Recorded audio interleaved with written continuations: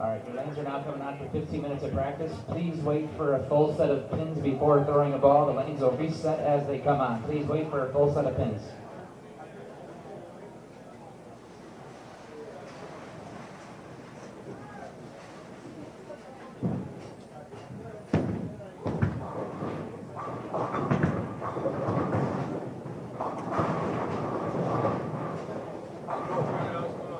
Good. On time, on step. Yeah. I'm cold. I'm cold person.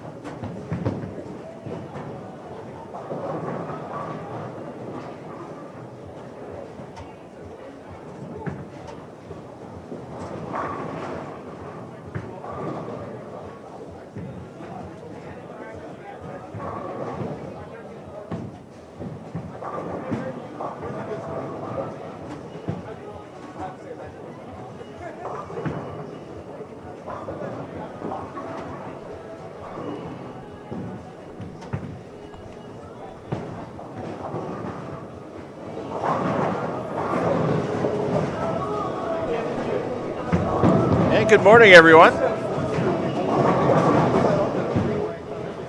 From Sussex Bowl in Sussex, Wisconsin, this is the 2024 H5G Team Shootout. I'm $2 Phil Bridlow, taking you through the morning here.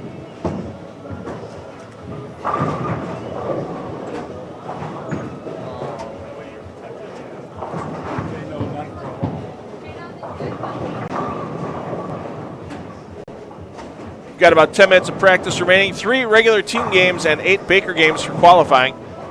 before we cut to our top 4 teams for a round robin match play. And then that'll move on to the top 3 teams for the Stepladder finals.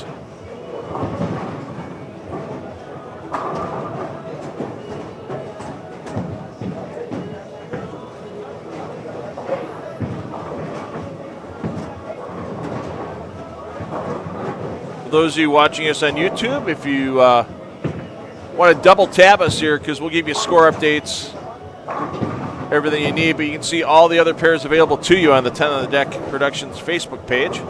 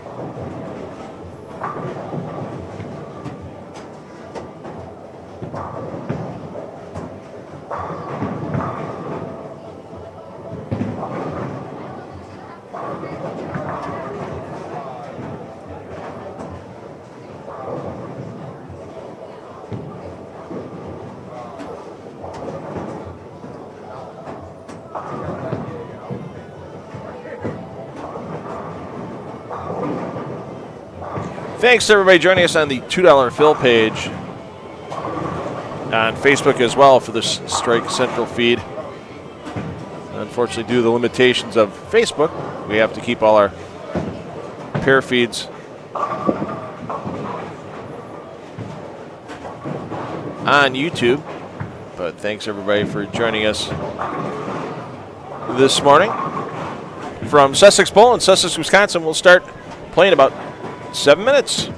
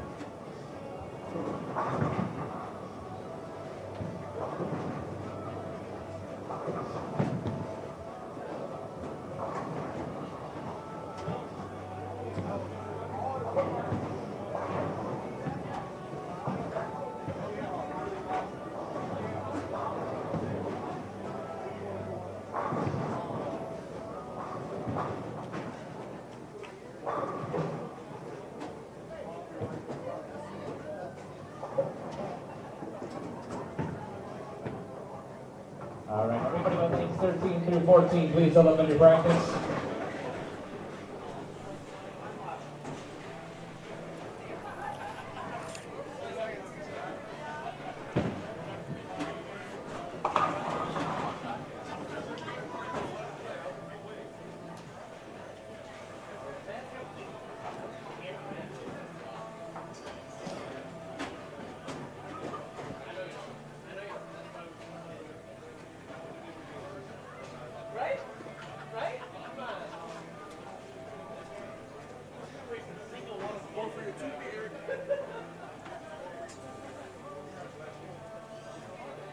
Alright, your lanes will be back and set a full set of pins for you.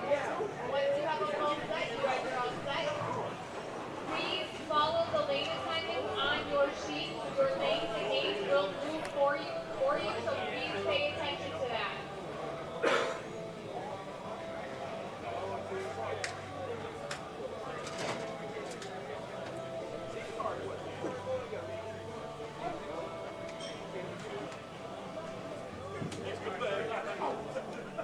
All right, announcements are made. Bowling's going to be underway momentarily.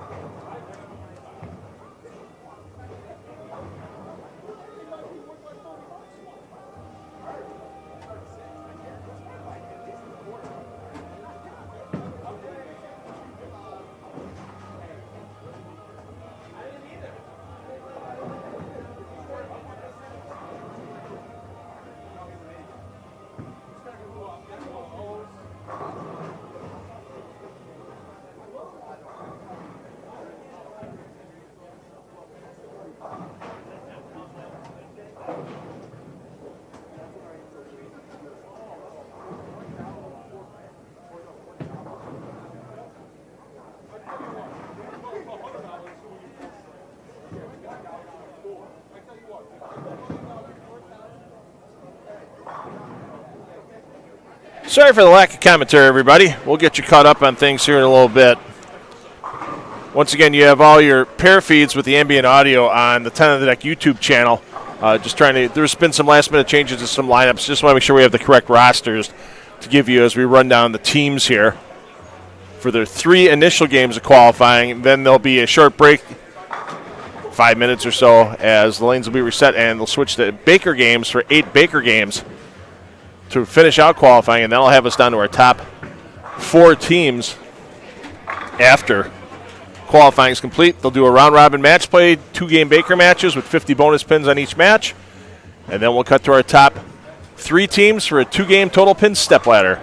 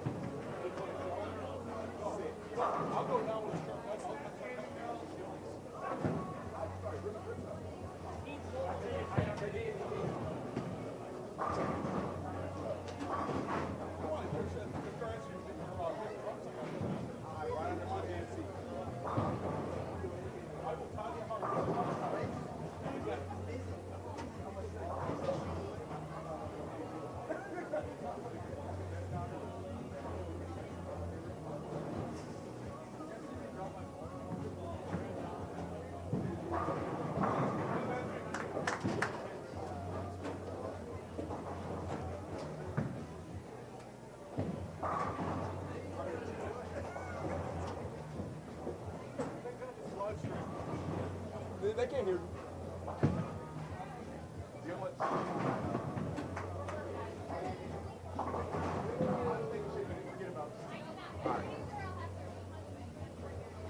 Yeah, that's fine. All right.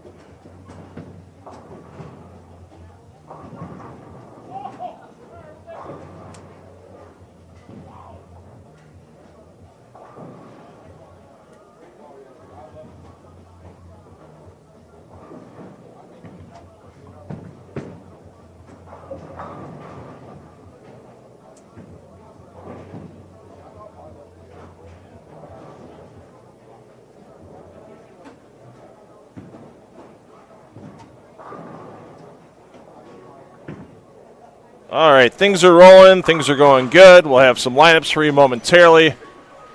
We'll give you the rundown to everybody in the field. And for those of you on double screen this morning, once again, Brew City Bowling Show is on at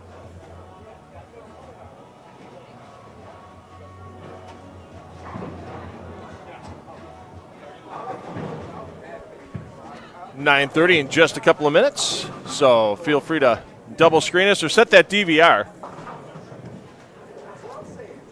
And you can watch the Brew City Bowling Show on My 24 in just a minute or two. All kinds of local bowling going on for you here today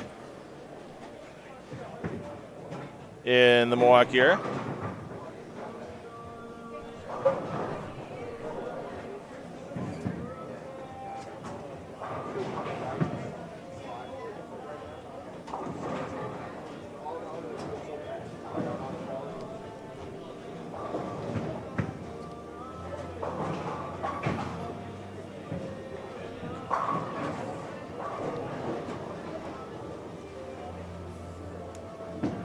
So your teams right now are 1 and 2. The team that has their scoring on lane 1, captained by Jerry Mars, with Salvatore Esposito in your 1 spot, Steve Fisher your 2.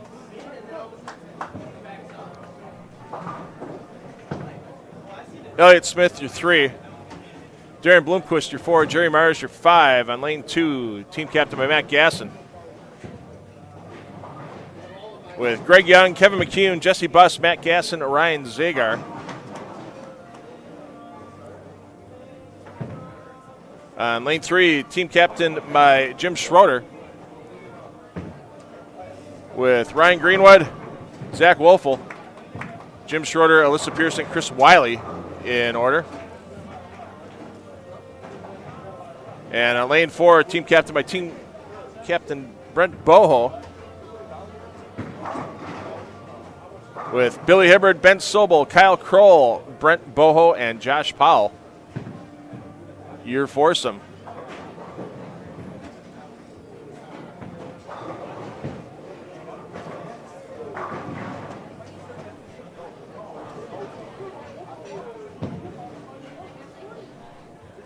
Get you over to your players on 5 through 8 momentarily.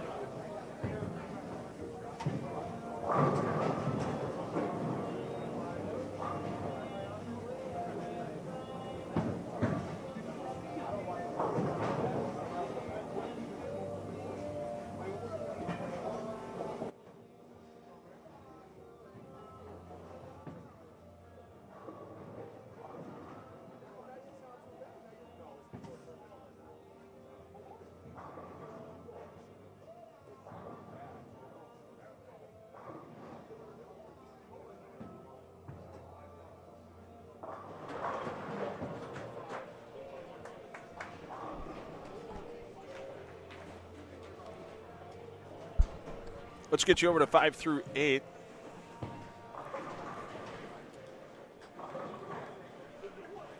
Lane 5, team captain by Jonathan Quinones, with Jeremy Borges, Luis Gonzalez Jr., Justin Borges, Luis Alcantar, and your captain, Jonathan Quinones.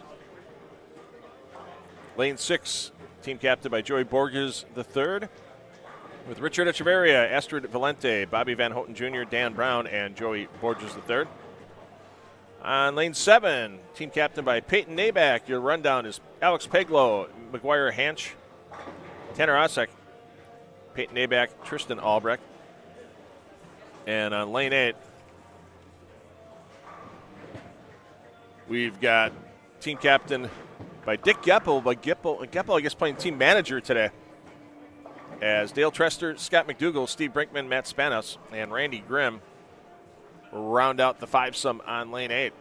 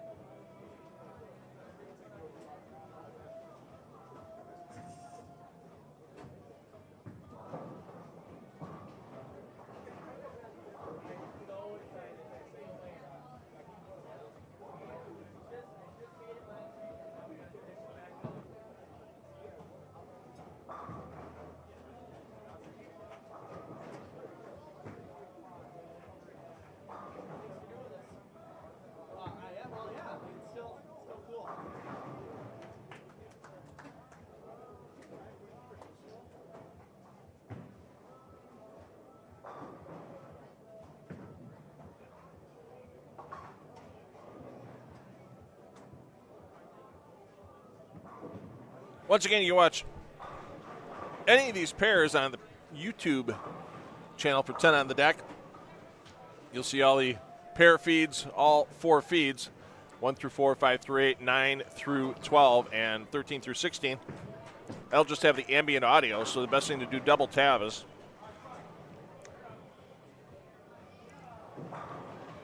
watch your favorite player on the pair they're on.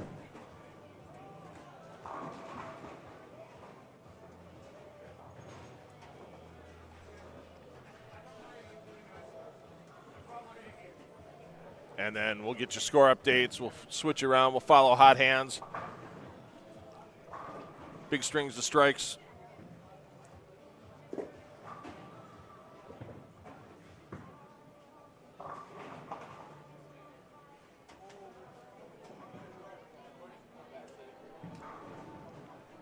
And we'll check the comments once in a while. If you get questions, throw them in the comments section, either on Facebook or on YouTube.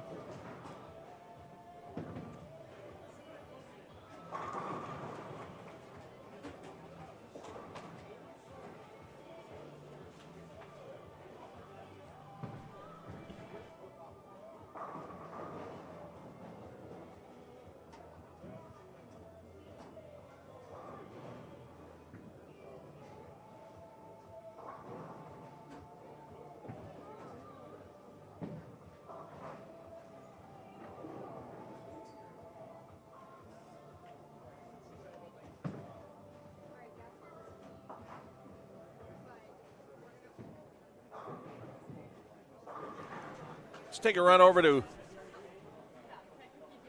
lanes 9 through 12. On lane 9, the team captained by a man who's won several of these H5G team shootouts over the years. Ron Wallenkamp Jr., he's your leadoff, bowling with Derek Oaf, Brian Thompson, Nick Wetzel, and Kyle Gertzen. Lane 10, your scoreboard there, that is team captained by Craig Gresko. Your lineup, Jessica Tarosian, Becky Gresko, John Trush, Zach Tarosian, and Craig Gresko, pardon me. On 11 and 12, your host, Stefan Hanen, owner here at Sussex Bowl. Your lineup, Adam Kruger, Scott Schultz, Hanen, Matt Duty, and Ron Bucksbaum. And on lane 12, team captain by Chad Kloss. Kloss bowling leadoff, followed by Bober, Welch, Blake, and Vrobel.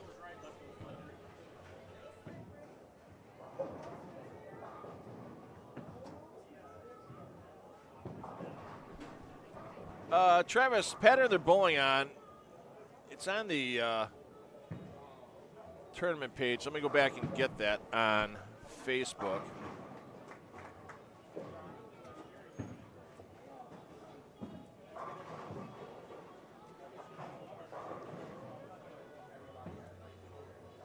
It's a pretty challenging pattern.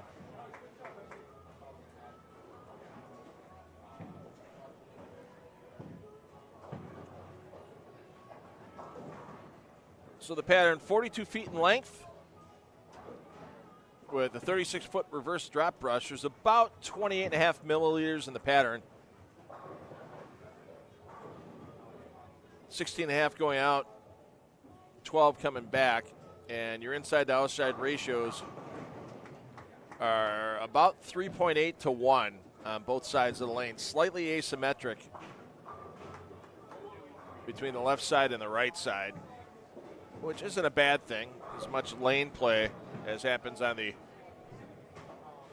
right side of the lane as compared to the left. There's a little more oil filling in the track area on the right side.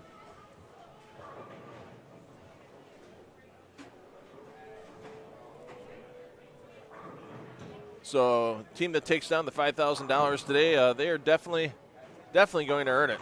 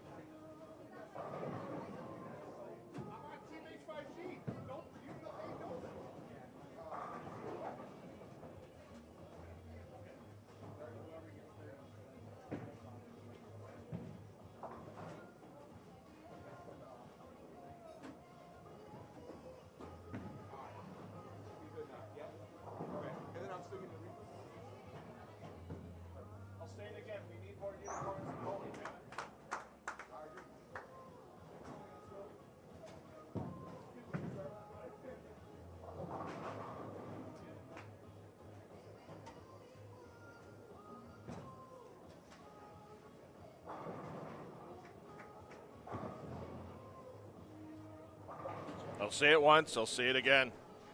We need more unicorns in bowling.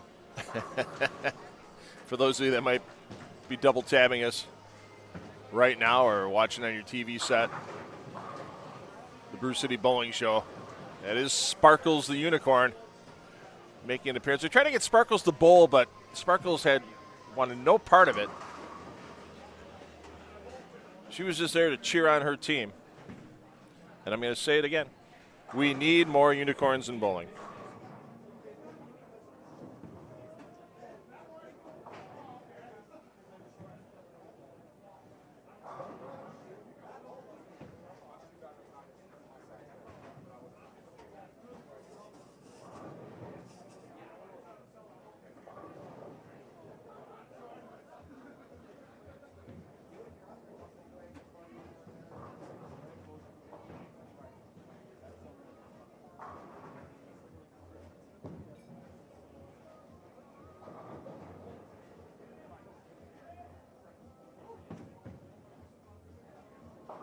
Let's take you over to lanes 13 through 16.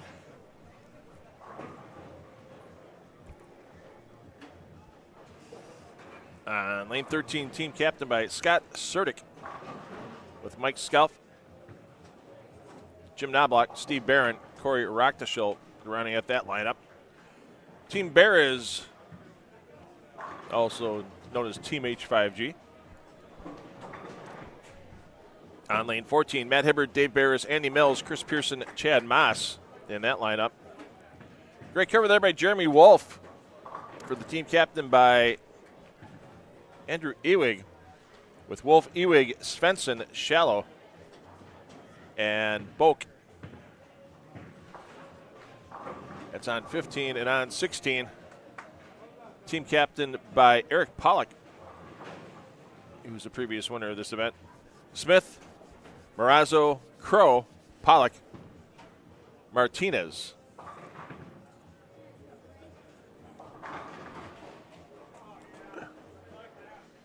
Once again, each team limited to 2 PBA professionals, only one which can be a touring caliber player. So with Cam Crow winning his exemption at the PBA Tour Trials back in late August,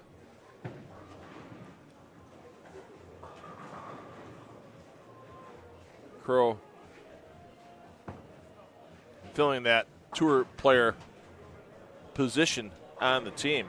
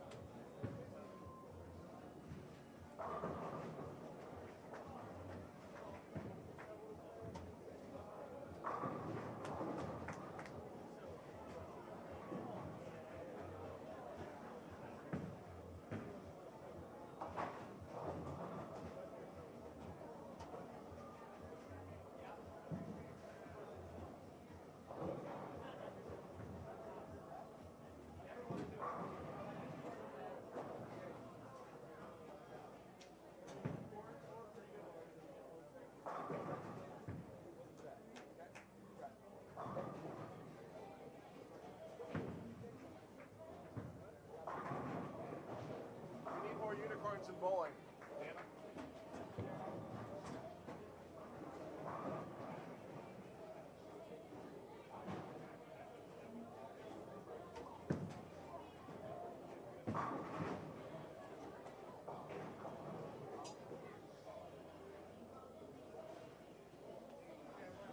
So we got a couple of front fives out and about.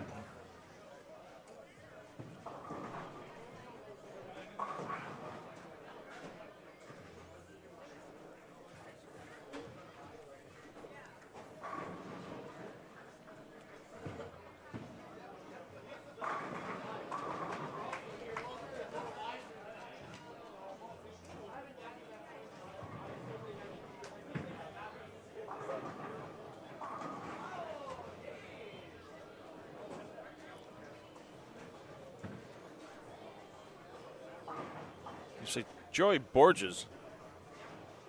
He's got the front 5.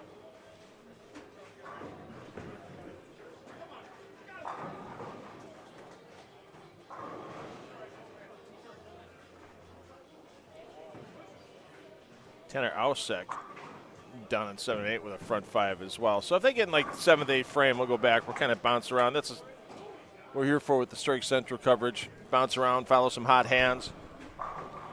Let everybody get a peek or two at some players pursuing perfection.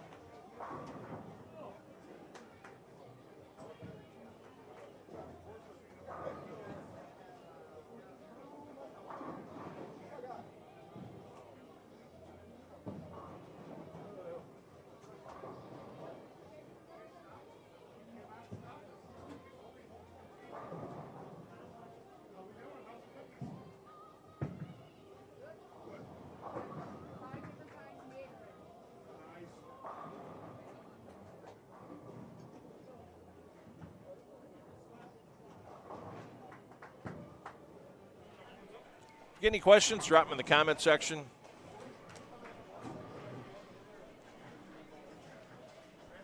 Always appreciate on Facebook somebody hitting the share button, letting people know they can watch some of the best bowlers in the Midwest today for free here on Facebook. And once again, thanks to H5G Brands for bringing me in. They're a year-long sponsor of our PBA regional live streams. Also help us out with some local bowling events as well, such as this H5G Team Shootout and the Brew City Bowling Show.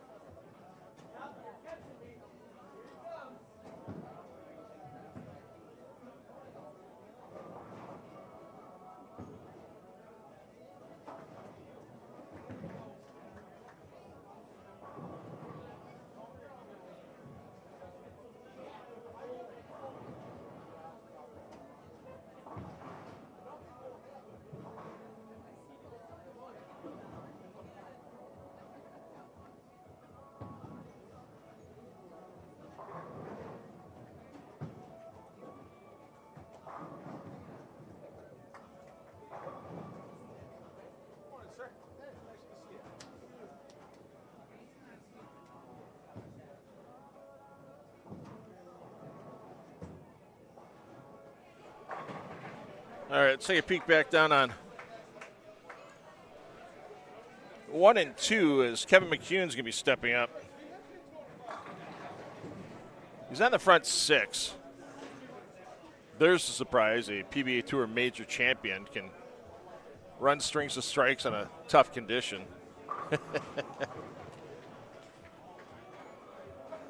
So we'll stick here for a frame or two. Several players right now with front bunches.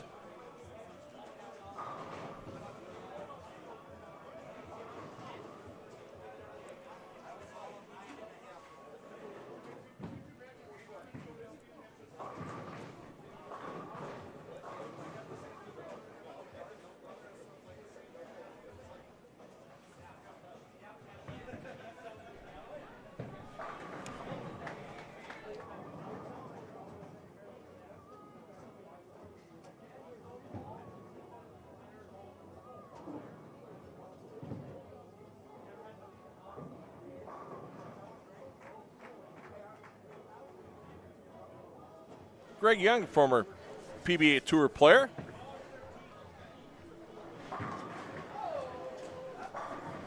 Now starting pretty successful insurance business in the greater Chicagoland area. Always good to see Greg out on the lanes.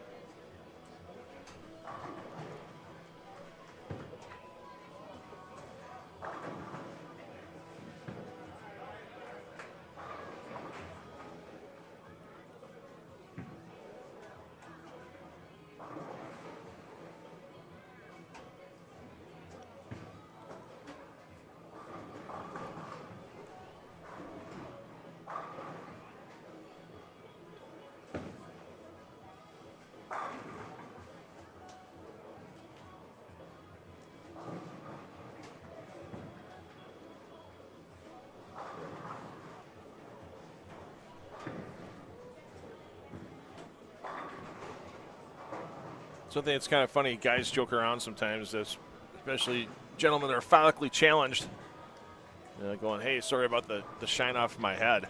Well, we do get some players, depending on where they're standing in the light today, we're actually getting a little shine. Quality lighting here inside of Sussex Bowl.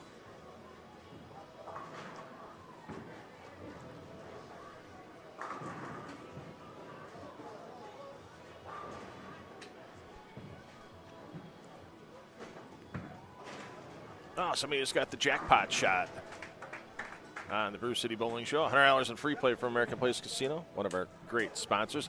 Missed the announcement last night on social media. Well, basically Facebook. I didn't put in any other of the socials I happen to be on yet. But Brew City Bowling Show Season 2 will start on February 8th. We'll get a couple weeks off from Season 1. Then we'll start Season 2. And a little different format for Season 2. Season 1, we blatantly, let's say, paid homage to the original bowling game that was on back in the 70s, 80s, and 90s on Milwaukee Broadcast TV. 5-player teams signed up. They bowled their 7th through 10th frames, and then we have teams advancing to a grand championship. That'll be airing on January 18th on My 24. And we're doing that episode from Holler House, historic Holler House in Milwaukee. 117th anniversary of Holler House recently celebrated.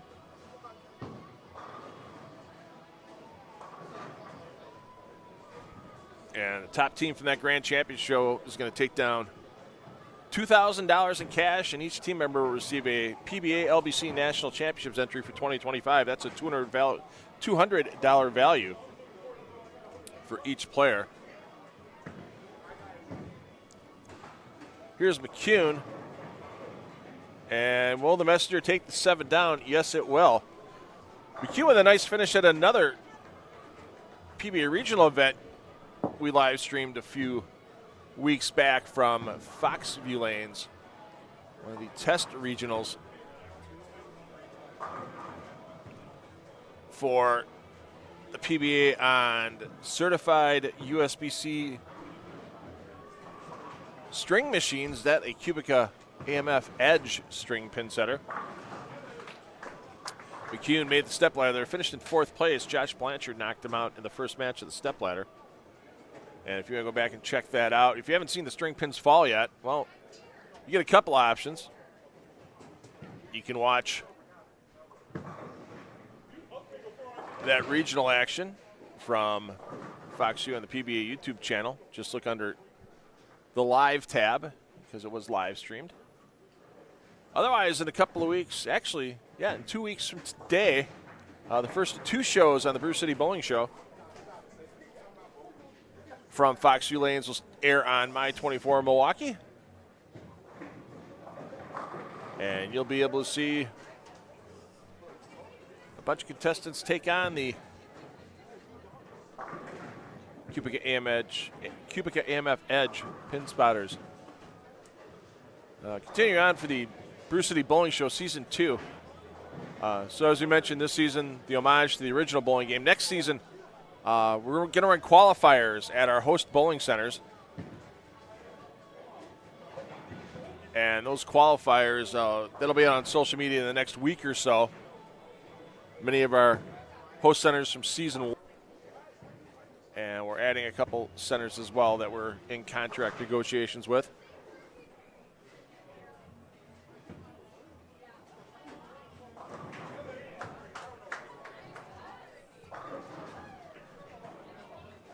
Once we get that set, it's 3-game qualifiers as doubles teams. It's an average cap on the entry.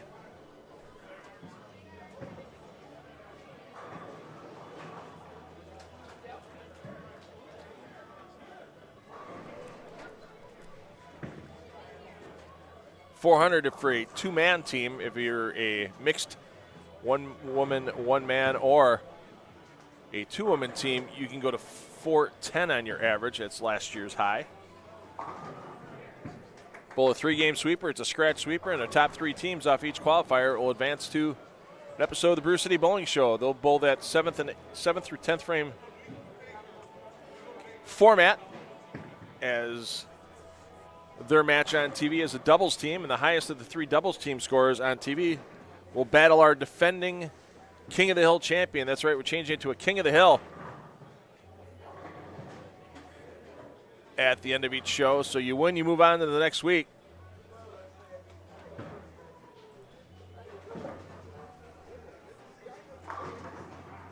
And it'll be a Baker doubles match. The team that comes out of the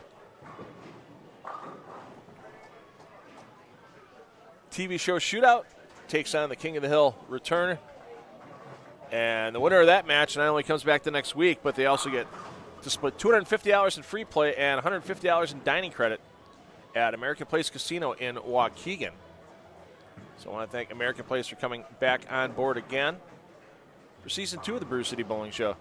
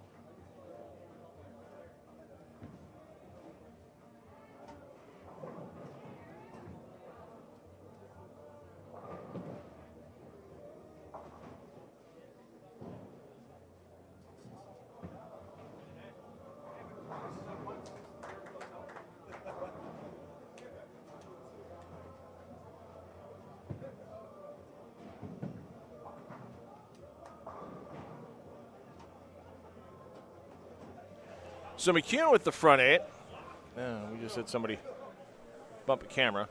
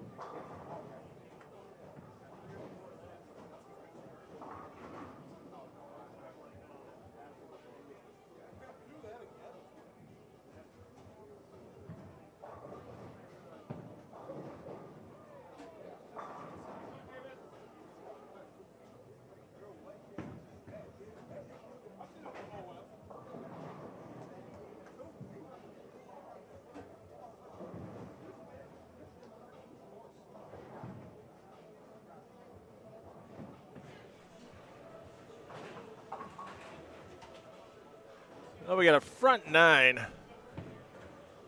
down on 9 and 10. Zach Tarosian on the front 9, so when he steps up in the 10th frame, we'll get down there and join Tarosian.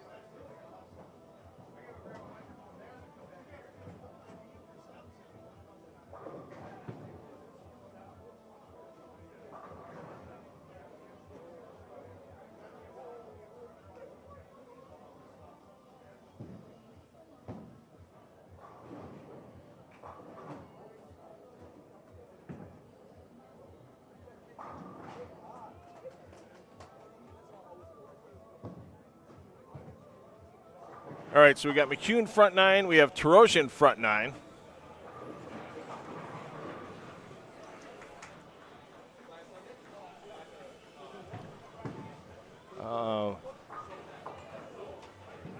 We have Tristan Albrecht front 8 on 7 and 8. So we'll bounce around between those players as they finish.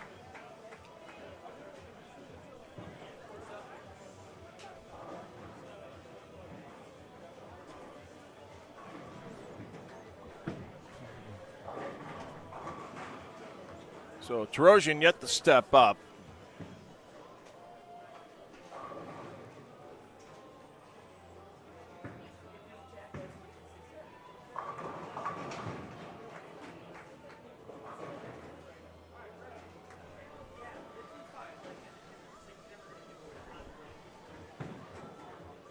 I don't think we'll get the McCune first.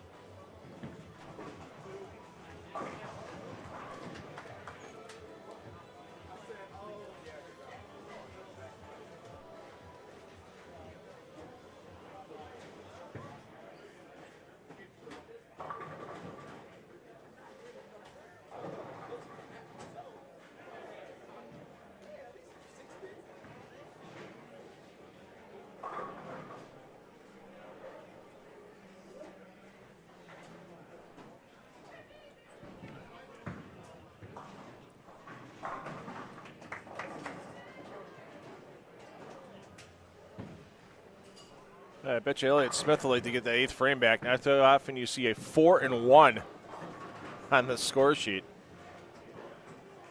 Could have had a 268 game. Nope, it'll be in the 220s because of that open frame with terrible count.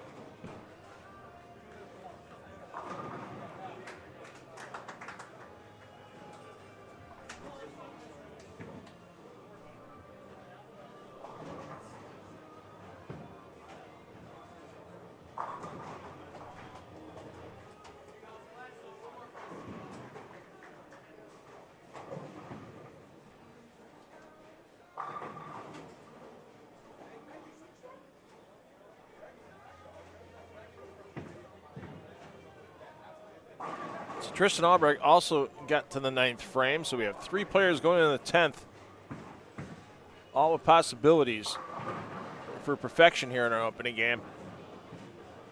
And I'm sure there's going to be at least one bracket face-off between like 2 guys that shoot 300. You know, hey, I shot 300, didn't win all my brackets. What do you mean? You tied somebody? Yep. Not that there's a bracket festival going on here today at Sussex Bowl.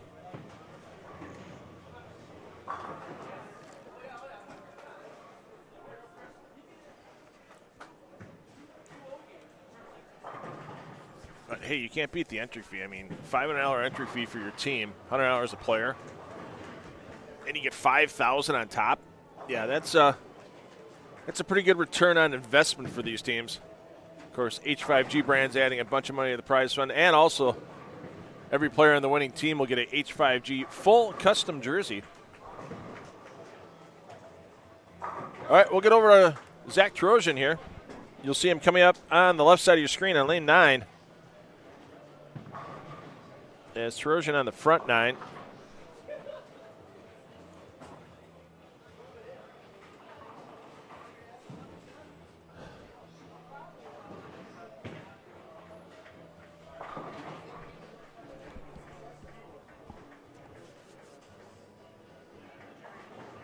Once again, for those of you joining us late, 3 games of standard 5-player team competition for qualifying added on to 8 Baker games. So there'll be a short break between the final qualifying game as Tarosian gets the tasty 10th.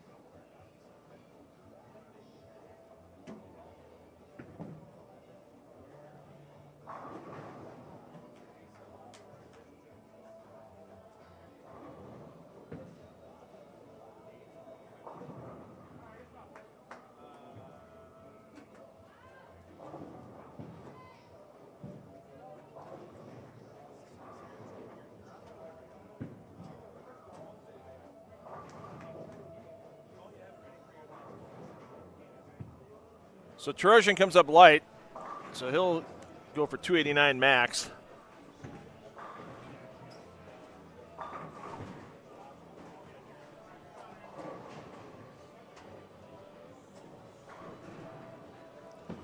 As Ryan Zagar gonna have himself a solid start.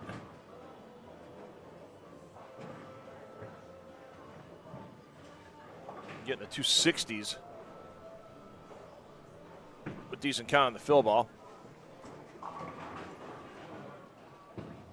Zanger had a nice run at the Research Regional at Foxview Lanes a few weeks back.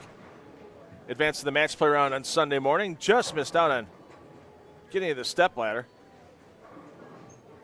And he's been a hot hand lately, so you got him bowling with a PBA Major champion with Kevin McCune on the front 9 here. And 3 other solid players with Greg Young, Jesse Buss, and Matt Gasson. Buss, a former PBA Tour player, great career at Wichita State back in the day. And McCune looking for a ton in the 10th. There you go.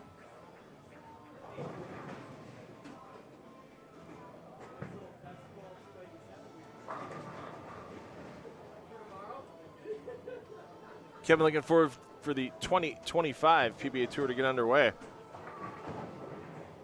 as that will be starting late January.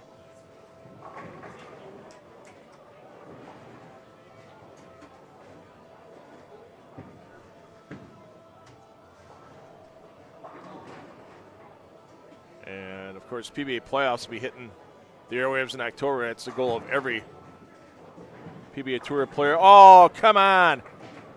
You're going to take that, Kevin McCune? That was a 1/4 inch from a 2-8-10, and something spins around off the sideboard and takes all 3 pins out. Just insane.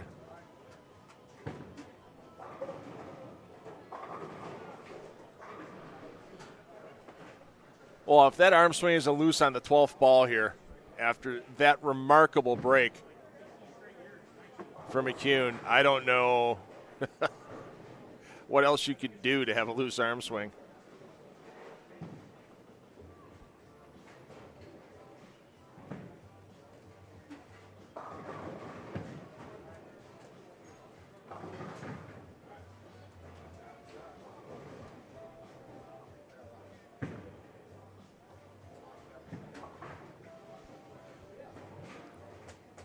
For the tasty 12th, McCune makes it happen, perfection. And a smattering of applause for Kevin McCune on that 300. A literal smattering. It's like they expected it in the crowd. Oh, McCune's here. He's going to shoot 300, no doubt.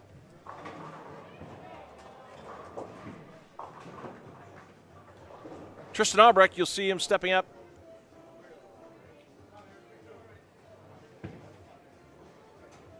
On lane 8 shortly.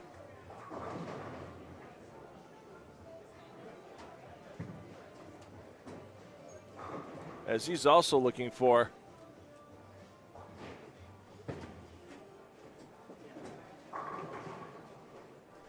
perfection.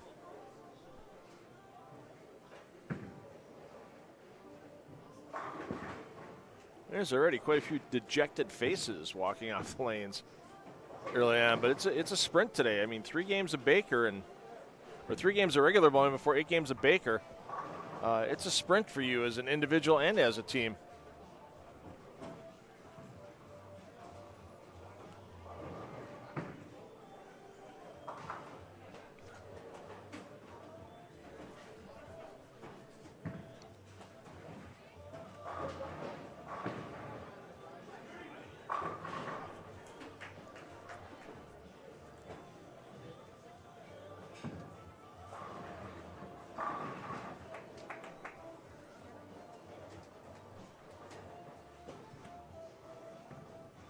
Kevin McCune walking on, making sure he doesn't have anybody that's going to tie him for a bracket.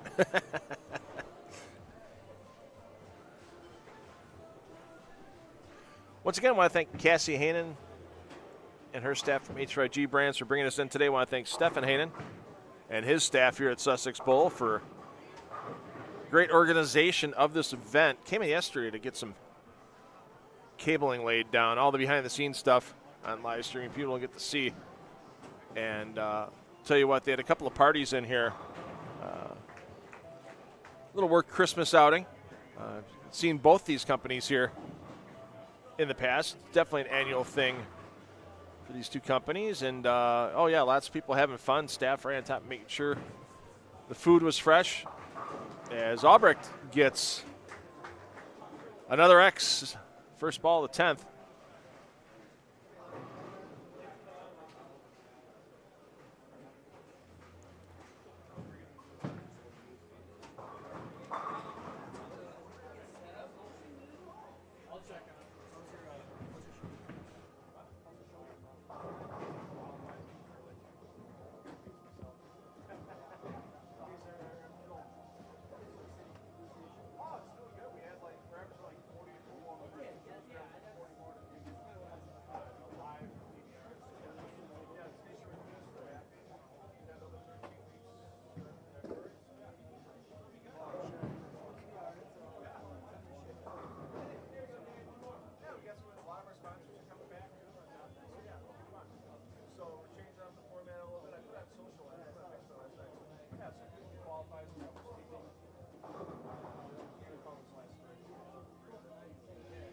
All right, so Albrecht, the team's trying to humor him for a second, I guess, as he's on the front 11.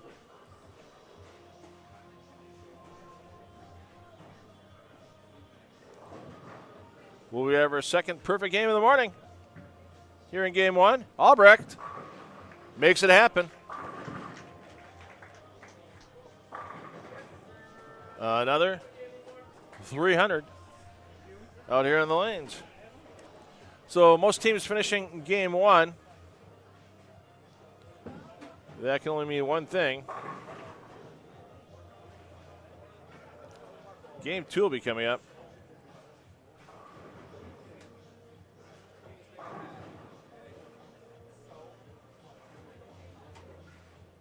So thanks for joining us this morning here at Sussex Bowl. Enjoy the remainder of game 1. Teams will be moving pairs.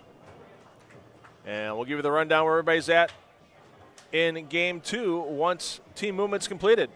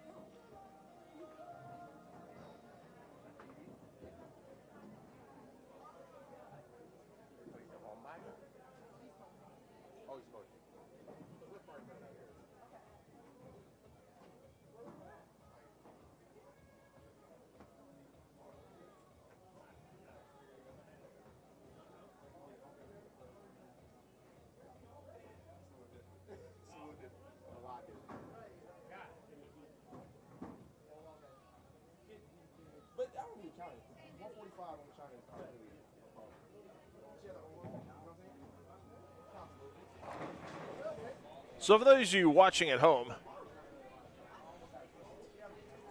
or in your hotel room, in your car, well, don't be watching it while you're driving. It's bad form.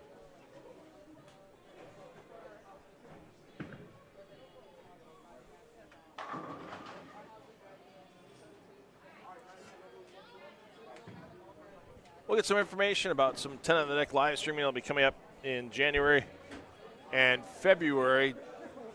Sunday, January 6th, we will be in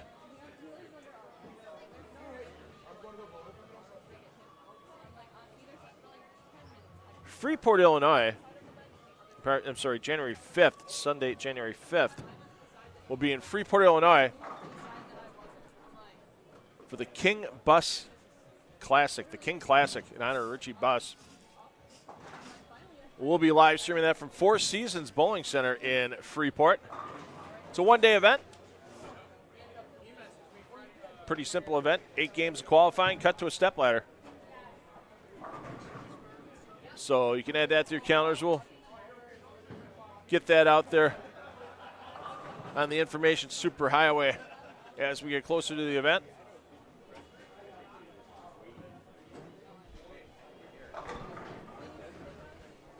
As we're entering Game 2 of the 2024 H5G Team Shootout.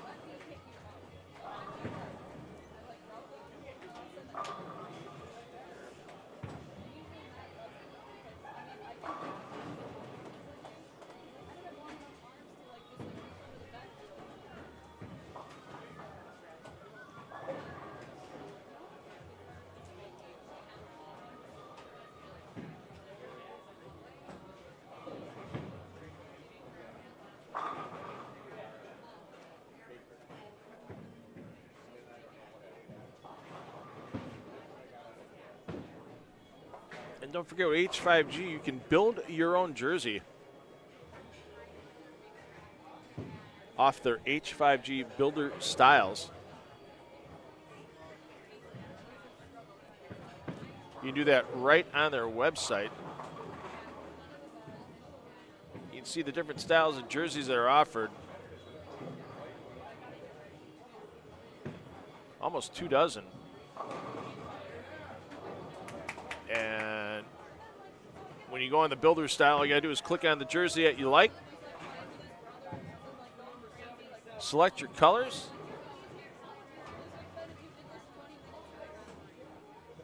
Your fit, your size, the type of collar you like.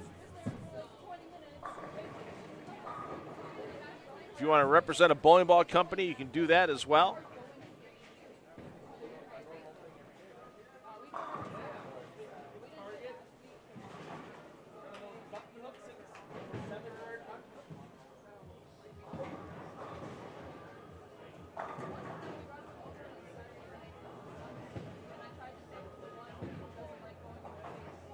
And then you too can have a jersey your way, your design, your idea. And of course, if you really have a unique idea that you want to do, well, you can get in touch with one of the designers at H5G. And they can get you the design you're looking for.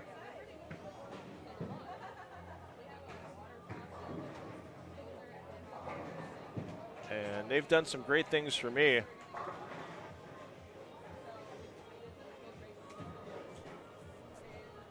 Under the $2 Phil moniker, they've made some custom jerseys. Some $2 bills raining out of the sky. That kind of fun stuff.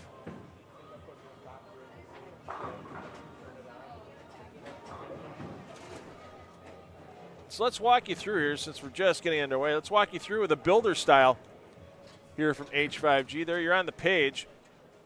And let's go across the top here. Oh, I like the zigzags. So let's pick the zigzag right there. It shows you the builder style. Scroll down a bit. Put in your due date. We won't do that, but you can select your colors. So let's say we want to go bright orange. Let's replace silver with a dark royal. Let's replace the black with a hot pink. Let's really mix it up. Then you can do your fit, your size, your collar, your ball company. If you have a grip company on a sleeve, if you need if you're a PBA member, you can get the PBA logo on your right sleeve, or you can get a USB-C logo if you're a USB-C fan. If you want your name on the back, there you go. You've got that right near the bottom there. And if you have any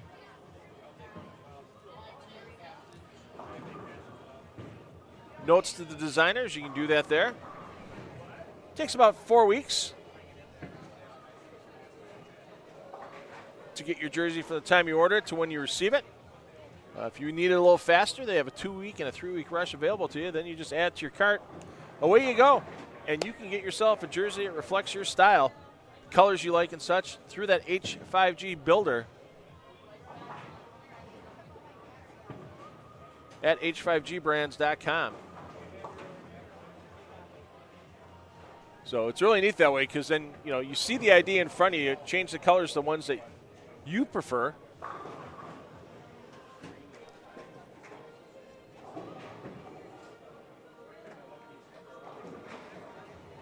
Yeah, as Rich Blake comes up a little light. Rich, pro shop operator in the greater Chicagoland area. He and his lovely wife, Rochelle.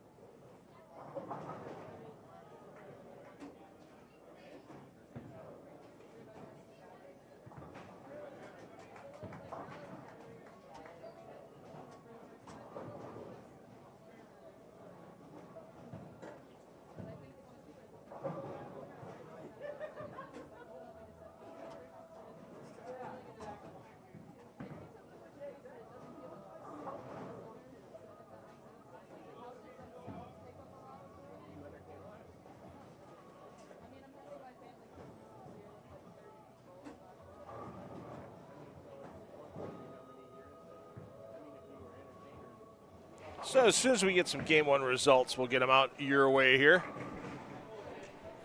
If you get any questions about the event, throw them in the respective comments or chat section on Facebook.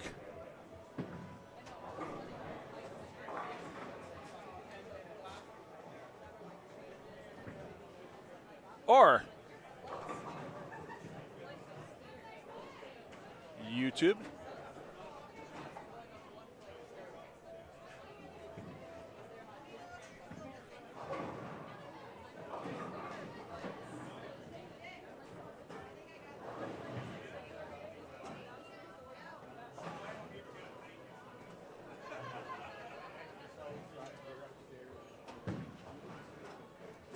Well, Kevin McCune is human after opening the second game with a strike.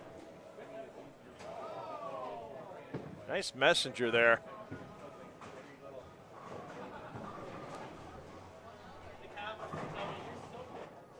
Come on, Millie, you can't actually take that. Mills. Millie, you're going to take that? Part of the game. I had to send that out to the world now. The whole world saw that. You have to take those. Andy Mills. Nice to meet you. Slot King is what I'm calling you. Uh-oh.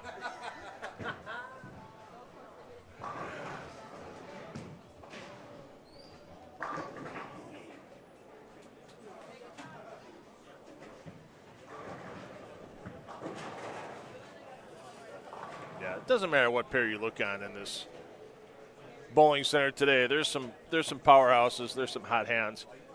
Here's a man coming back on lane 14 from shoulder surgery, and he's maybe been back a month bowling. Not much longer than a month for Chad Kloss. Came back, started throwing 10-pound equipment, then moved to 12, 13. I think he's back in the 15. I didn't have a chance to ask him this morning before he got out here. But he's throwing it pretty well.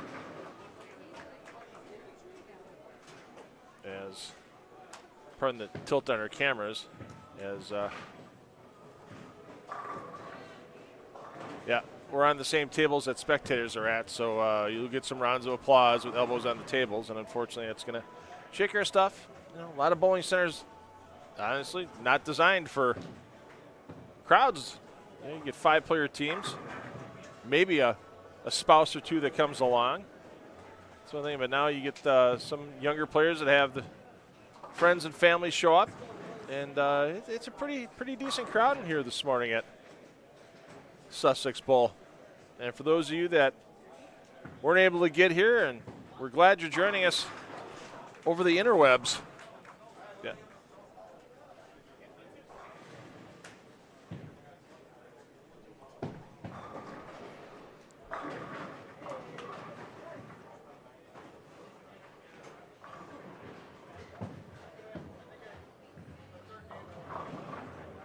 Jerry Myers rolls the 2-pin from behind.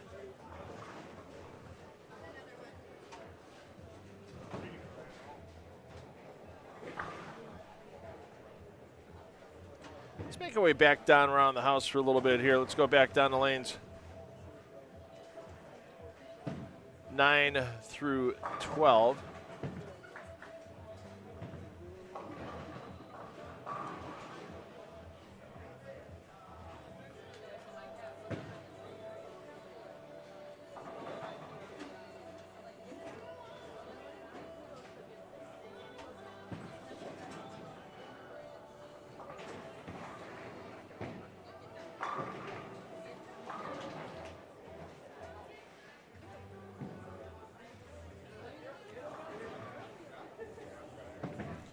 So 11 and 12. Let's start with 12. The scoreboard's at 12 right now. Zach Tarosian, who saw shoot the front 10 last game.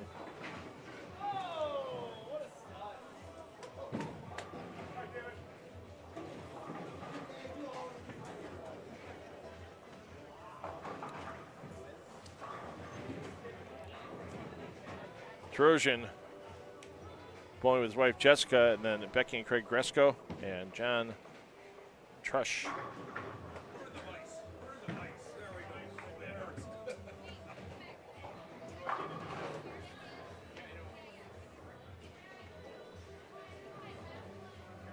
They're crossing right now with the team that started on lane 13. So teams that are on right lanes move right, teams on left lanes move left. So Scott Sturdick, Mike Scalf, Jim Knobloch, Steve Barron, Corey Rocktishel on 11 and 12, not in that order for the scoreboard on 11, obviously. Looks like we're Barron, Sturdick, Knobloch, Rocktishel, and Scalf.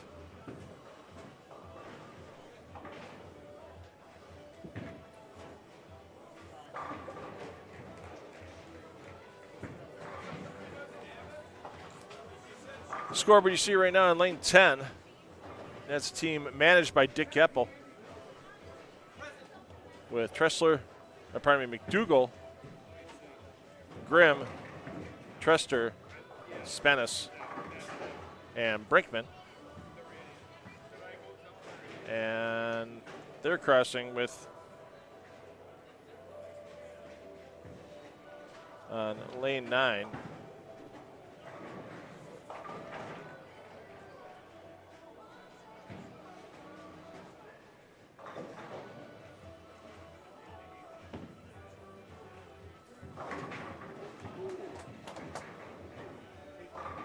Team Hanen with Hanen, Kruger, Schultz, Buxbaum, and Duty. And now you saw that scoreboard switch over from lane 9 to lane 10.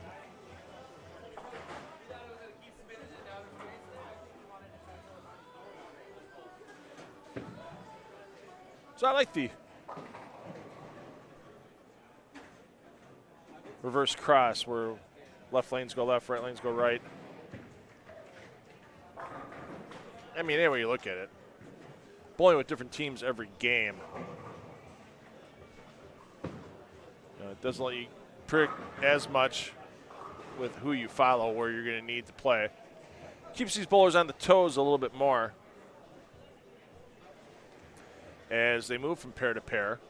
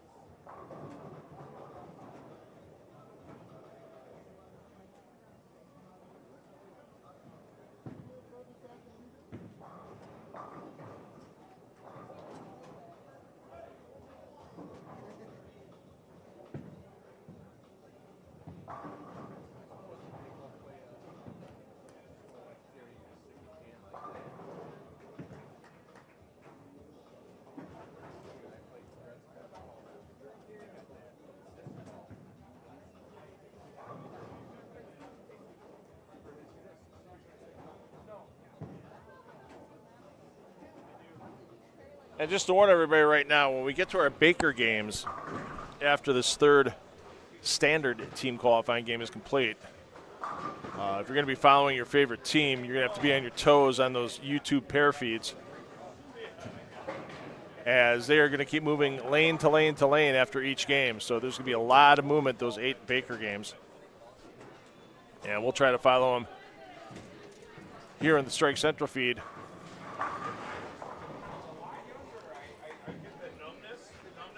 As much as we can with leaders, and definitely will follow hot teams if players try to chase down a perfect Baker team game.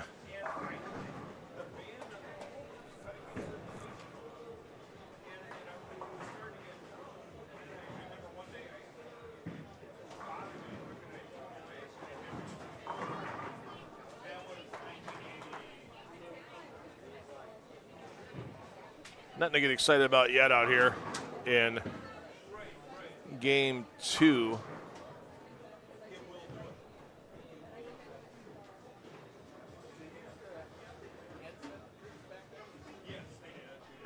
Team Barris, looks like they got Chris Pearson on the front 5. Now Andy Mills on the front 5. So if they get into the 6th frame, they have a pretty solid game going. We'll go back, chase down Team H5G / Red Carpet Lanes, as they've been known for quite a few years now.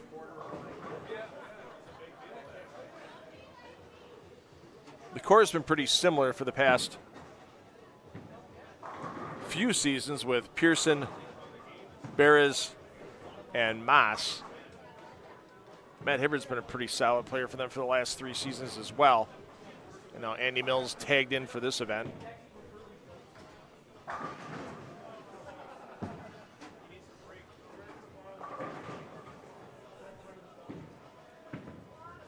As Bucksbaum looks a little disappointed by that 4-pin.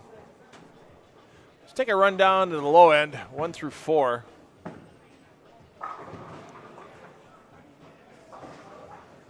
On 3 and 4, there you see the team. Let's start on lane 2, captained by Matt Gasson. Their score right now is on lane 3. They're bowling on 3 and 4 with Young, McCune, Buss, Gasson, and Zagar. Of course, not in that order. McCune bowling anchor.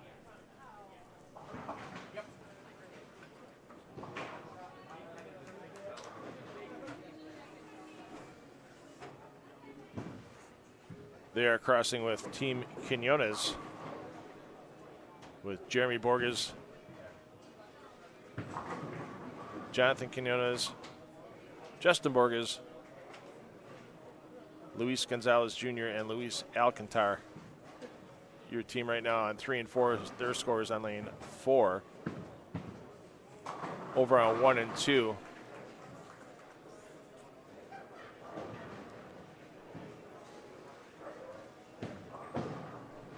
You have a team captained by Ryan Greenwood and Jim Schroeder.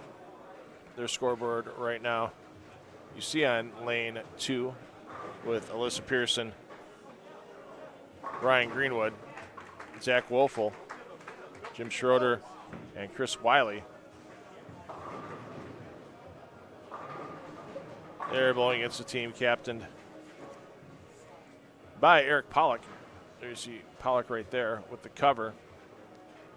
Benji Martinez, Colin Smith, Dan Marazzo, Eric Pollock, and now you'll see, well, you got to consider he's going to be a contender for PBA Rookie of the Year in 2025, Cam Crow. Some solid players coming out of those PBA Tour trials back in August. And Crow found a way to battle it off the left side, and a couple of those days were not easy on left-handers. Some were, some weren't. And Crow found a way to make things happen.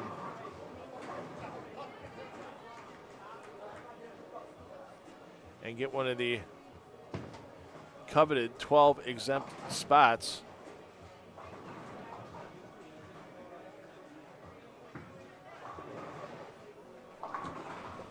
Into the 2025 PBA season, and those exempt spots are huge because there are no entry fees for any of the exempt players. All 55 players have 0 entry fees on the tour other than the US Open and the USBC Masters, because obviously those are events run by the USBC and they're going to make sure they get that entry fee from their entering players.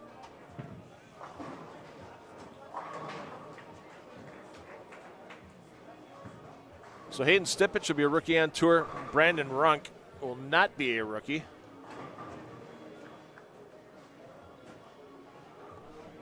A couple of Portsiders there. Tim Foy Jr., we saw Tim in Delaware last year on that telecast.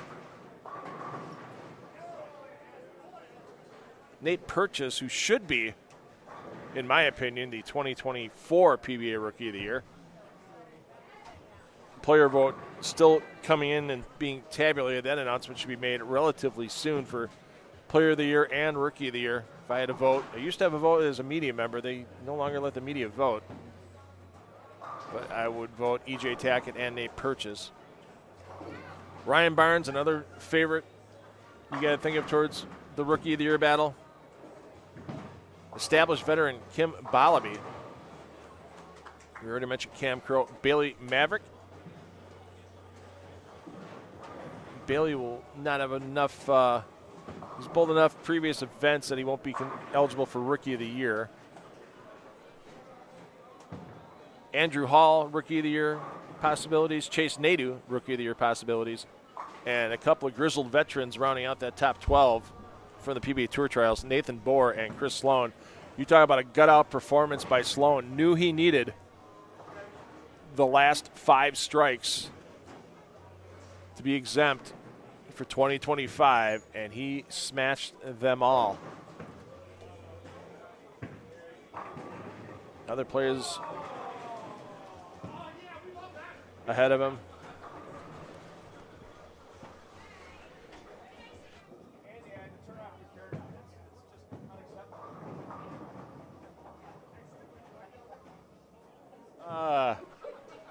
Andy Mills has got a great sense of humor. He just carried another strike, and for my boots behind 15 and 16, so even though you can't see it right now in the Strike Central feed, he just, I don't want to say it was a trash strike, but Oscar the Grouch showed up and gave him a round of applause.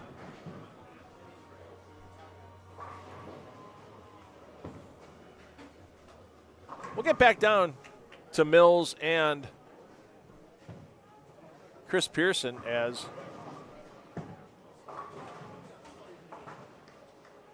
they both are on the front 6.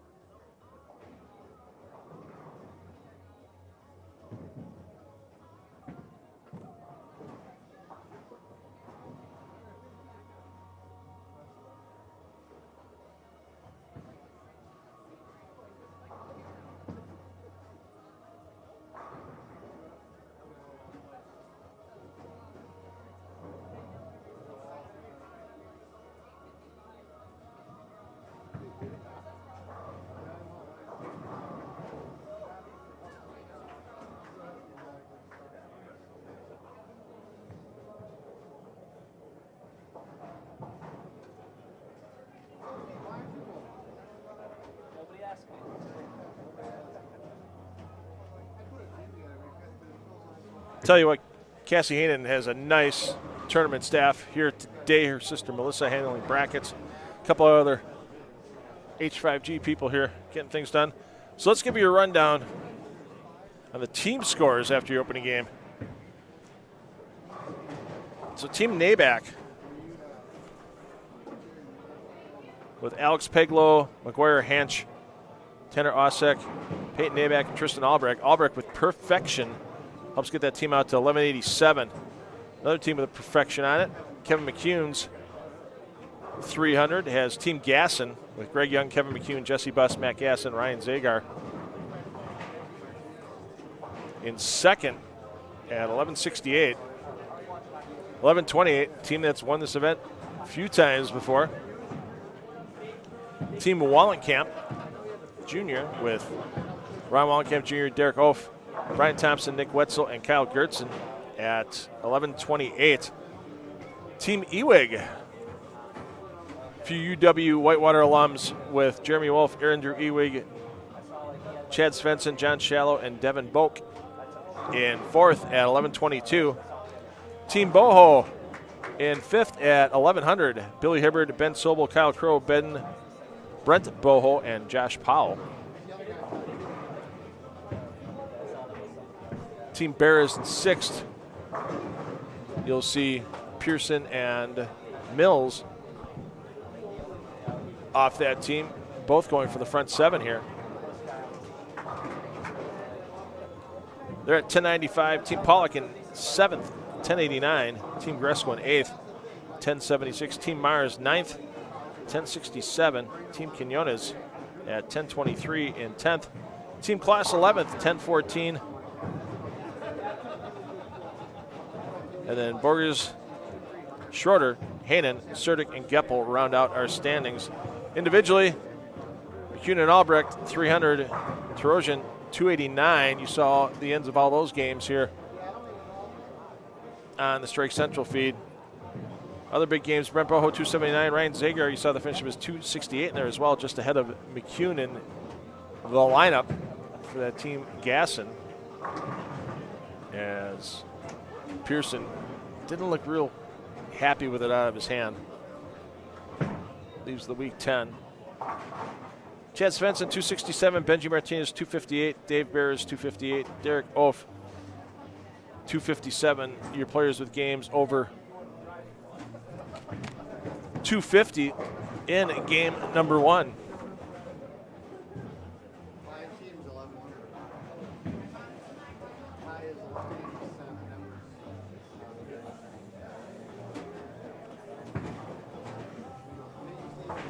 And it looks like Nick Wetzel for Team Wallenkamp Jr. is on the front 6. We'll take a peek in on him in a little while. So right now,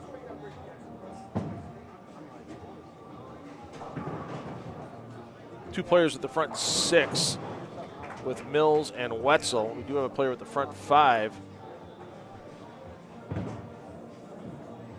with Lewis Alcantar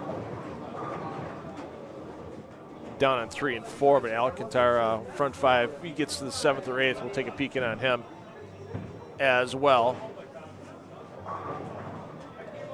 Hey, Dana Wright, not sure if you're still watching. Sorry, it took me a couple minutes to bounce back between Facebook, YouTube. People walking out of the booth saying hi. That's I do like the local events, as well as getting out on the PBA Regional Tour, PBA National Tour for live streaming, just on the basis of get to see a lot of people I haven't seen in a while. So nice seeing a few faces I haven't seen in a bit.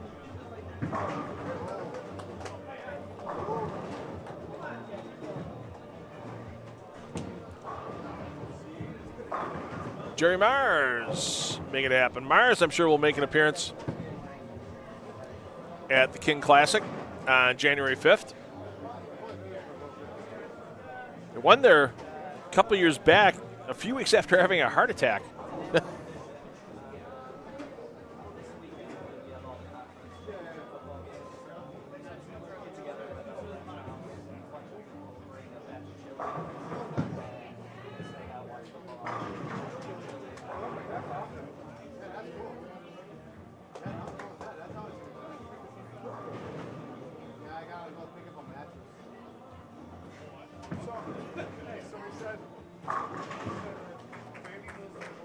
So your prize list for today, as we mentioned, $5,000 for the team to split, along with a H5G full custom jersey for each team member of the winning team. $2,000 for second, $1,400 for third, $1,000 for fourth. I like the top heavy prize fund. Oh, wow. And that 7 almost stood back up for Barras. My goodness. That was, yeah. Definitely had Barras taking a second look over his shoulder.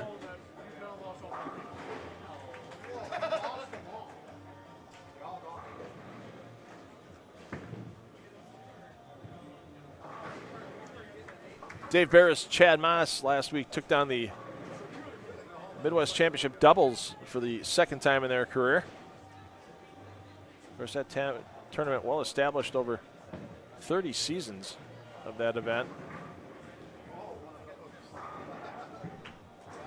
And tomorrow here at Sussex Bowl,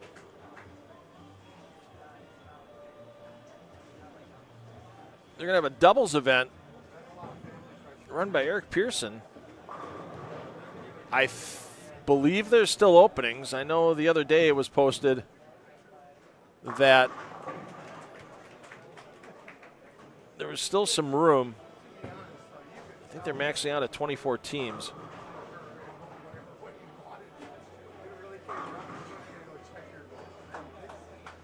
And it's an interesting, not just format for the tournament, but the equipment use rules.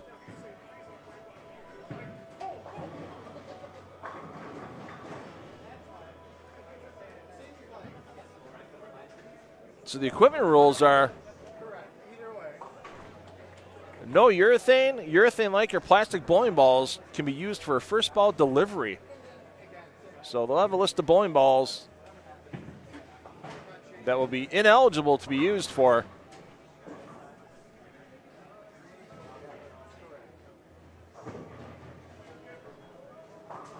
strike deliveries. They'll still be able to use them for spares. And then any ball surface changes, practice only. No between rounds changes as well, because a lot of tournaments, if you go from qualifying to match play, it's considered a new round of the event.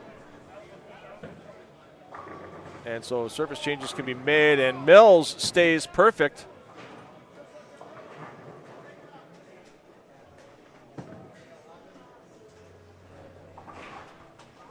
Andy Mills forcing me to go back to his pair for coverage because it's all about Andy.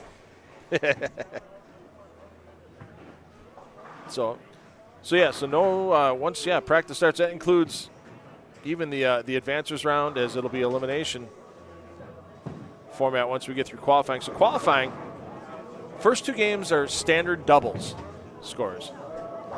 The third and fourth games will be best ball doubles. So if I throw a strike and my partner gets 9, they're going to count my strike for the game. So if a partner has a 9 spare and a partner has an 8 spare, obviously you're going to have to count the 9 spare. So each player will bowl their own individual game, but there'll be a separate score sheet that they will create their best ball doubles games for games 3 and 4. So I remember years ago, the PBA back in the 70s had a best ball doubles tournament at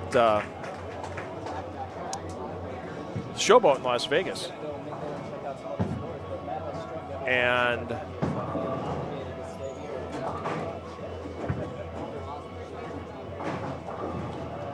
that doubles, best ball doubles, they had 79 perfect, and this is in the 70s, they had 79 perfect games.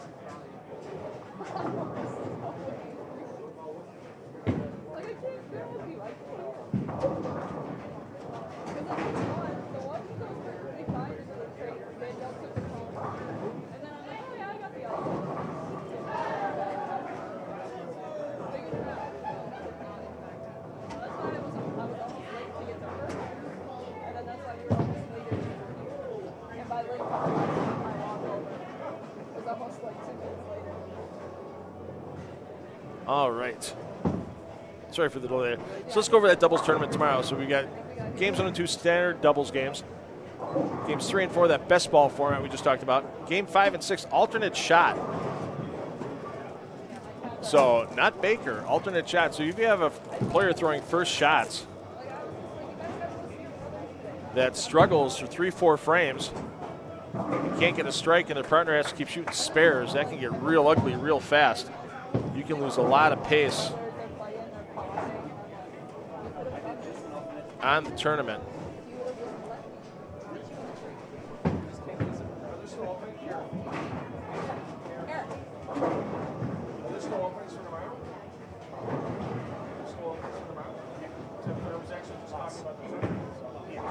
I'd like to get to 24. So it's a fun qualifying format. You have to know urethane or urethane-like plastic on the first ball. Great rule as well for kind of leveling the field a little bit.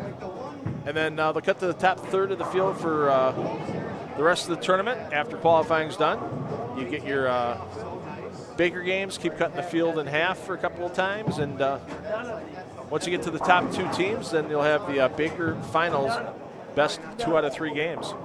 Pretty exciting, huh? So.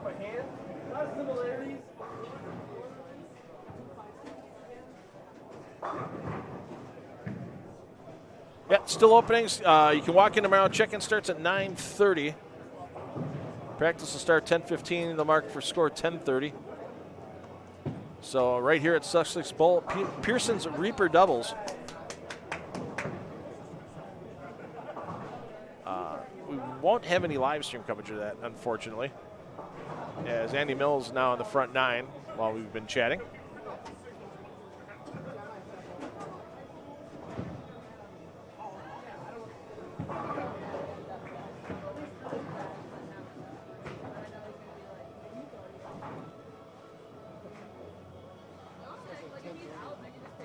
But coming up, the Sussex Bowl, great breakfast you can get while they're starting things off, and have a wonderful Bloody Mary as well. And watch some quality doubles teams in a fun and different format try to take down the title.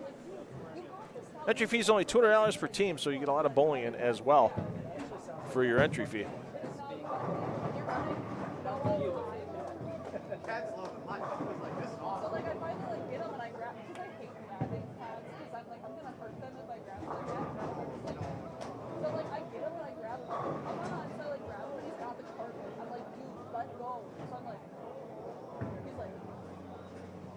Have you seen a mom cat pick up a baby cat from the back of the neck? Just like that.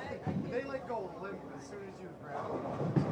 That's what you so Matt tried to pick up one of the cats that we have just by one hand. He probably weighs like 10 pounds. He's like 6 months old.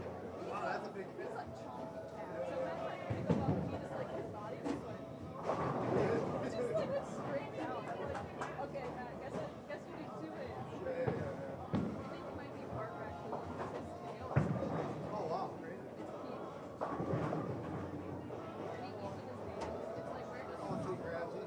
yeah. Yeah, that's If he can't reach it, he'll just like grab it. Like he tries to do it with his hands. He'll be like,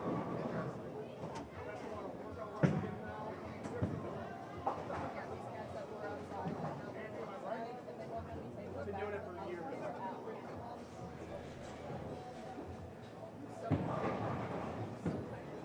All right, so we'll have to get down after Mills throws his 10th frame, as we have another player, Lewis Alcantar, down on 3 and 4, who's now in the front 7.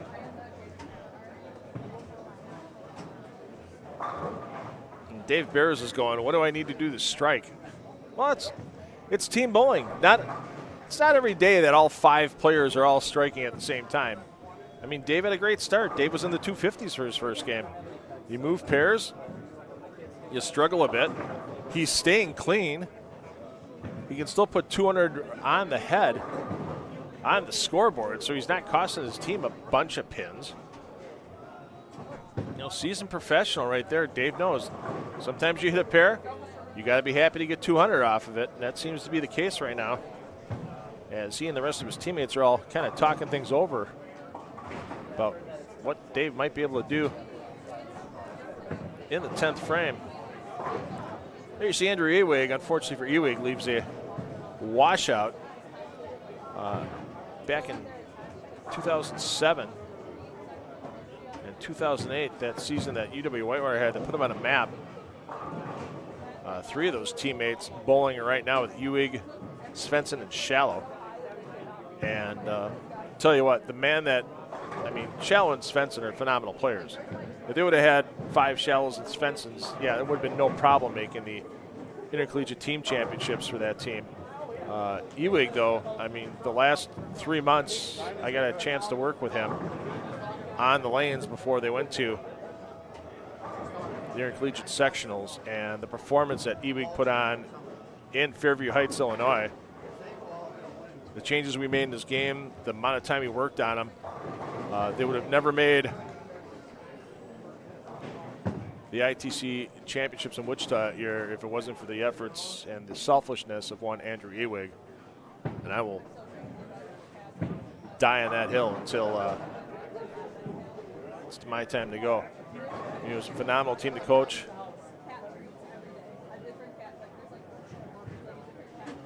I mean, 4 great core players. Ty Schwartz, Ewig, Svensson, and Shallow.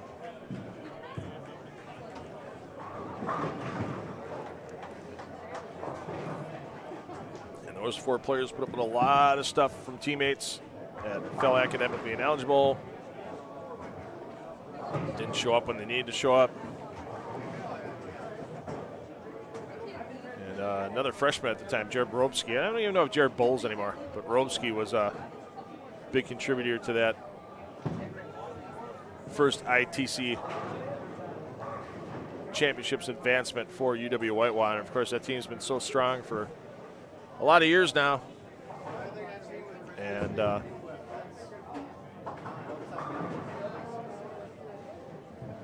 John Shallow helped put that program on the map. A little help from me, a little help from after I left. Sean Wagner, of course, after a couple of years of kind of being rudderless down there, Wagner really put his stamp on that program, and it's been a constant top 25 in the country ever since. That's a club. It's a club program. No funding for scholarships. Not a lot of funding from the school itself to go to meets and tournaments. Benefit of having the Warhawk Alley, the practice facility, really helps that Whitewater program. But then again, they have to share that with their Division III NCAA women's program as well.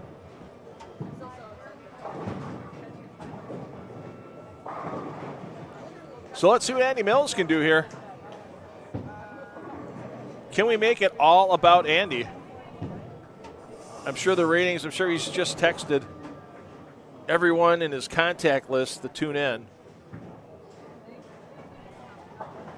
As Mills looking for the 10th in a row to start. 6 does the job on the 10.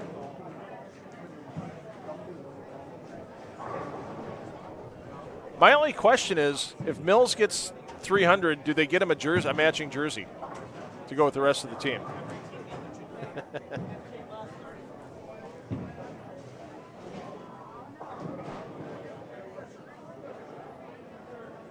Once again, Mills, in addition to the event today for the team commonly known as Team H5G Brands / Red Carpet Lanes. And there's the 11th in a row for Mills. He says he's already got it. Just give him the score.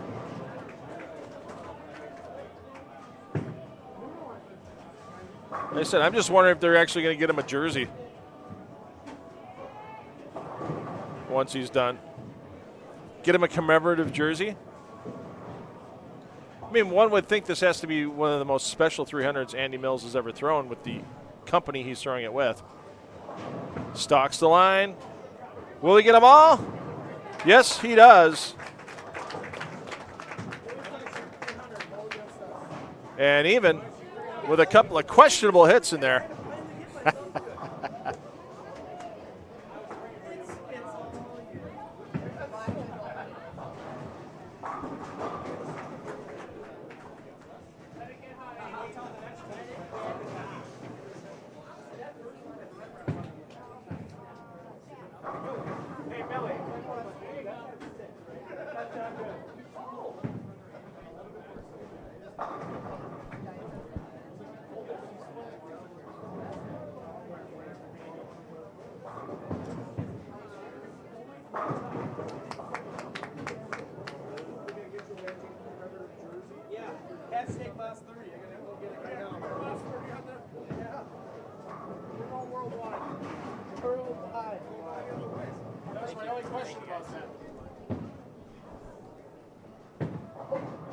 So yes, they will be getting him a commemorative. The rest of the team's going to chip in and get him a commemorative Moss 30 commemorative jersey to match the rest of the team.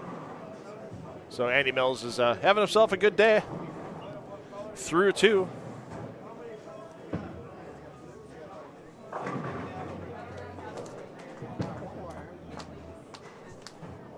And considering that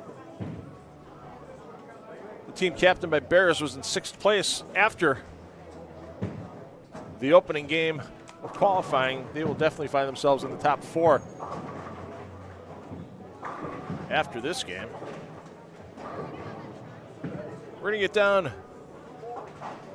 to lanes 3 and 4. Then you can see on the bottom, lane 3, Luis Alcantar on the front 8. This is the only other player in the bowling center here at Sussex Bowl with a chance for perfection here in game 2.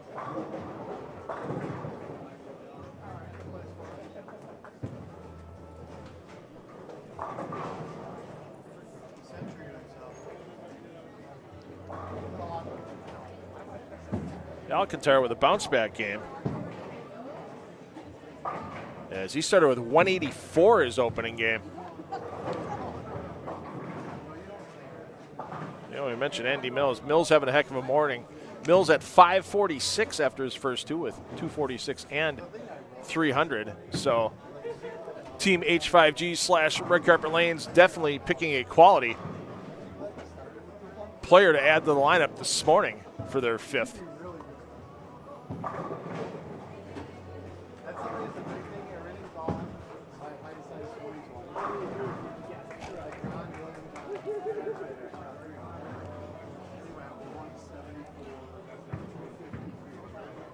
If I'm bored this week, maybe I'll have to go on the feed, pull every strike of the Andy Mills 300, because it's all about Andy. I joke around. Andy's such a phenomenal human being, and he does a lot for the sport. And a lot of people joke around with him, have a good time. He's got a great sense of humor, but he's a phenomenal player as well. And he's done some travel in the bowl. He's not afraid to shoot up and get across the border into Canada or out to North Dakota, South Dakota. Loves to shoot up.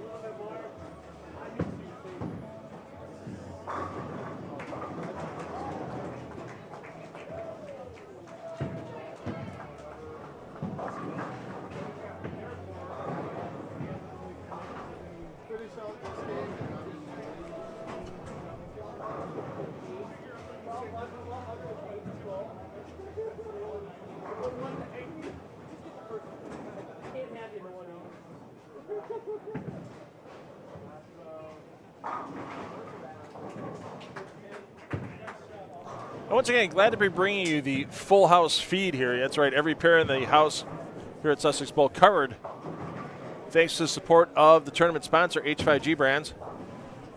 I heard a rumor you were going to be here. Good to see you, Kevin. Well, you're the one that posted the rumor, though. Kevin Williams, PBA Tour champion. Just walked in the door. Good to see Kevin.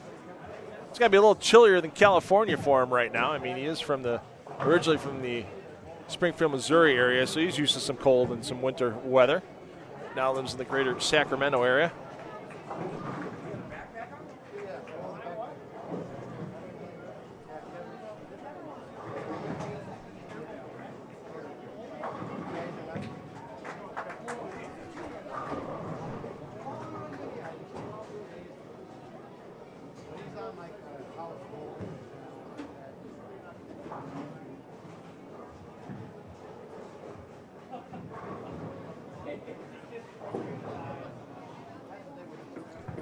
Of course, Luis Gonzalez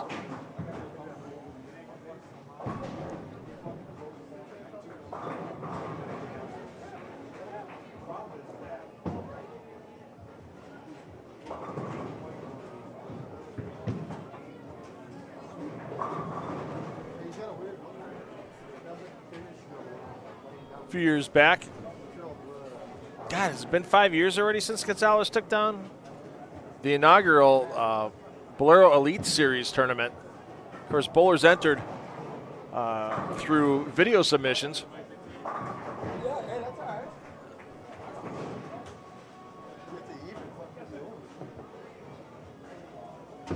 And then took down Kyle Troop in the championship match. 237 to 226. After punching the first shot in the 10th, take care of things. And a solid 9 prevents the front 9 for Alcantar. Yeah, $270,000. I'm sure it's gone a long way in Gonzalez's bowling career. And that was before the purchase of the PBA by Bolero. So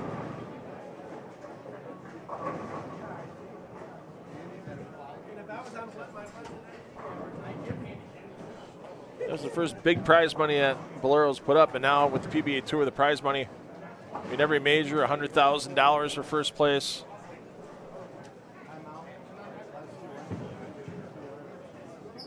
And, you know, Tom Clark, you might not agree with everything that man's done, but what he has done for the PBA over the last 15 years or so as commissioner, you know, there's a reason he's going to be inducted into the USBC Hall of Fame in 2025.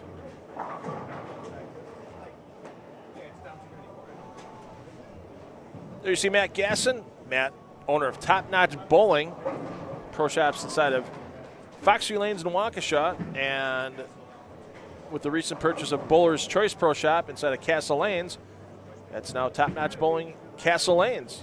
And he has Lenny Borst Jr. as part of his staff. Lenny staying on part-time, and Lenny able to give Julian advice and lessons a couple times a week, either in Racine or in Waukesha. Be sure to check the Top Notch Bowling website and Facebook page for all their latest and greatest information on pro shop services available, coaching services available, and of course, what latest and greatest bowling balls might be out there.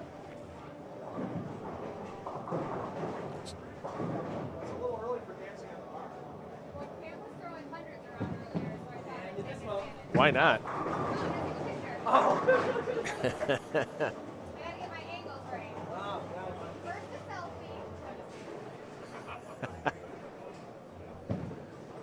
Got some money for me? Money for you? Yeah, Cam was throwing hundreds around earlier, so I thought I'd,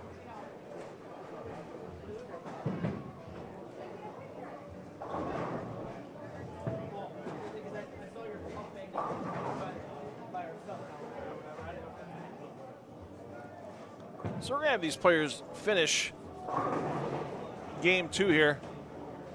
Give you a little audio intermission. We'll have some player movement. We'll go through our teams once again once they're done moving.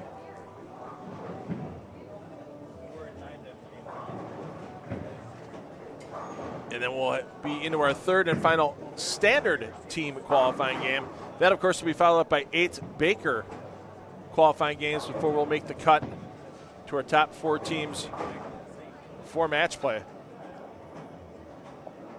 I'm $2 Phil Brillo taking you through the day here at Sussex Bowl in Sussex, Wisconsin. Thanks for those of you joining us from around the world. Whether you're joining us on the $2 Phil Facebook page or on our 10 on the Deck Productions YouTube channel. Thanks again to everyone for tuning in this morning.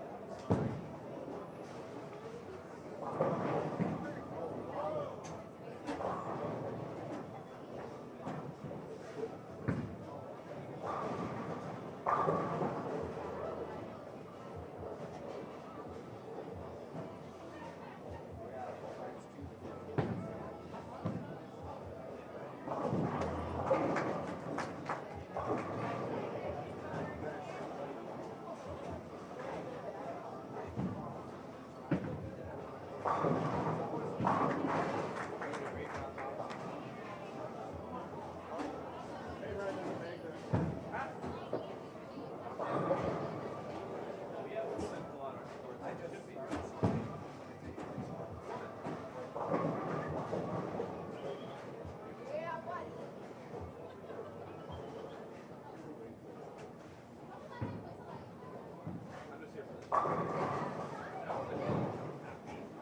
didn't even fucking notice.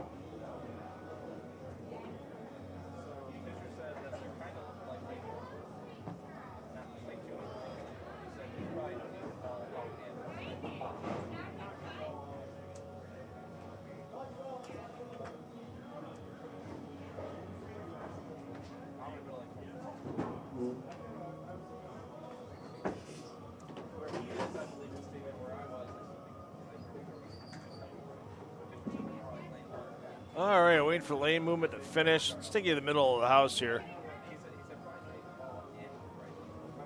As we start our third and final standard qualifying game. Once again, 8 Baker games will follow this game.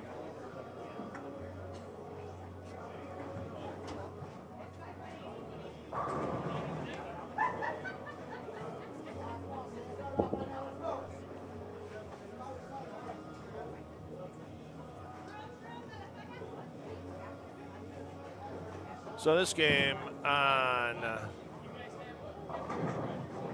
9 and 10. Right now your scoreboard in lane 10 is Team Borges with Echeverria, Valente, Houghton Jr., Brown, and Borges.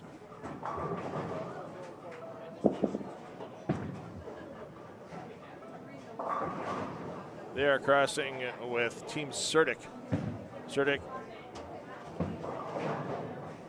Scalf, Knobloch, Barron, and Rockdashell. Of course, the order not the same, but there's your players. You can follow them as they come up.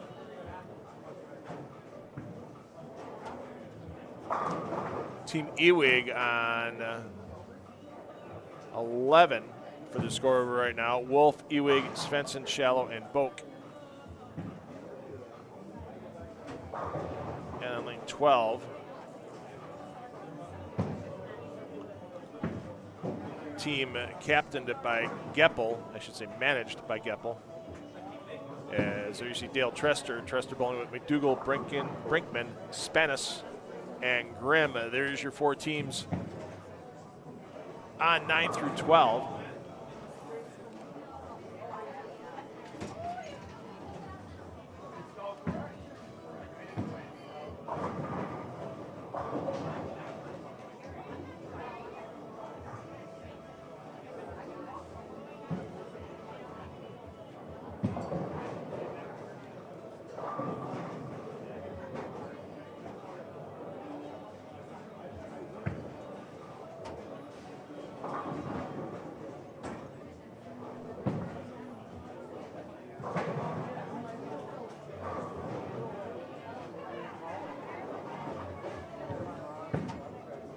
We'll bounce around a little bit more this game, and then once we get into our Baker games,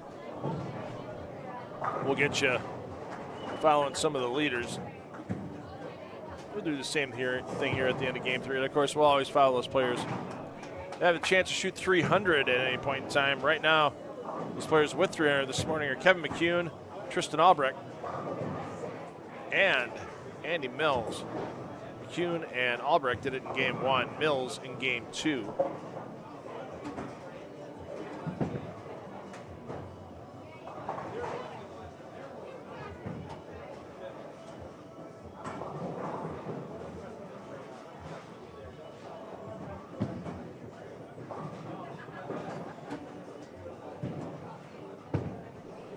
So for those of you joining us late here for the H5G Team Shootout, qualifying 3 games of standard qualifying. This is the third and final standard game.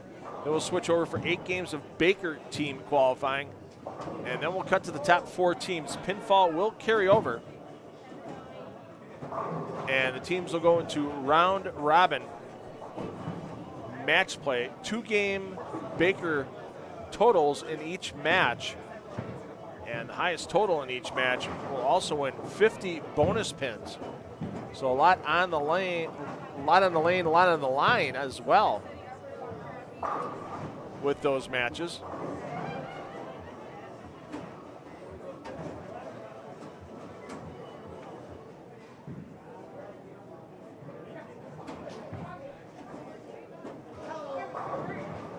And then once the round robin match play is completed, we'll cut to the top 3 teams for a stepladder. Those teams in the stepladder will take 2-game Baker matches for each stepladder match till we get to our champion and the $5,000 first place prize money and an H5G custom jersey for each member of the winning team.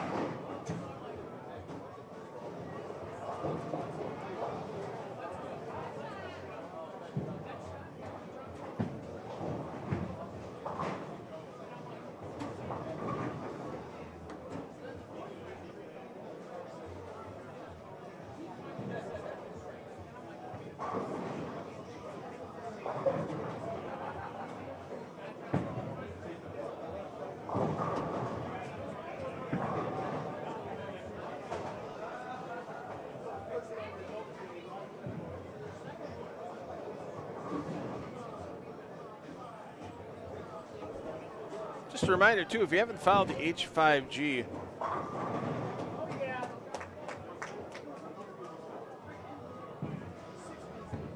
Facebook page, give it a follow, give it a like. Get all the latest and greatest specials when they happen.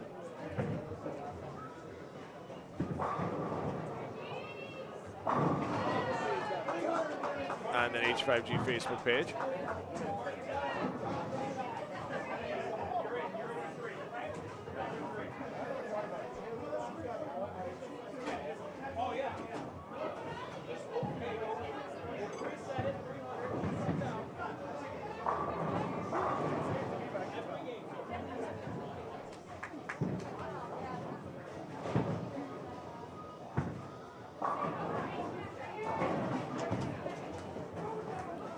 Jimmy Nabla. Jimmy a little light to a 10. Jim, one of the guys that used to hit a lot of PBA Tour events for the PBA 50 Tour when he had a chance. Lots of regionals over the years as well. Now, see him at some PBA 50 regionals and the 1 or 2 PBA 60 national events a year. He usually tries to hit one of them. I know Jimmy's been battling hand and wrist injuries for quite a few years.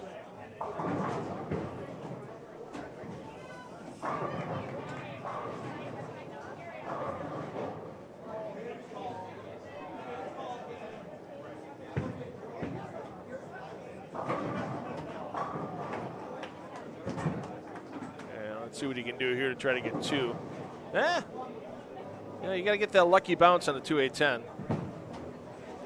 in order to convert it. Gave it a shot there. See a lot of conversions when players hit that front pin, the 2-pin, a little light on the right side, and have it slam off the sideboard into the 8, and then something goes all the rest of the way back across into the 10.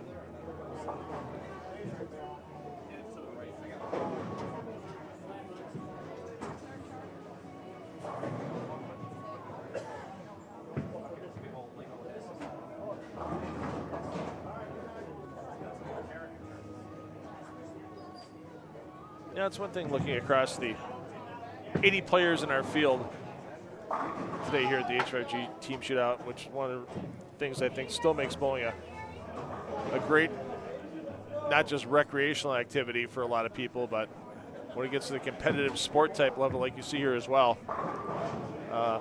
you get lots of body types, body sizes, male, female, doesn't matter.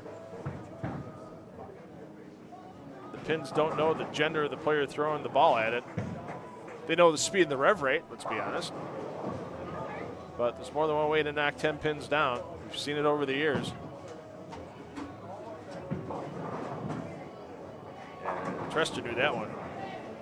I think he knew that one in his backswing that it wasn't going to be a good shot.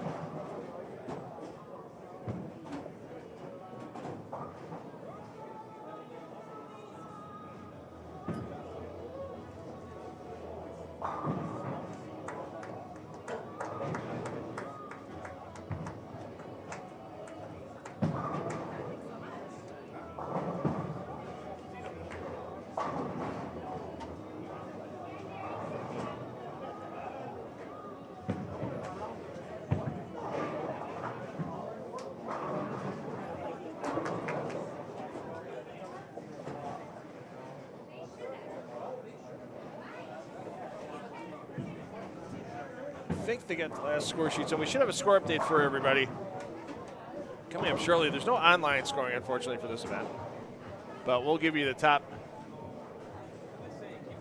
teams and the top individuals after 2 games as soon as we get that from the tournament office.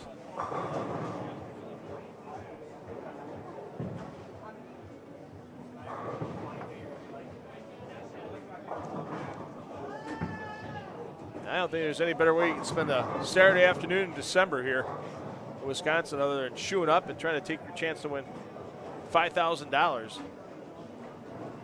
I think we have on the board today for this H5G team shootout. Of course, you can't win as much, but another great way to shoe up, try to win a bunch of stuff. It's on the Brew City Bowling Show. Season 2 will start February 8th. If you haven't already liked the Brew City Bowling Show page on Facebook, please do so. So we put a lot of our tournament information and such. We made the announcement last night on the page. Got a couple of great sponsors coming back with Circa Las Vegas. High game in each Brew City Bowling Show again in Season 2 will receive that 2-night stay at Circa Las Vegas and a complimentary daybed rental at Stadium Swim at Circa. So that's a prize package worth about $750. We don't get you the transportation out there and back, but we get you a nice place to stay and some fun times in the sun at Circa.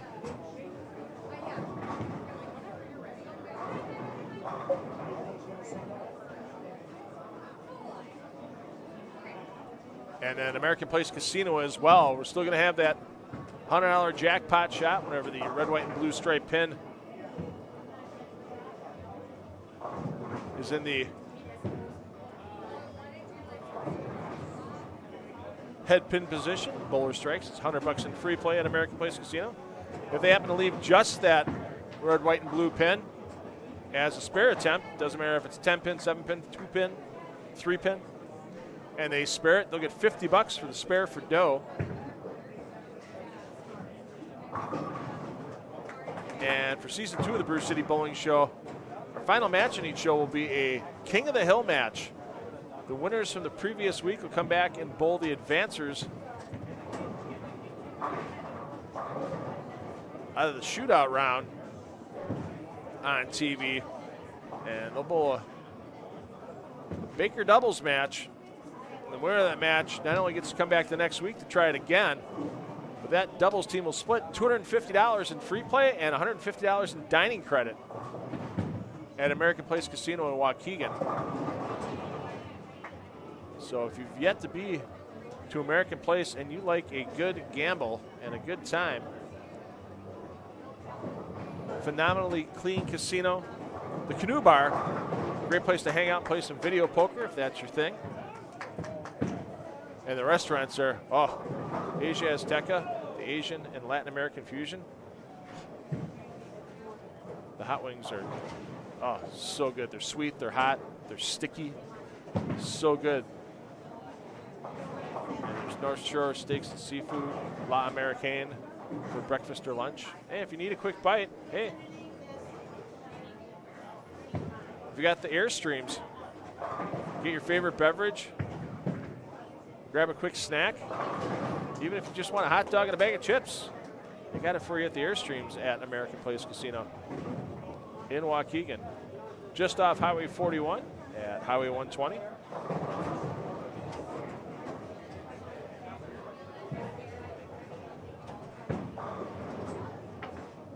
It's going to move over to lanes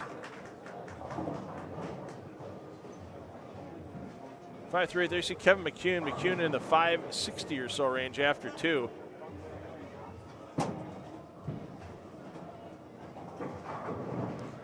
McCune and Mills, 2 of the 3 hottest hands in here. Tristan Albrecht as well.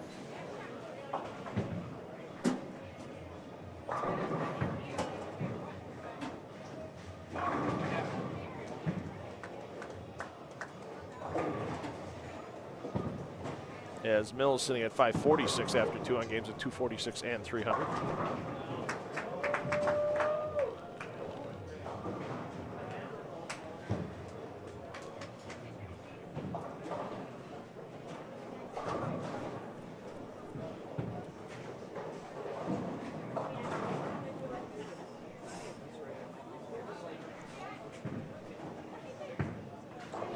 Need to make a switch here because Over on lane 15, I got to go for best jersey of the day. You see Will Welch stepping up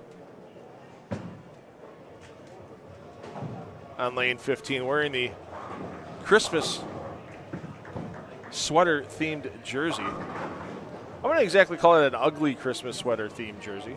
Definitely Christmas-themed.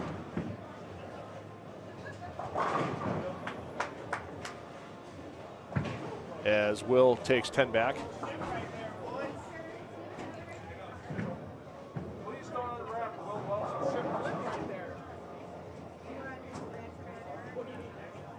Hey, Will, should we raffle off somebody gets a wrap after we're done? Should we raffle? Somebody gets a wrap after we're done today? Should we raffle 5 days or something? That is an awesome jersey. Put me under the tree. Yeah, Will says we'll put him under the tree. So, yeah, that's a great jersey right there with the Christmas theme. I thought we'd see a few more Christmas themed jerseys out there today. I gotta get me one. Now that I'm thinking about it, I gotta get a Christmas themed jersey. All right, let's get back down to these teams here because we had a couple of teams near the top with the Wallenkamp Junior and Gaston teams. The Hanen and Boho teams. Boho team was hanging pretty well. They were 5th after game 1, waiting on the game 2 standings coming up. Team Hanen had a little work to do to get themselves back up the standings.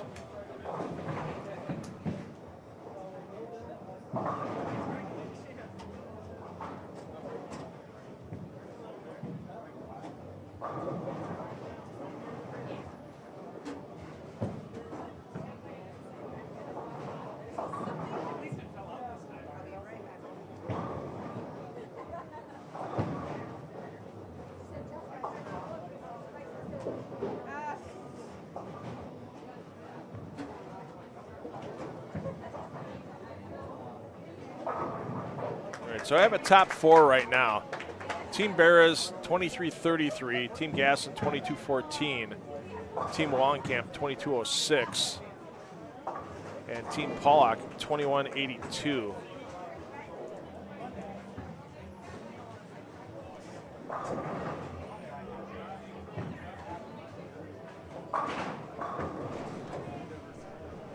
So we'll bounce back and forth because Team Beres down on 1 and 2. Team Pollock on 3 and 4. So we have our 4 top teams all on the first 8 lanes at the moment.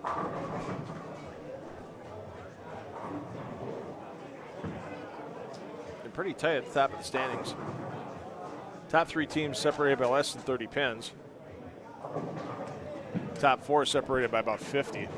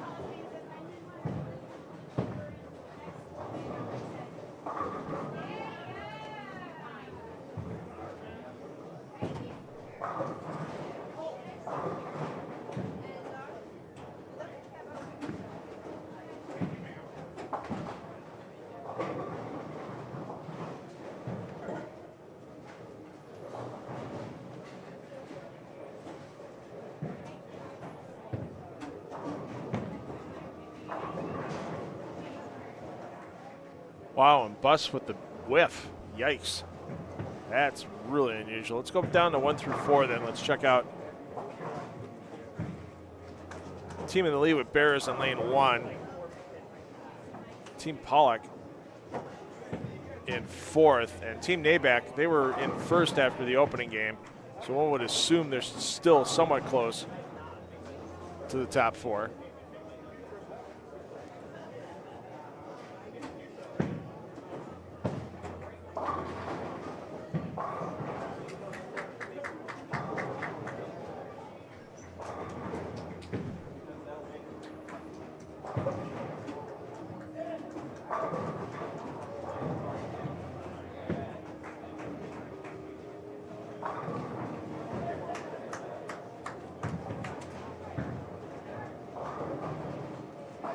Team Nabeck.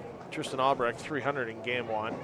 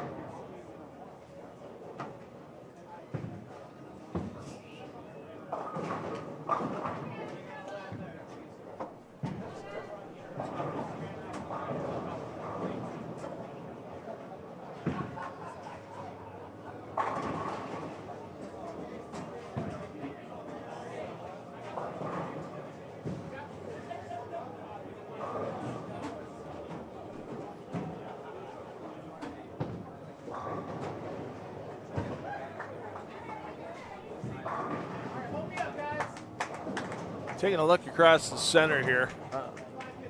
Not seeing a lot of strings to start the game. This pattern, 2 team games in, it's going to get beat up pretty bad. I would think by the time we get through this 3rd game and into the Baker games of qualifying, we could see some right-handers trying to pull off the gutter cap. Problem with that is here at Sussex Bowl, there's some room between the ball return and the gutter cap. It's a little shorter than some other centers. I think some players could get away with 3-step approaches if need be. I mean, otherwise you get some players here like Andy Mills that don't have a problem stepping around the ball return. Problem for Mills that time, though. Didn't get the ball projected to the right early enough. And I don't know if we'll see any true deep gutter lofting. I mean, you may see a little flip just to clear the first couple of feet near the gutter, but I don't think you'll see the stuff where they're trying to land the ball on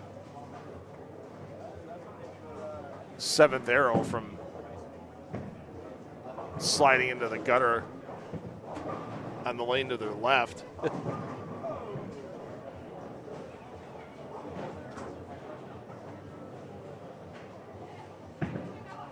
Don't get me wrong, I think it's fun to watch. I mean, it's something I could have never pulled off, even in my best days, but then again, being left-handed, sure, you got deep on occasion. There are some great places to play in Milwaukee where if you played 4th arrow or even a little deeper than that, you had a wonderful shot floating out to about 10. that would hold up even with the righty track.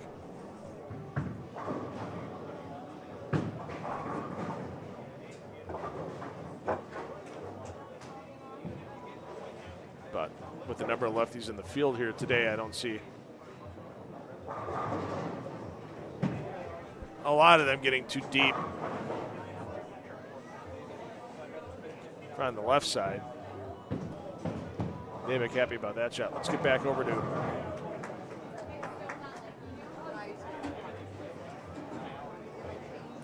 our team on the top. They're near the top with Wallenkamp Jr. and Gasson. Gasson's team second, Wallenkamp Jr. third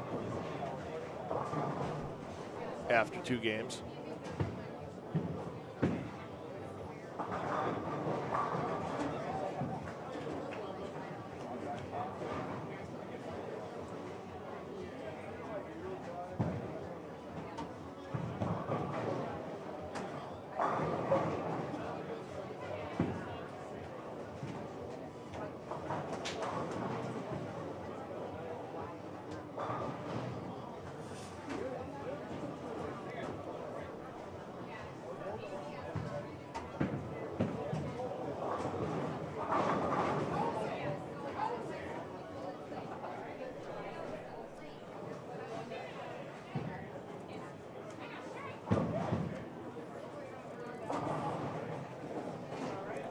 Here you see Brian Thompson getting the spare for Team Wallenkamp. Derek Oaf, you talk about a guy that's done a lot in an amateur bowling career.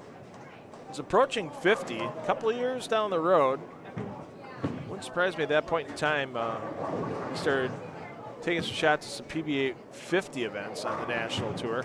Whether or not he'd be a full card-carrying member is a whole other story. Sure, that would have something to do with if he was still working with the Dane County Sheriff's Department or what may happen with him and his wife and children. But he's one of those guys that could make a Tom Hess or a John Janowitz type impact on the PBA 50 tour if he decided to go that route. I mean, you don't win a Cubic AMF World Cup against some of the best players in the world without being one of the best players in the world yourself. And Oaf did that a little more than a decade ago. Also former Team USA player.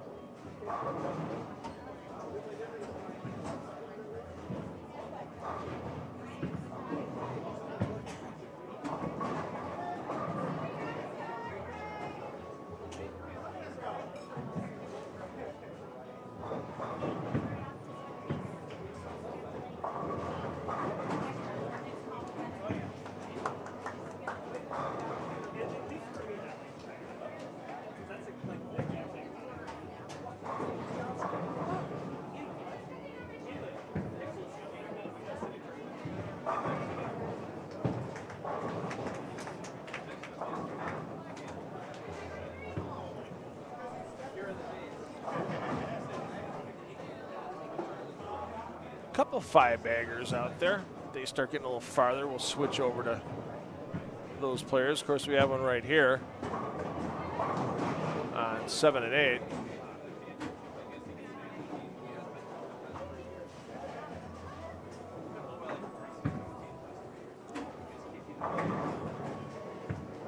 With Kyle Kroll. Kroll took down the USBC Eagle in doubles a couple of years back.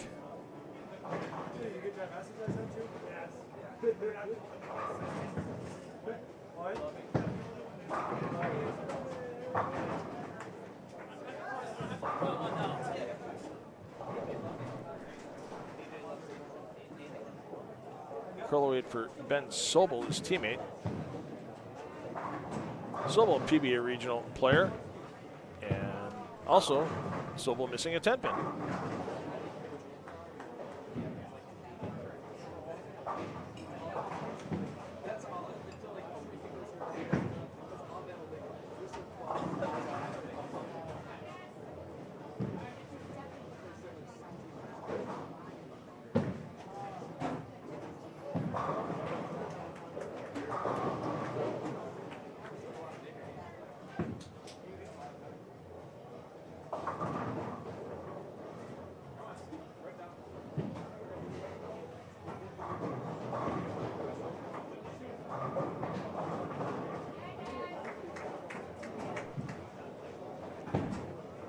Front 6 for Kroll.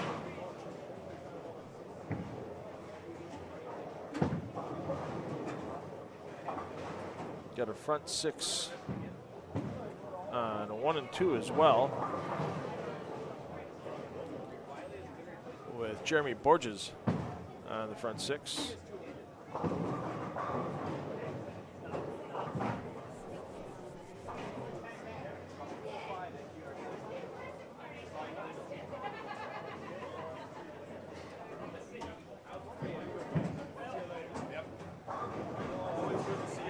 Take care, Dick. Dick Geppo leaving the building. Apparently he's done managing his team.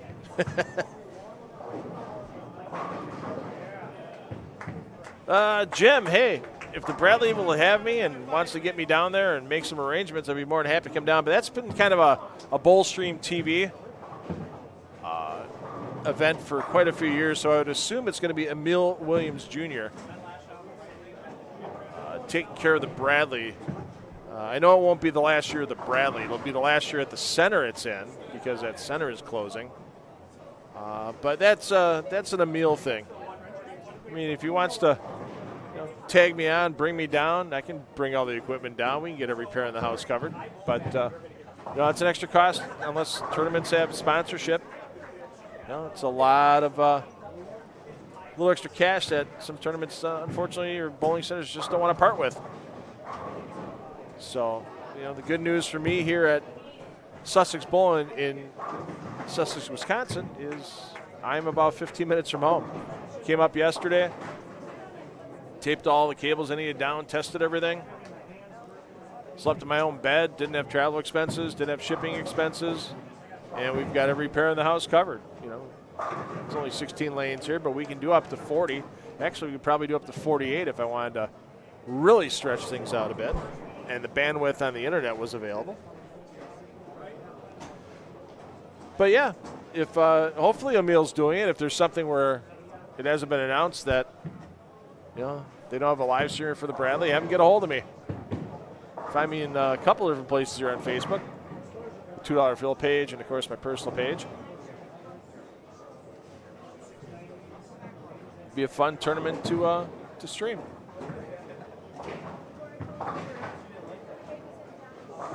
When is the Bradley this year? Did they move it to like middle of January or something like that? I assume that you're still with us here, Jim. Otherwise, I'll have to do an internet search. Use the power of the interwebs.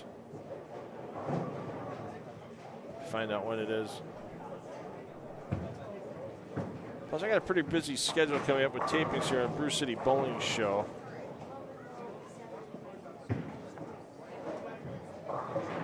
So I'd have to make sure I didn't have any taping dates at that same time.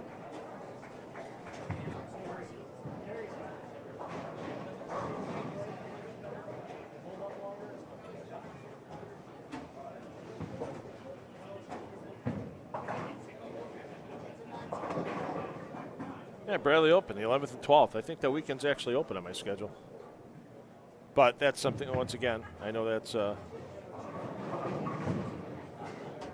usually an Emil Williams Jr. thing. So.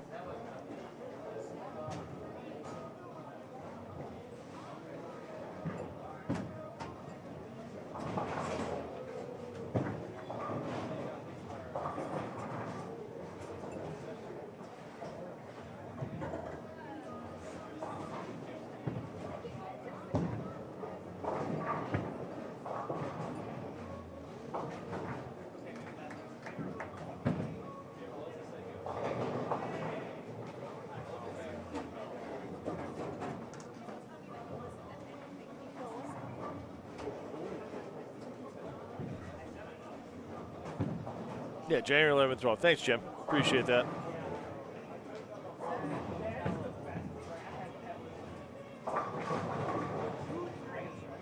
Yeah, I don't see anything on the Bradley Open Facebook page about live streaming, so, yeah. If they're interested, hey, have them get a hold of me. It's actually an open weekend on my schedule at this moment. But I would assume it's going to be Emil and his Bowl Stream TV again.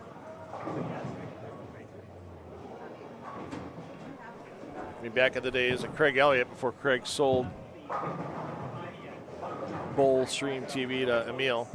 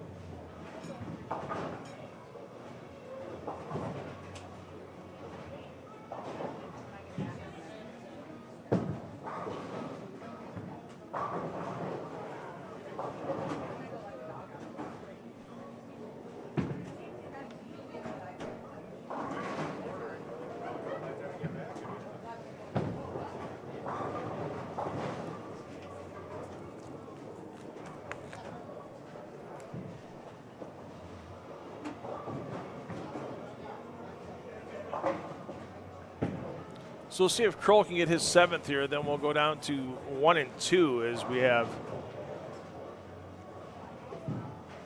Jeremy Borges going to try to put up his 8th in a row.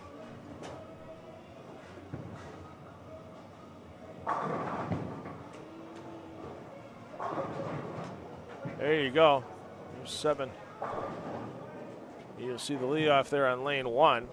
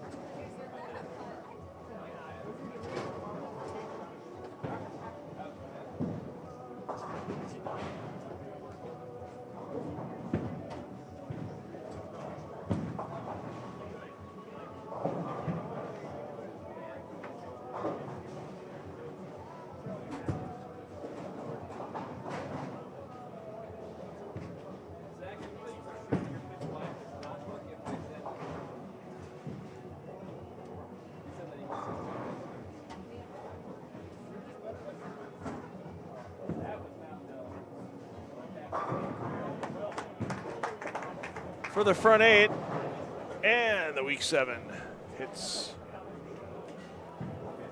for Borges.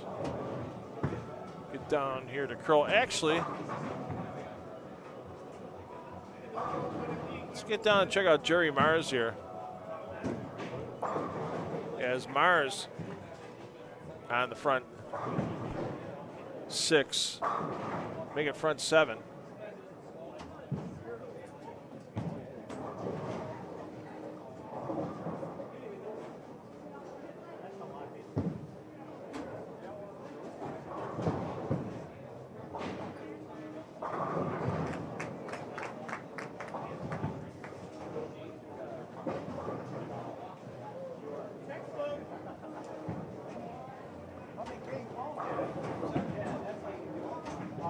This is the last break.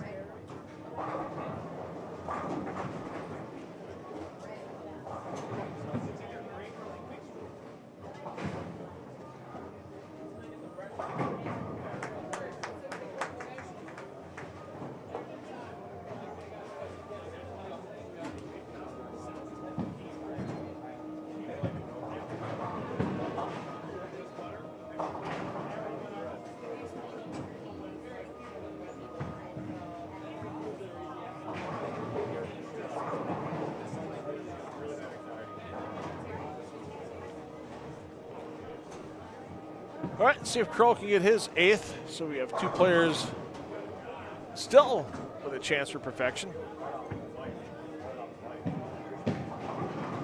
Staring it down, and oh. It's one of those hits where you know you're going to have to make the move. Ball didn't have enough on it. Through the pocket to weak 10, then you get the messenger to come across, and love them or hate them. String pins are going to be part of the sport of bowling from here on out. And we saw a couple regionals at EJ Tackett Center, Easy Bowl, in Bluffton, Indiana, and then we followed up the next week down in Waukesha at Foxview Lanes.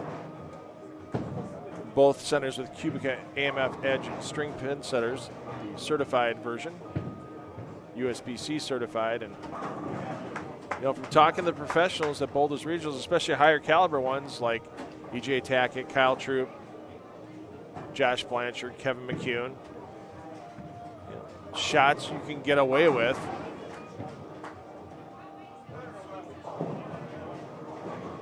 On standard pin setters with messengers when you have 10, and because these bowlers have such speed and rev rates that the head pin gets nowhere near the flat cutter when it goes to the sideboard and just sends a ton of stuff, if not just the head pin, but other pins as well, back towards the 10.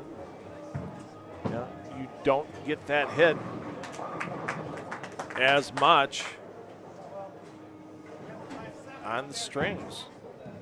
And I didn't hear a single professional in either of those 2 events complain about it. Because these players know they need to make the move.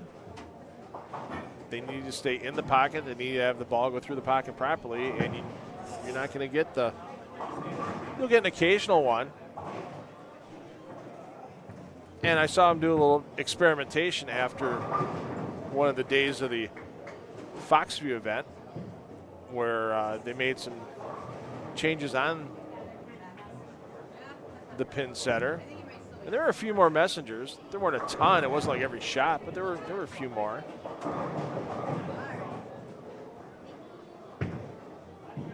And I can't say anything. It's a trade secret, so maybe it'll be something that affects it in the future. But yeah, it was fun to watch. I watched, I was there. I live streamed both those regionals on behalf of the PBA.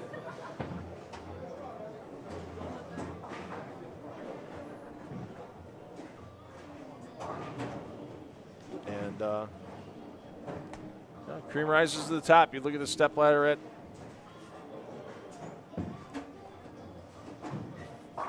Foxview. Fourth place Kevin McCune, third place Josh Blanchard, second place is Marshall Kent, first place is EJ Tackett.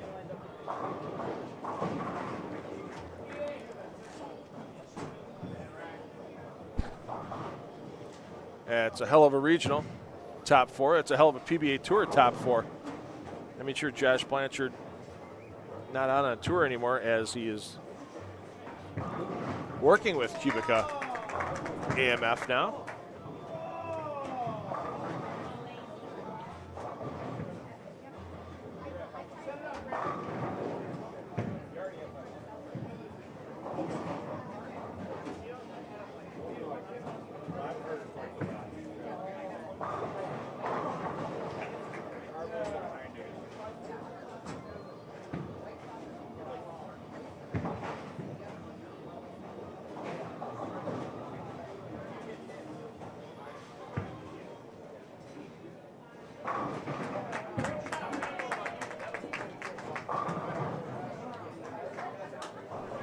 All right, Mars will get up before Kroll, so Mars going for his 8th. Kroll will be going for his 9th to start game 3.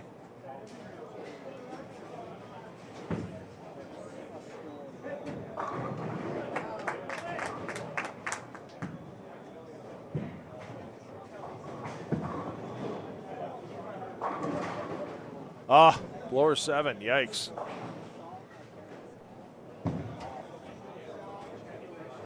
So Mars' bid for perfection ends. Leaves one more player with a chance. Kyle Kroll.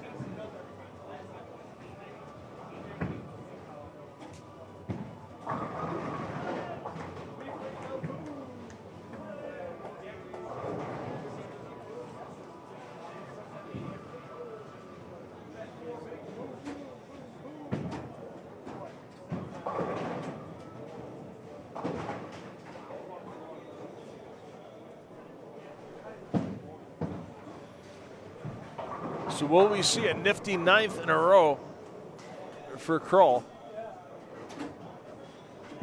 Attacking this 42-foot pattern, staring it down. Oh, he was not sure at the break point on that shot.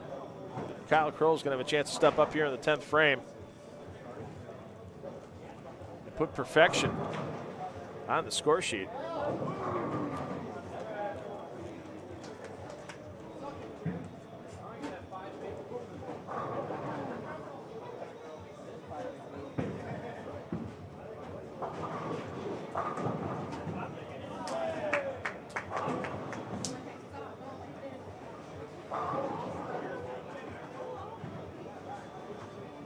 Thanks everybody watching today on YouTube and on Facebook here in the Strike Central feed. If you're looking to follow your favorite player or team the rest of the way through qualifying into the round robin match play rounds, we have all pairs covered. You'll see those feeds on the 10 on the Deck YouTube channel.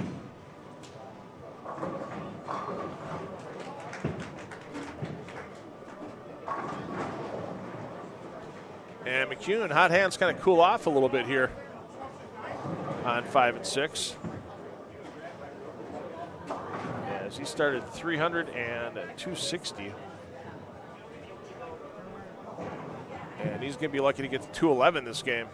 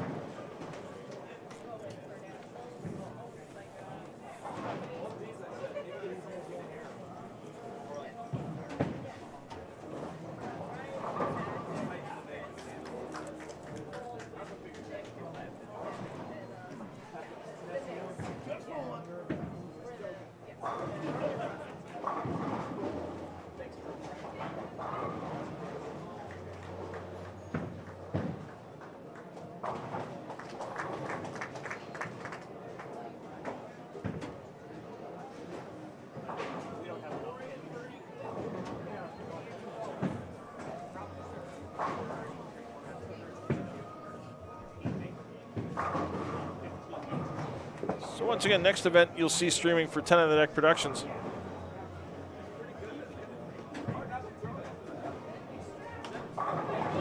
Is going to be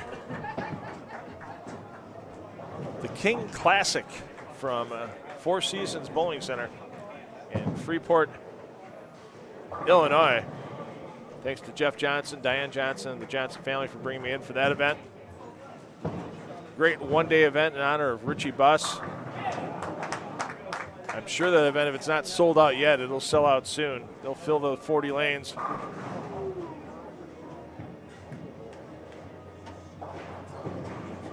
At Four Seasons.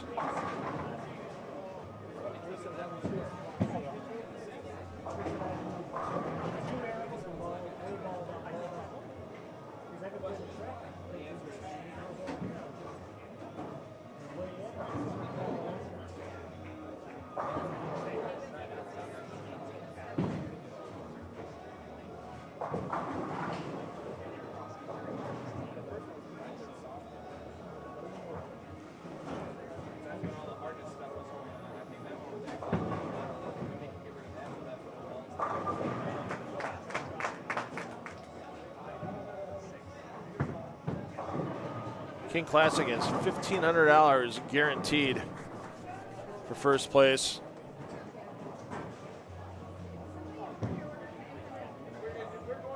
Once again, simple 8 games of qualifying, cut to the top 5 for the Stepladder.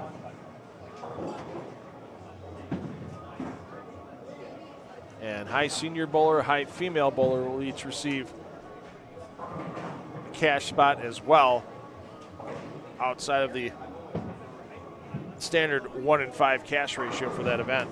So it's a 15th annual Richie Buss Memorial Bowling Tournament, that King Classic. I'm going to be glad to be a part of that, to stream for the first time. And check out the Four Seasons Bowling Center Facebook page to get all the additional information you need on that wonderful event. Here comes Kroll. Looking to start the 10th with a strike to stay perfect. Stepped out of that one a little bit. Yeah, you can see the footwork was not quality there for Kroll.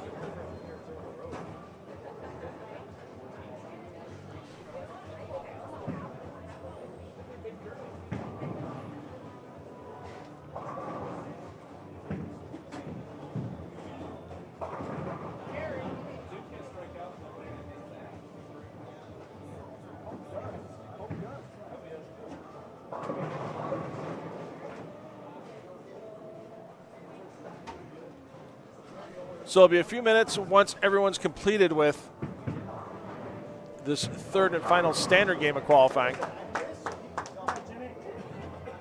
as they will need to get the scoreboards into Baker mode.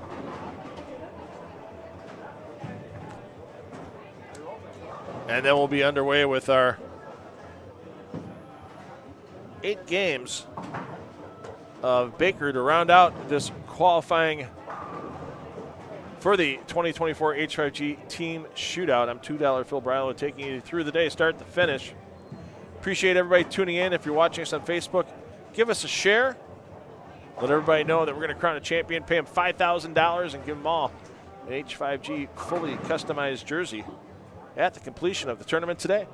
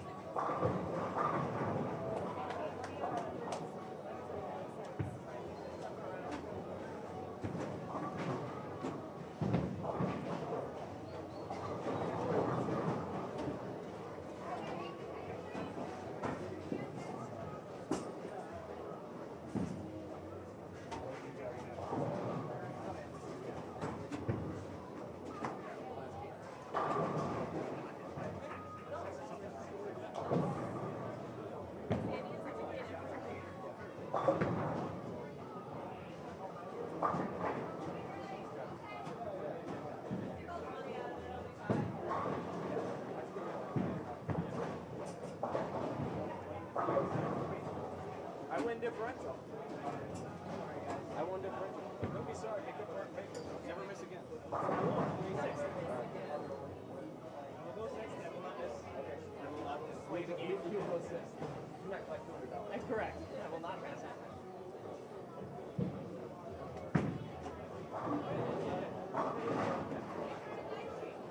So listen, what's our lineup here?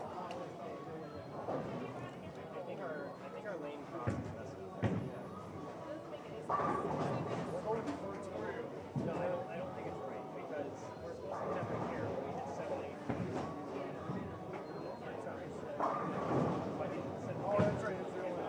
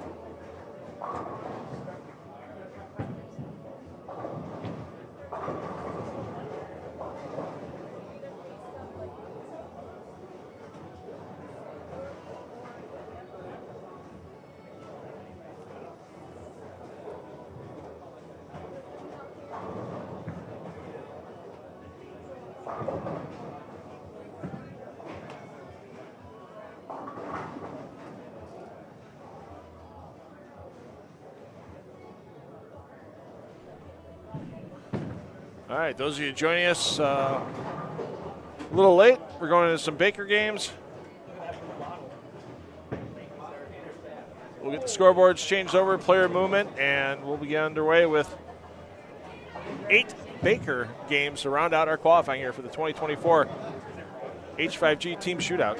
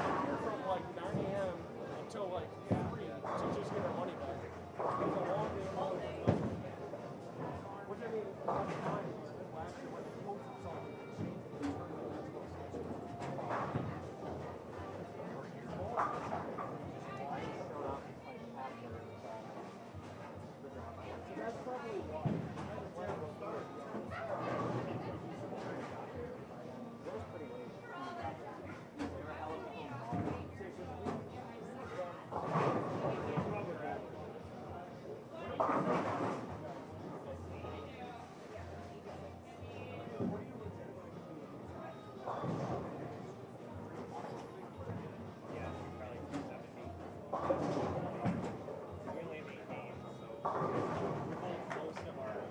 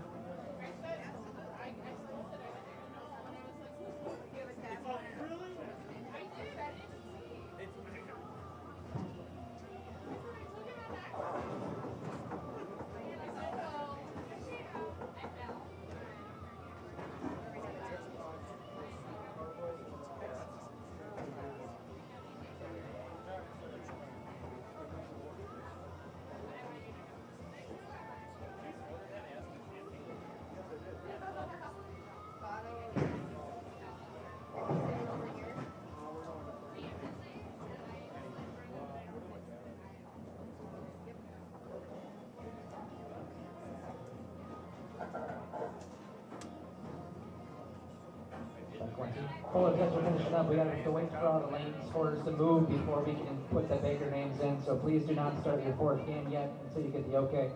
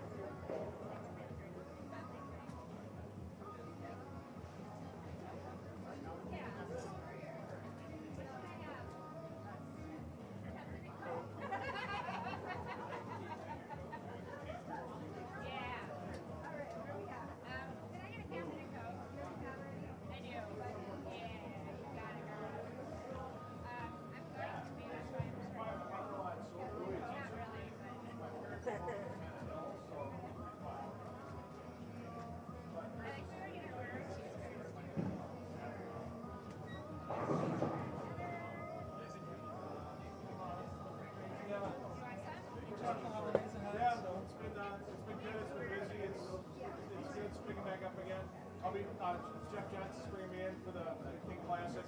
Yeah. Stream that, so yeah. So it'll be nice to do right after the first of the year. So it'll be fun.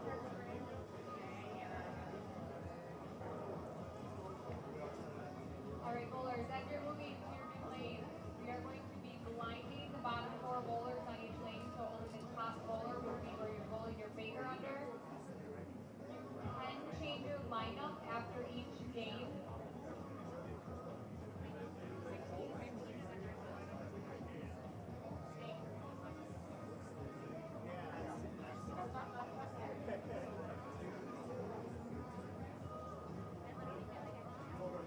No practice.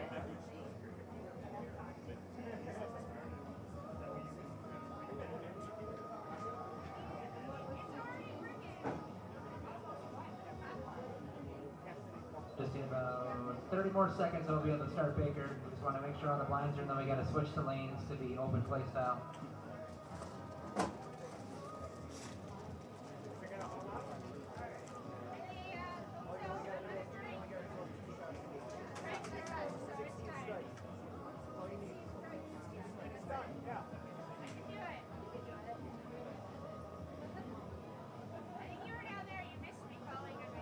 right, so it'll be just a couple more minutes before we get underway. Bowlers who receive no practice can't fault that. You can't stay loose for All right, 8 or 10 minutes. Start. That's on you. And we'll be underway here. 8 games of Baker qualifying. That'll be piled on to the 3-game standard.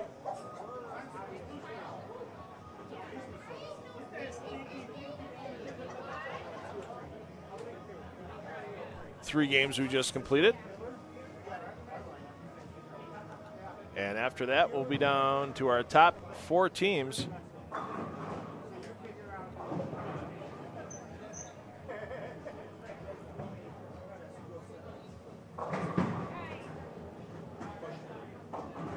And teams will move pairs after each game. So it'll take a little bit before we get into the rhythm. So let's go down the line here with where teams are starting, and then you can follow them left or right. So Team Kloss, they started in lane 12, so they're already down to lane 2.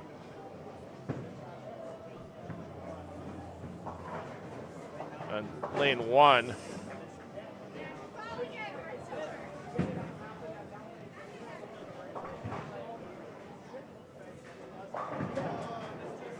it's Team Nabak. So Team Nabak started in lane 7.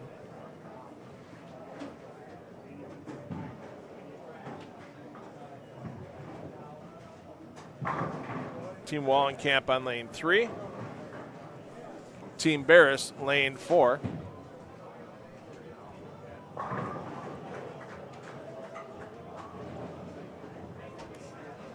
On lane 5, we've got Team Hanen, lane 6.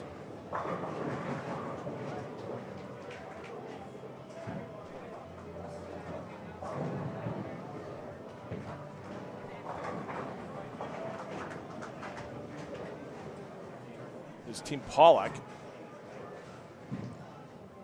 Lane 7, Team Surdick. Lane 8, Team Gasson.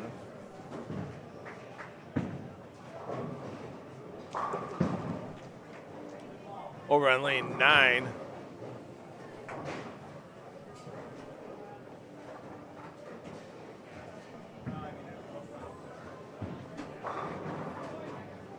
Team Ewig. Lane 10, Team Boho. Lane 11, Team Mars. Lane 12, Team Borges.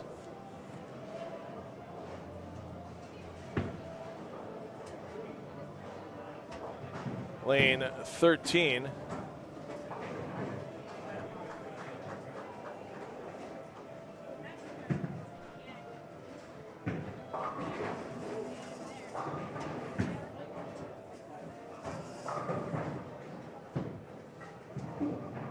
Team Schroeder.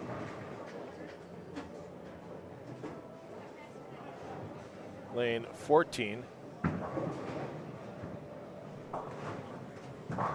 Team Geppel. Lane 15, Team Canotas. And lane 16, Team Greco.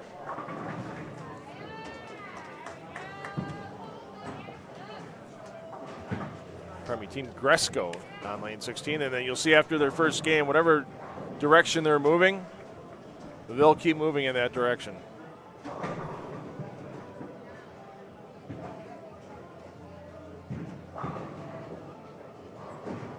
So they'll go one lane on the pair, switch, one lane for one game on the pair, switch lanes on the pair, and then they'll switch pairs in their previous lane movement.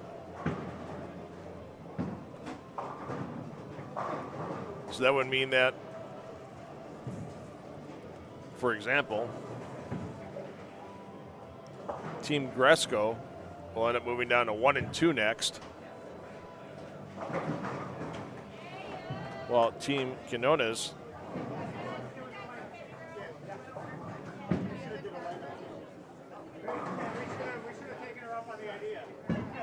will move over to 13 and 14. So if they're on a right lane after this game, they'll move a pair to the left. If they're on pardon me, if they're on the right lane after they complete their 2 games on this pair, they will move left. If they're on the left lane on this pair after they complete their 2 games, they will move to the right and left. Good. Goodness. Sorry, a little confusing. Right lane moves right, left lane moves left. Canonas will go to 13 and 14. Gresco will go to 1 and 2 next.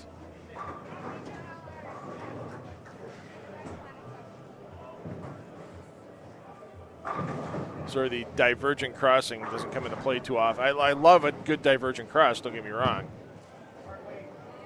It just doesn't come into play very often in tournaments, but I do like when it's used because then you're not following the same people game after game after game, and they're not on your pair game after game after game, so it's not as predictable on what type of lane moves will need to be made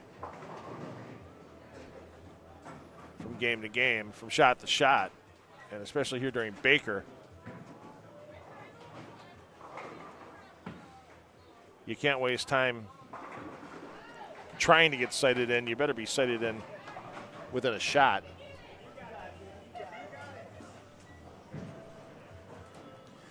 Because there's nothing wrong with having 5 spares to start and then finishing off with 7 strikes and shooting 240 for your team. It's not a bad thing at all.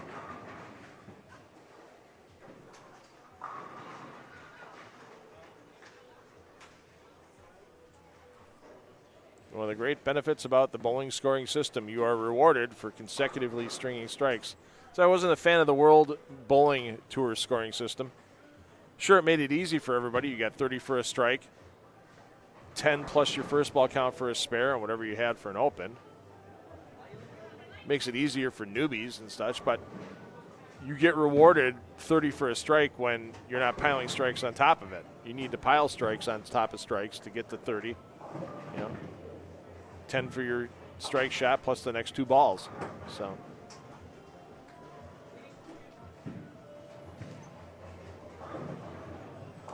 Take a peek back down on the low end. Like I said, this time around, it's going to be a lot of action here in the Strike Central feed on YouTube and on Facebook. So, and you can follow your favorite team as they move from pair to pair here inside of Sussex Bowl with our pair feeds streaming to the 10 of the Deck YouTube page with the ambient audio. So double tab us.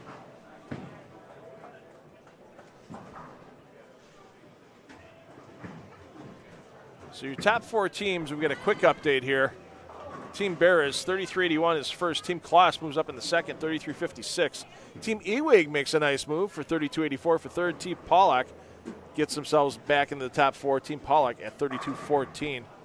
Should have a full update for you momentarily.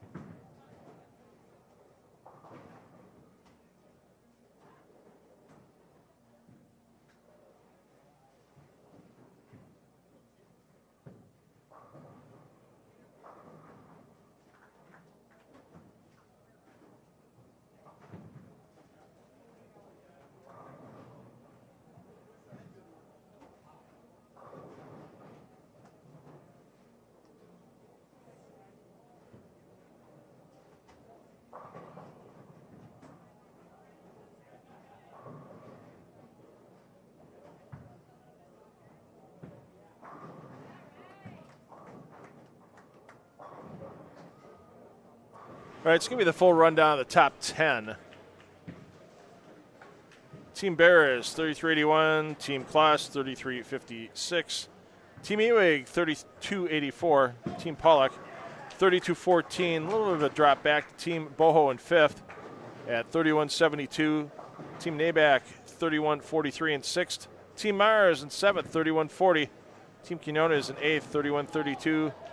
Pin behind that, Team Gasson, 31-31, and then Wallenkamp Jr. in 10th, 31-15. So right now, less than 100 pins separating 4th and 10th, so it's pretty wide open.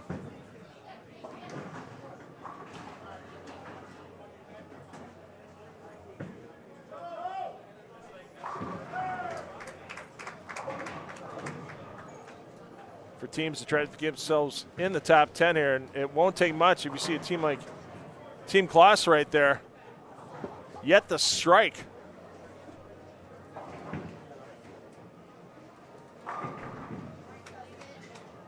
There goes your second place team. You're not going to be in second place anymore with a game like that.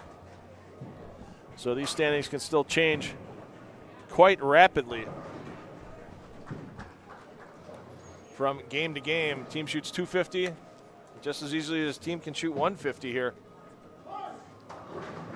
in Baker competition.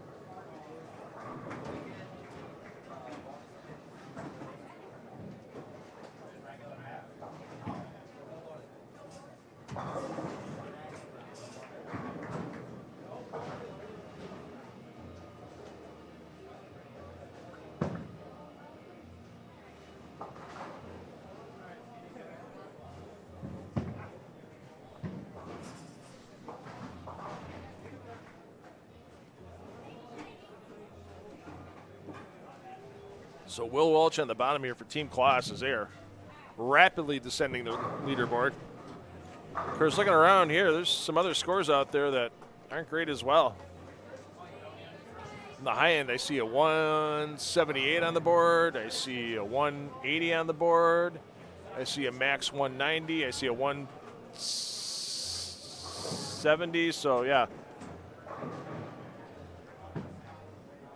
Well, I'm sure Team Kloss is going to be happy they don't have to see lane 2 anymore. Still have to see lane 1. See if they can change their fortunes.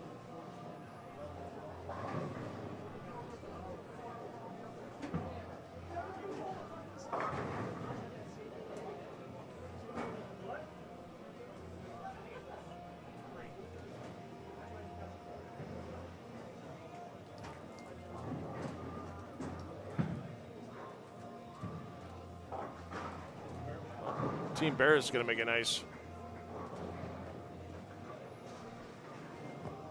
bump up the leaderboard with that start.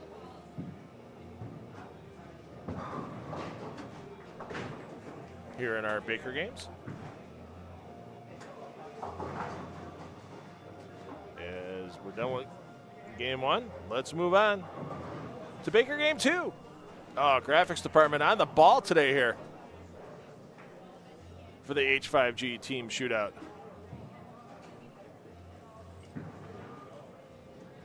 Oh, that's just painful.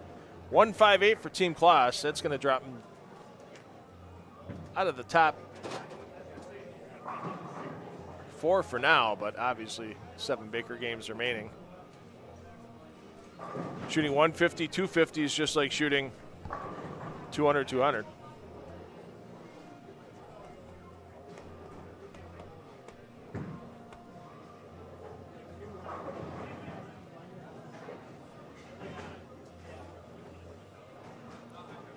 So what we're going to do today, too, is after this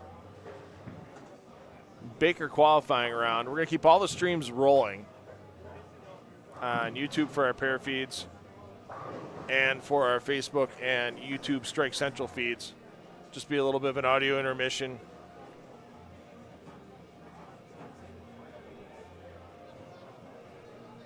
Not a lot of action on the lane. Shouldn't take him too long to turn the top 4 around and get them out on the lanes to begin their round robin Baker match play.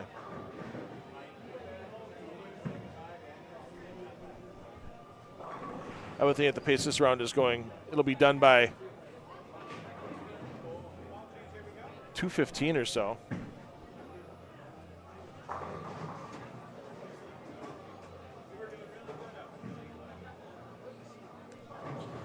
Let's take a peek up. Team Ewig.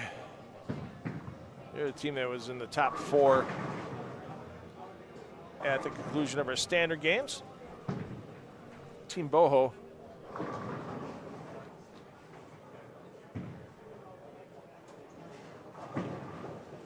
We're sitting in 5th, so 2 teams fighting to advance in the next round and take home a little bit of money. Battling right now at 9 and 10.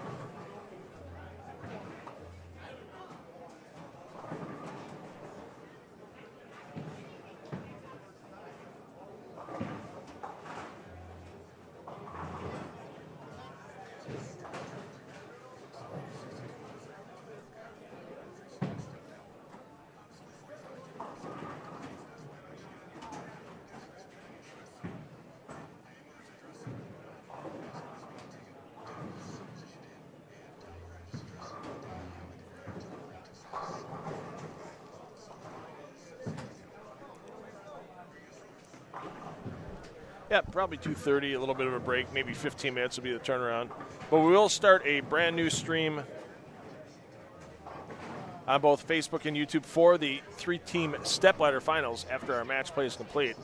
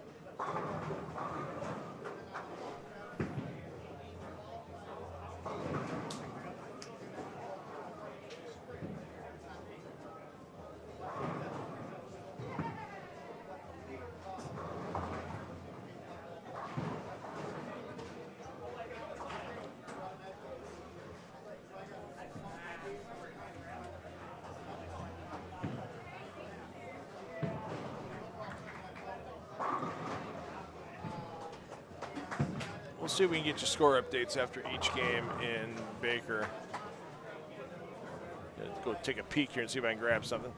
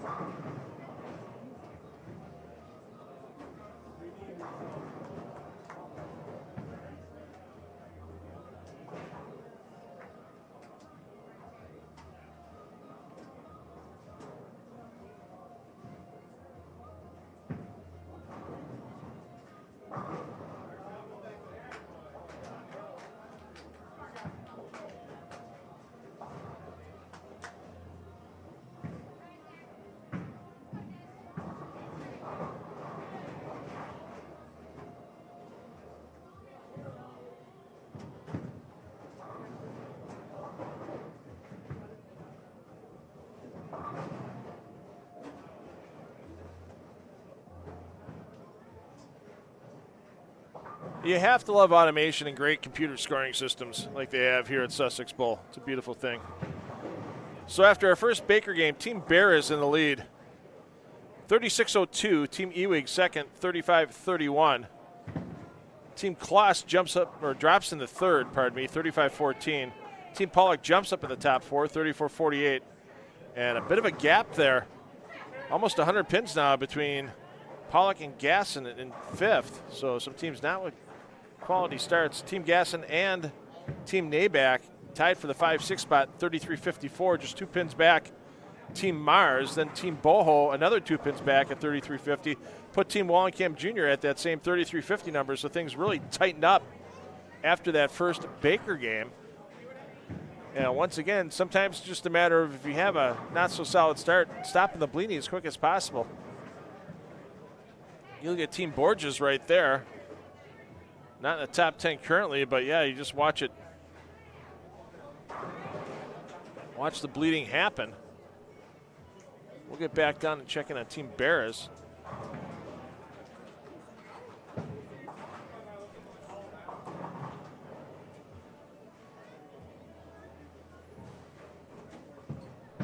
As there you see Matt Hibbard from Team Barras.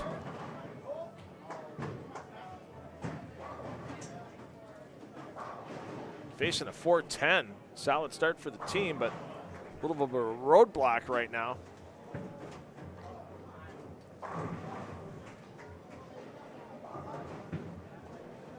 Smart play here, take the one and go, but something tells me Hibbard's going to try to fire up his team a little bit.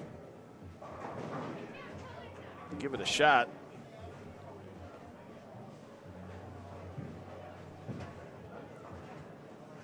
Oh, almost got a little tease out of the pit there.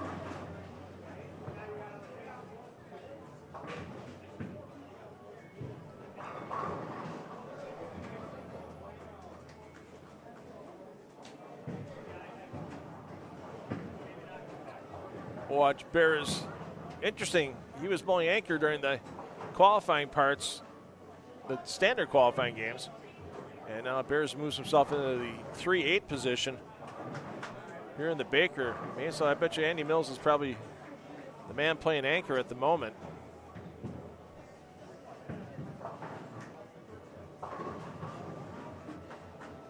Oh, and wow, the circles continue for Bears as he gets half. Check back in on Team Ewig.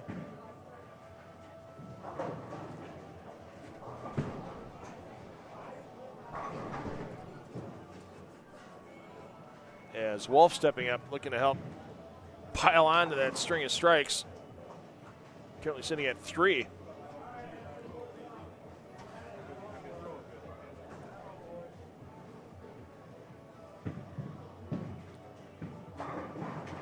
There you go for Wolf. Make it Hambone. Oh, shoot, I said it. I owe Rob Stone money now. Great. That's why I always call it a Rob Stone pork product. Ugh. Darn it. Of course, Sendix, one of our great sponsors for the Brew City Bowling Show here on My 24 Milwaukee. Somebody gets 4 strikes in a row on the Brew City Bowling Show, they win themselves off the bone ham from the deli at Sendix Food Markets.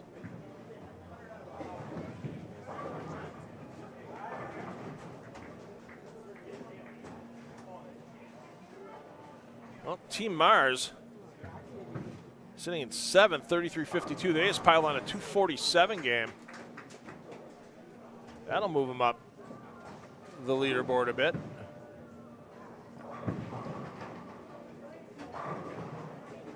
Make it 5 in a row for Team Ewig.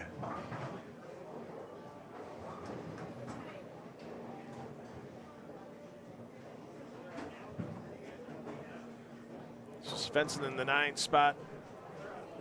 Shallow, the 5-10 spot.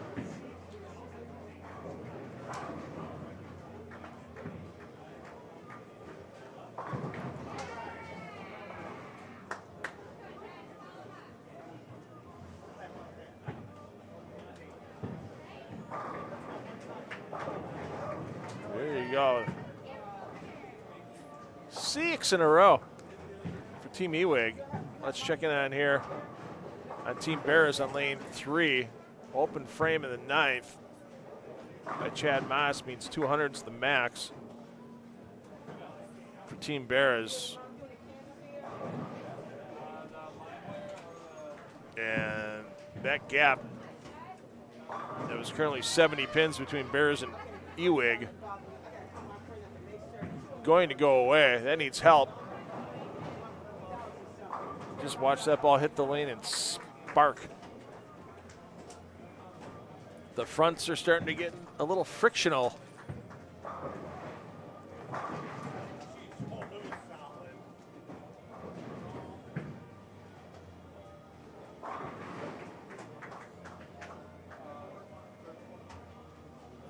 For 7 in a row for Team Ewig, John Shallow. Oh, terrible break. Two-pin went straight back. When the head, that's a little unusual on a light hit. Usually a light hit, the two-pin kind of keeps going left as well when the head pin hits it. But that time, it got so little of the two-pin, it sent it straight back. And the head pin didn't do anything coming back off the sideboard. But still, 237. They're going to cut their deficit in half.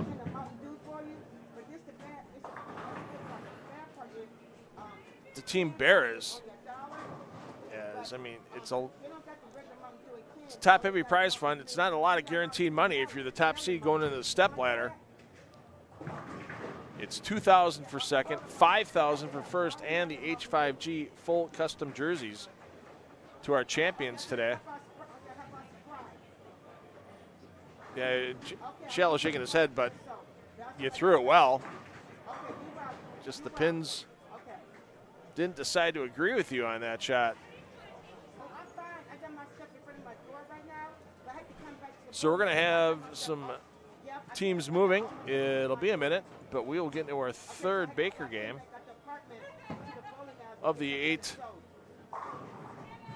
here in qualifying, and then we'll cut to our top 4 teams and round robin Baker match play. Okay, yep. Get that, get Sprite.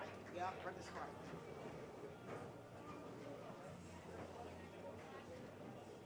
We'll start with pinfall carryover once qualifying is completed. 2-game total pin matches in match play. 50 bonus pins to the winner of each match. No pins for each individual game, just on the total. And after the round robin match play is completed,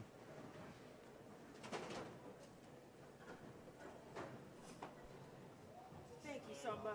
Okay, all right.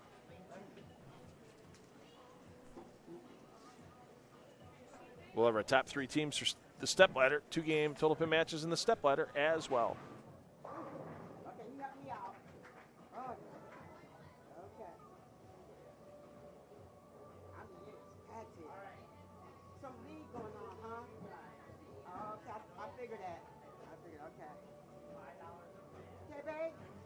If I don't see you later, Merry Christmas. Okay. Okay, you too.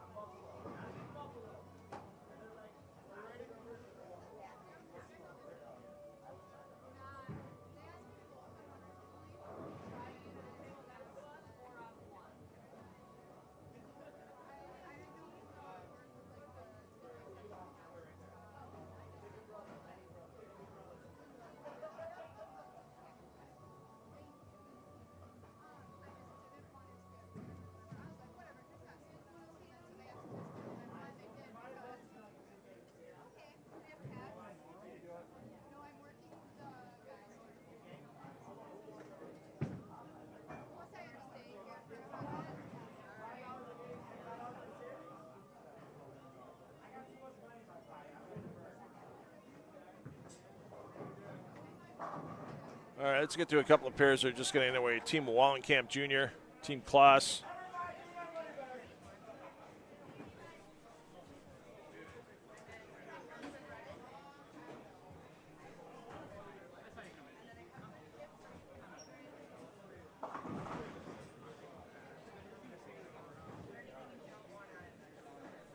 Team Wallenkamp Jr., lane 1.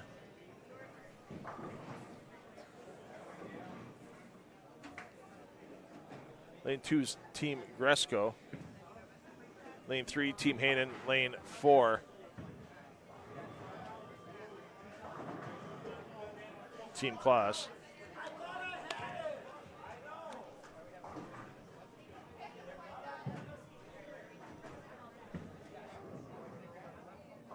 We'll get you the scoring update after 2 Baker games.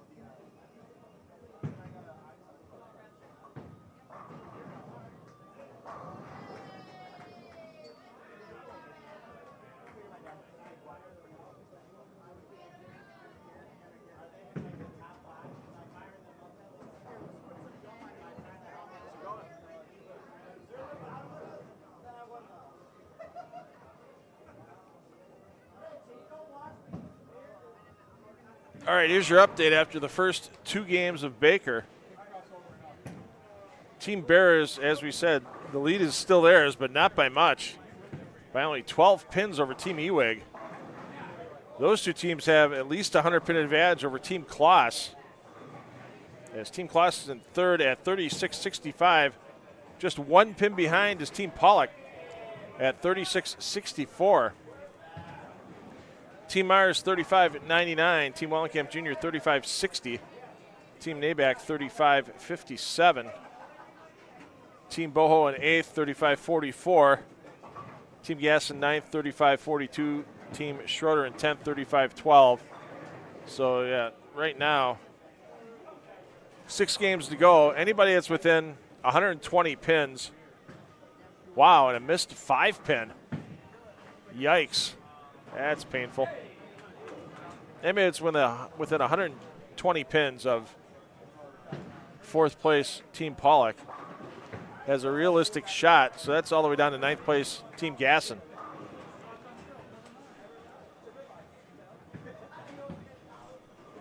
I mean, we've seen some bigger deficits made up in time over the years.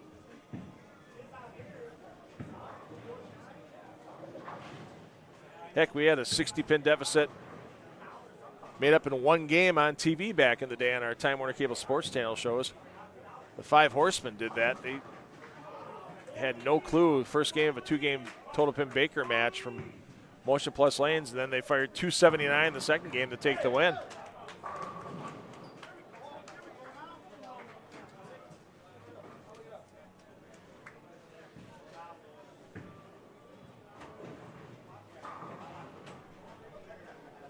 Let's take a quick peek in on Team Bears. 1 open, no doubles through 4. They're bowling right next door to Team Ewig, the team that's right behind them in the standings.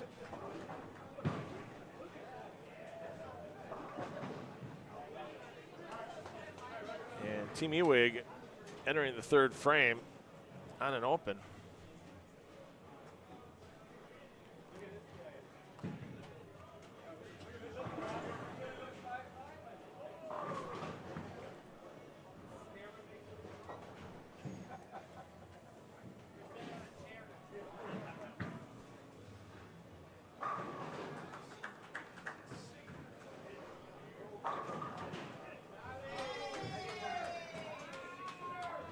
Hey, Sam Figurino, thanks for dropping in the chat. Appreciate the comment.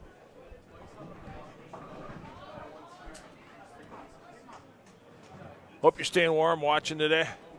It's not bad today outside. It's supposed to be 40 by the time we get done with this tournament. A little cloudy, but that's okay. During the winter, you don't get a lot of sunny, warm days in the winter. The warmer days are usually a little bit on the cloudy side. It's supposed to be really nice tomorrow. Pushing 50, and then pushing 50 on Monday early before some rain showers come in. There's your AccuWeather forecast from $2 Phil.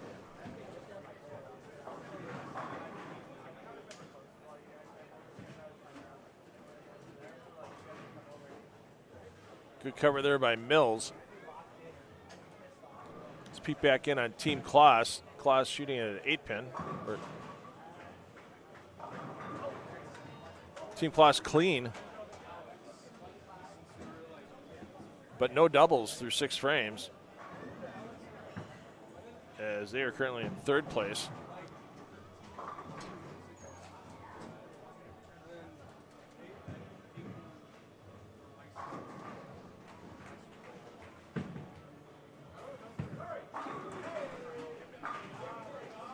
And once again, Team Pollock, they're on lane 8. No doubles in an open. And Svensson's got a big, footwork issue and only takes 1 on the spare attempt. Everybody's moved pairs and nobody's stringing strikes.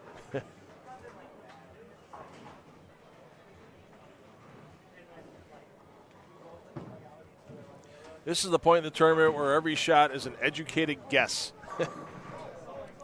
It's not, I know this is the right move. It's, I think this is the right move because all the traffic that's happened before you.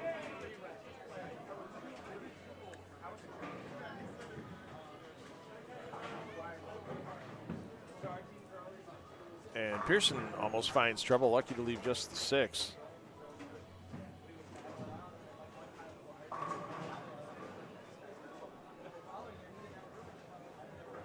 Team Wongkamp making a move here, we mentioned. It doesn't take much to get yourself up and down on the leaderboard when the standings are this tight. As Wongkamp Jr., they were 100 pins behind Team Pollock.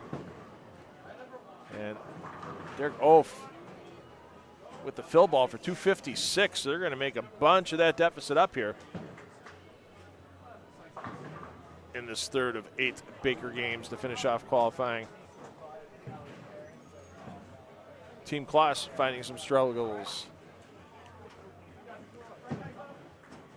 Team Barris finding some struggles. Team Ewig finding some struggles. Team Pollock finding some struggles. Yeah, so the only team in the top 6 right now that's got a hot hand is already done with that 3rd game. They put 256 on the board.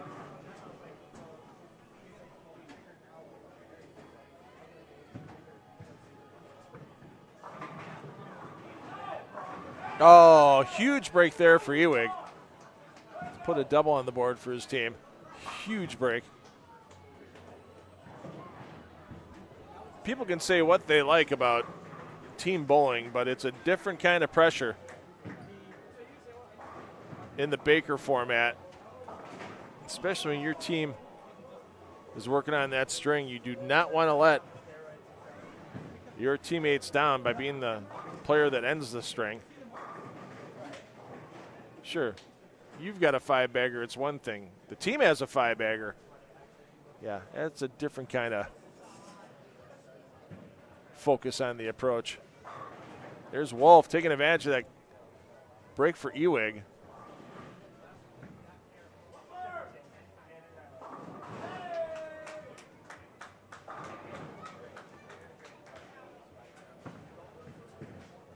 Still 223 possible for Team Barris. Nope. As the struggles continue for Dave Barris. My goodness. That ball turned and did absolutely nothing. Lost every ounce of energy at the break point.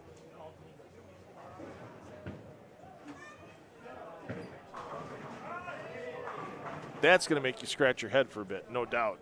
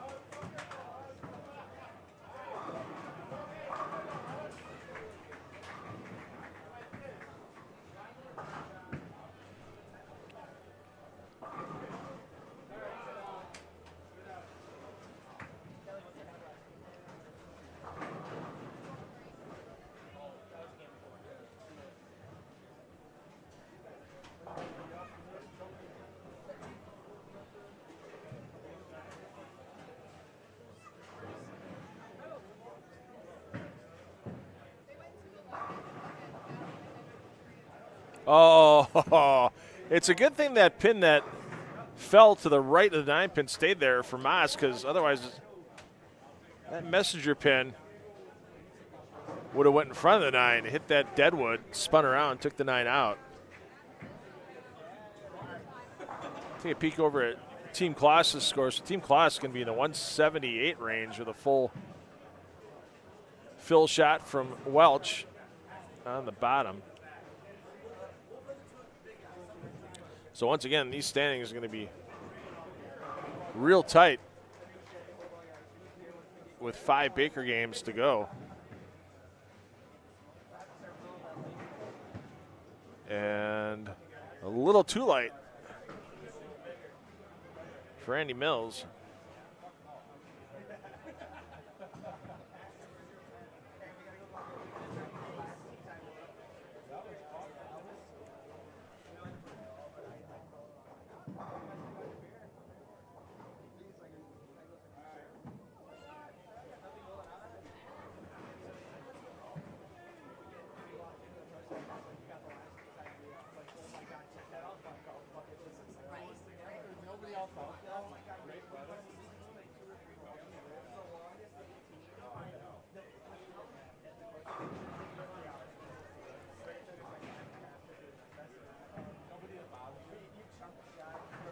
That score that Wallenkamp Juniors team put up this game, 256, is going to be huge for movement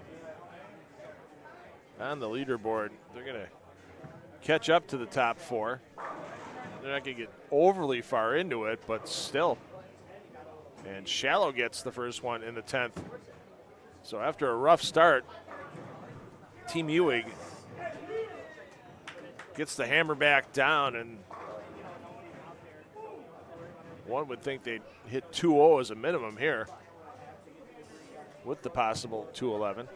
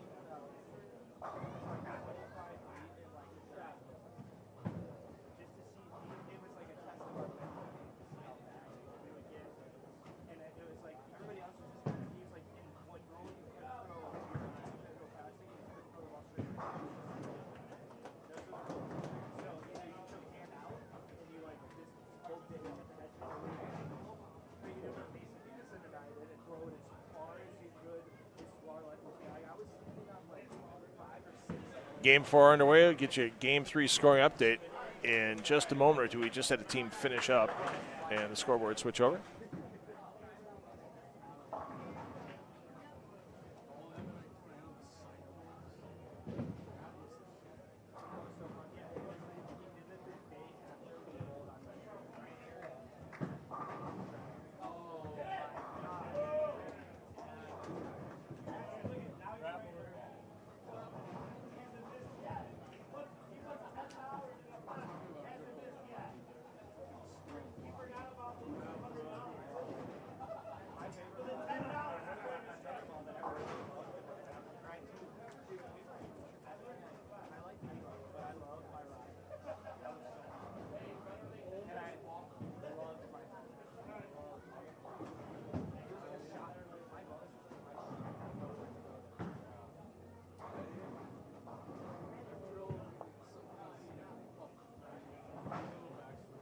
All right, here's your update.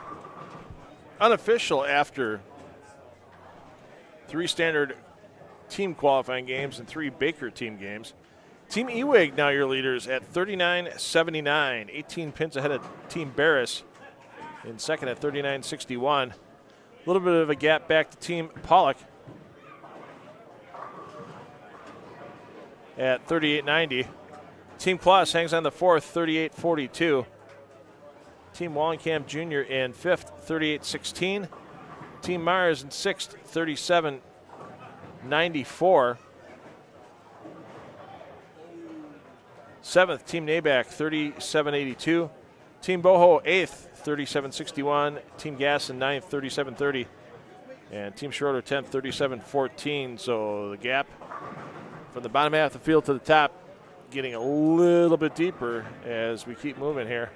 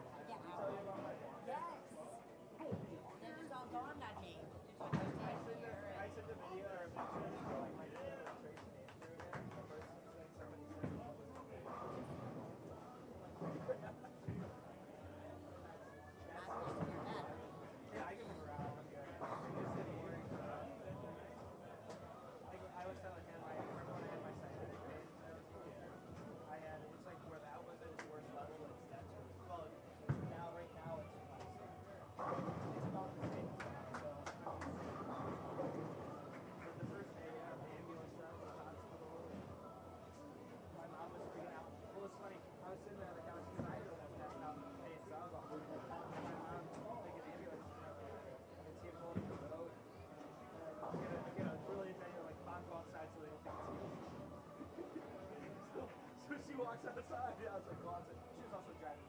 So I was like,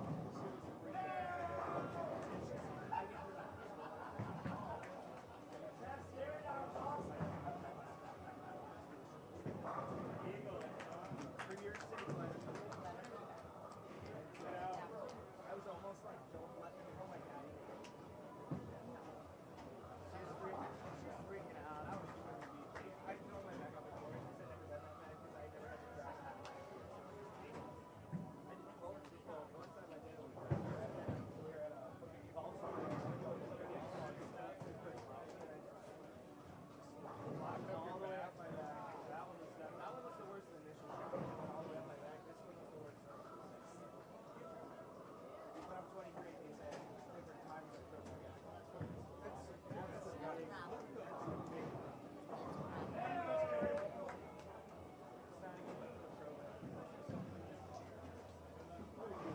I can relate though. My back hurts 24/7.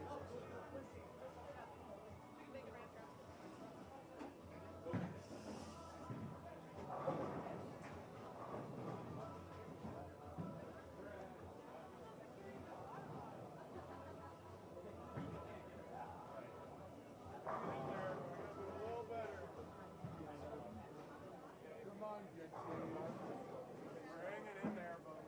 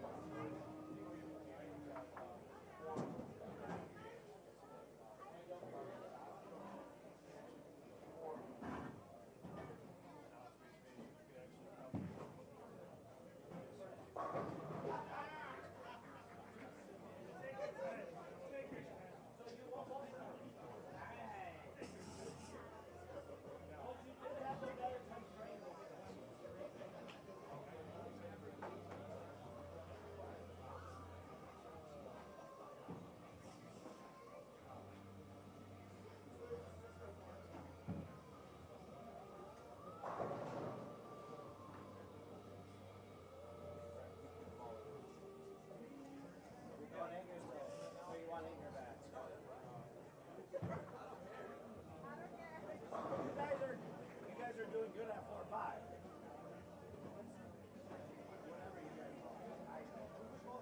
You didn't want to bang your brother.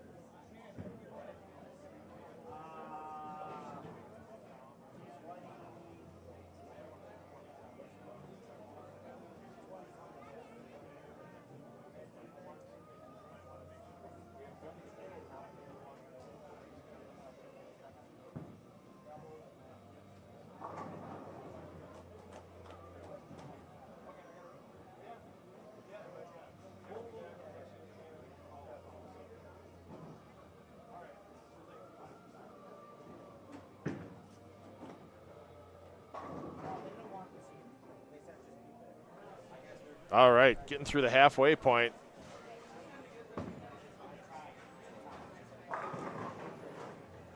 Of this Baker round, game 4 complete. Game 5 will be starting momentarily for these teams.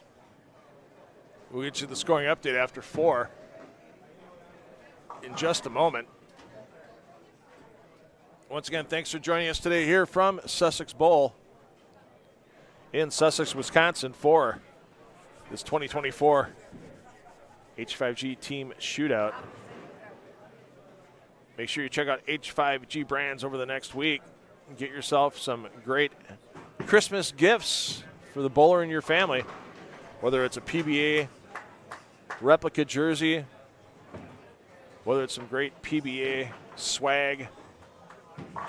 You get seat cushions, glasses. They're going to have some new PBA tour shirts, hoodies, that type of thing coming out shortly as well. And hey, if you want to get yourself a new custom jersey and treat yourself for Christmas, order them now. You might not get it in time for Christmas on a standard order, but with a rush order, you can have it under your tree to open up on Christmas Day. H5gbrands.com.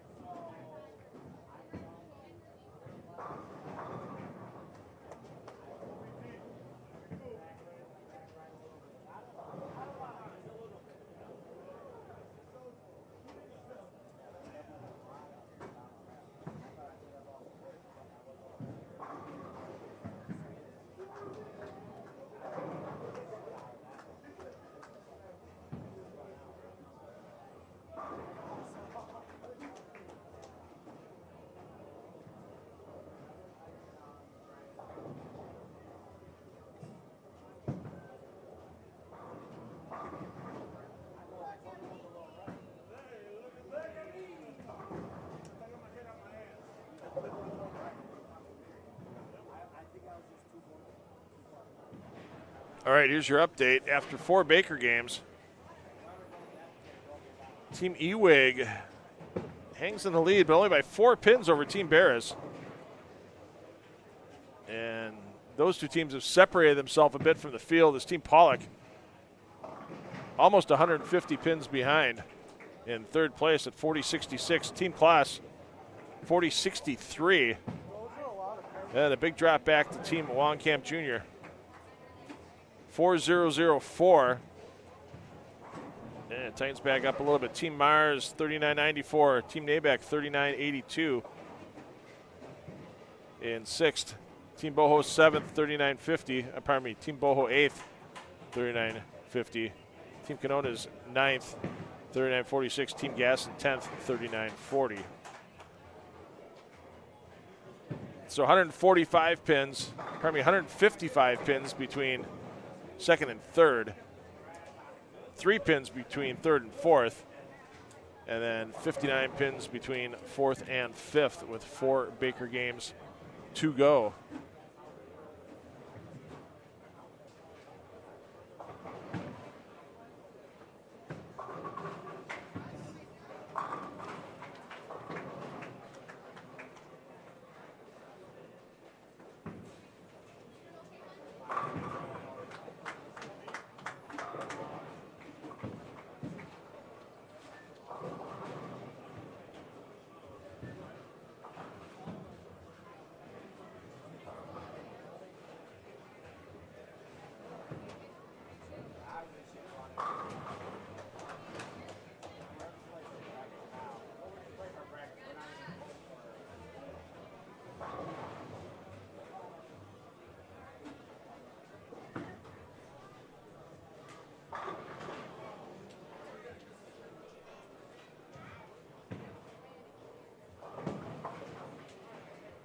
So Team Ewig are our leaders on lane 5.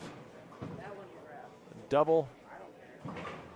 And now looking for the spare.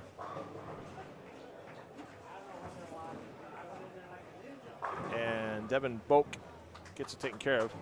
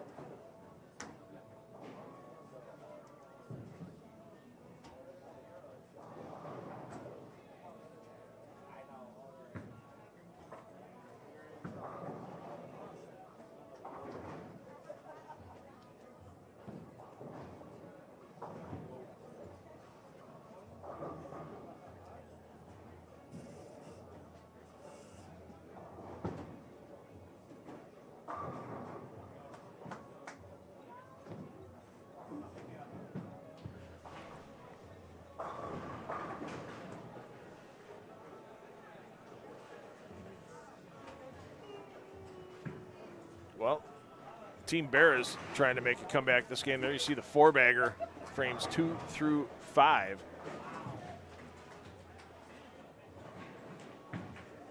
As Team Ewig pacing 200 this game.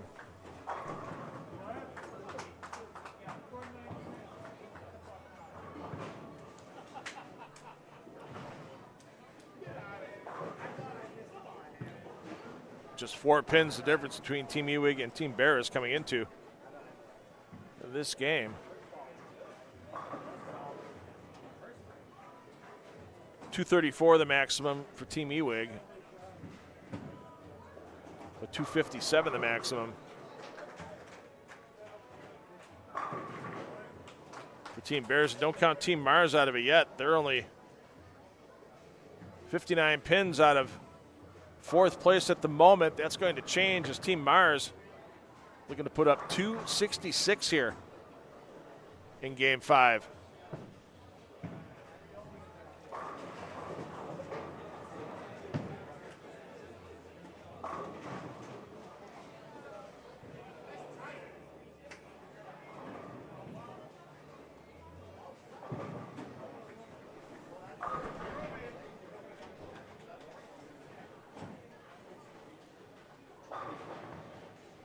Another great toss by Mars, and they're going to most likely find themselves in the top 4 with 3 Baker games remaining.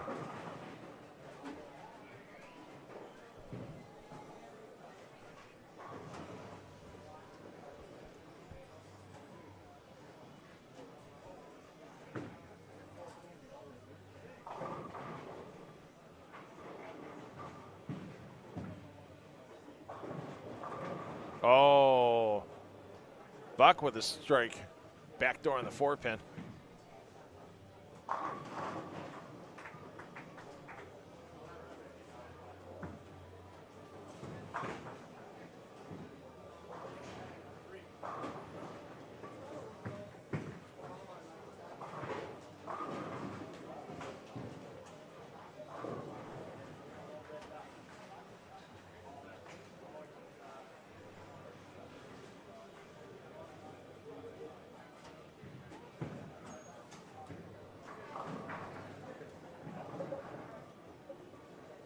Team Claus trying to hold on to 4th place.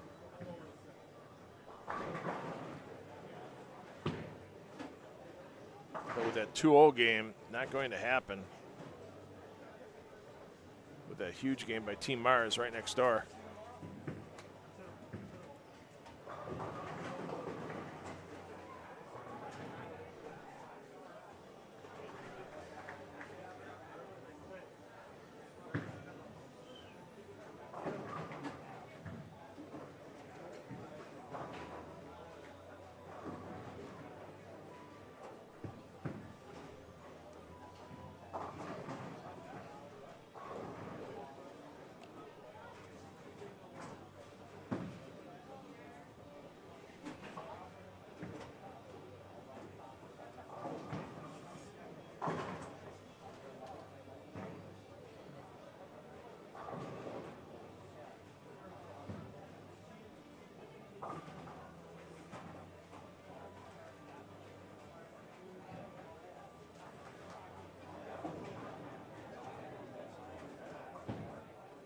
How about that for Rich Blake? Starting to see a couple of our teams go to left-handers on the anchor spot if they have them. Side lane.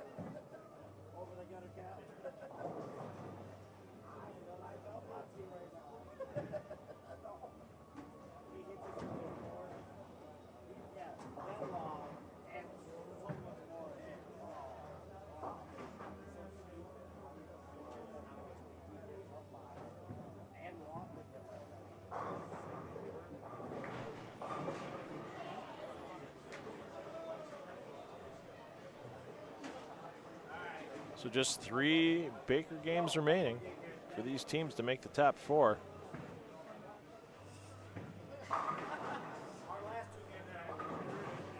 We'll keep an eye on our teams near the top here. We'll get you that scoring update in just a moment. As it looks like all the scoreboards will be popping on, and we'll get that update for the tournament office momentarily.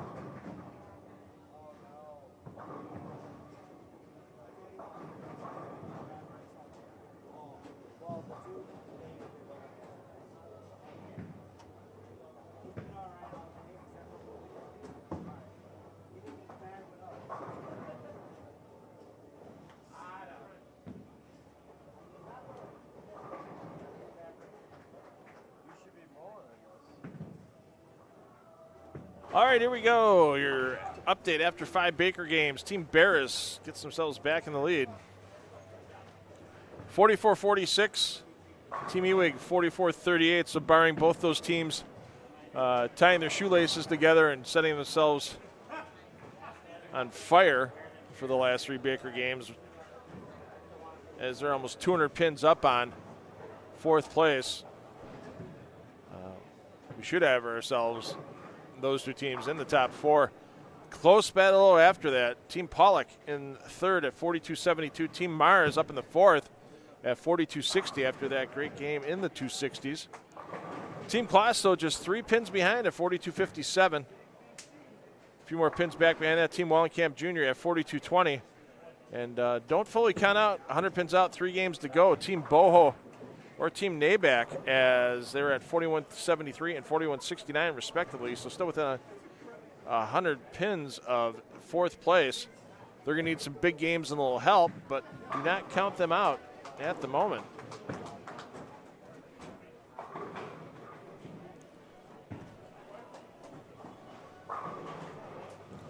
Once again, the Baker round coming up. Our top 4 teams will advance. The pinfall will carry over.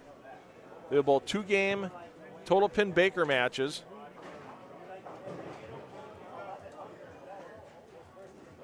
$50 bonus pins for the winner of that match. No individual game pins for bonuses. And it's just the 3 games. They bowl each team once. No position round.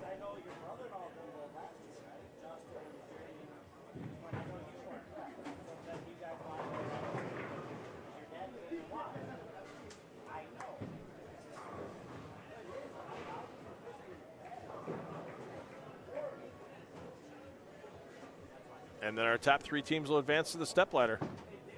Stepladder matches, 2-game total pins as well. We'll stick with this pairing because we've got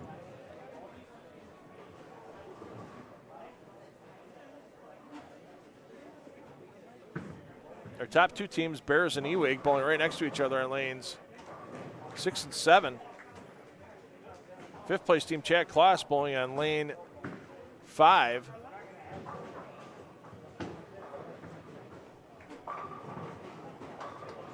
And Team Mars, our 4th place team, bowling on lane 8.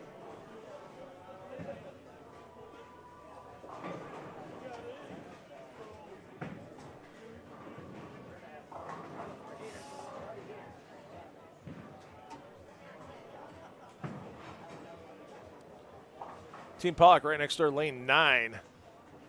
Team Pollock, Pollock. I'll get that down by the end of the day, I promise. Pollock. Third place team currently a double clean through 5 frames here in game 6.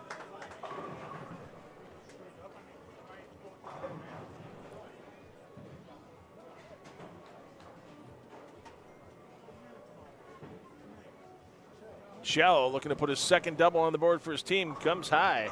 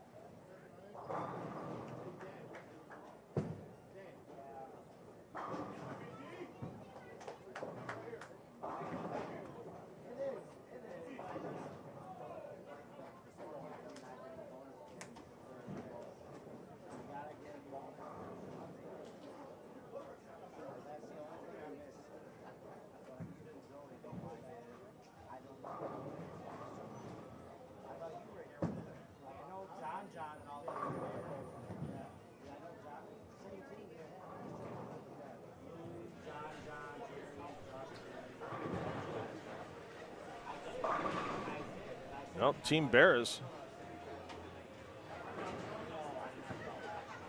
trying to put something together here to make sure they stay in the lead.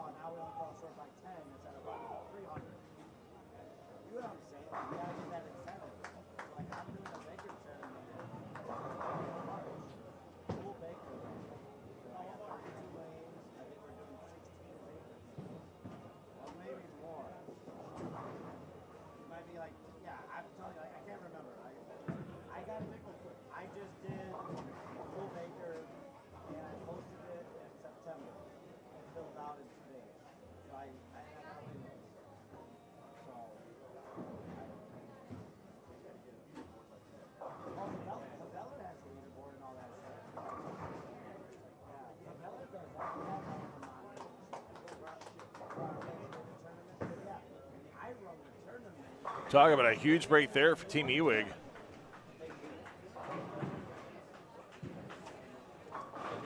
As Jeremy Wolf caves in a 410. Once again, Team Mars though. Wow, you talk about having a big set on this pair.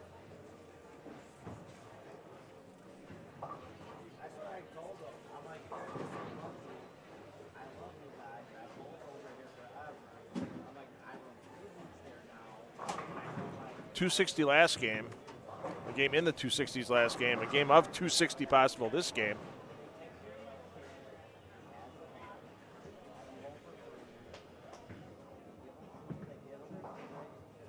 As Team Mars trying to work their way into the top 4 for match play.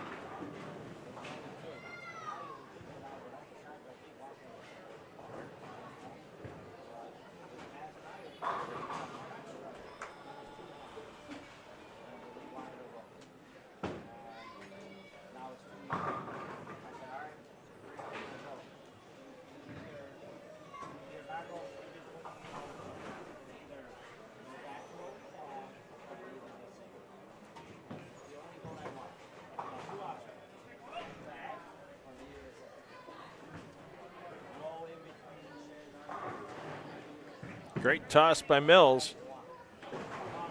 Smart move by that team, moving Mills into the anchor position. I mean, any of those guys, let's be honest. It's whoever's got the hot hand that you're going to throw in that 5-10 spot. So there's 2 extra shots in the 10th frame. You want to make sure the player you have in the anchor spot can take full advantage of that.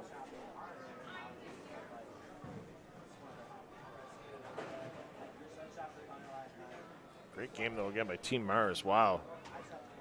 520 for 2 on that pair. Yeah, that'll move you up the leaderboard in a hurry.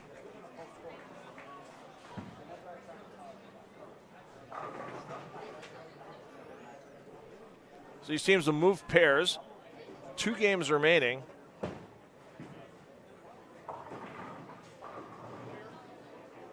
To see who gets into our top 4 for round robin Baker match play.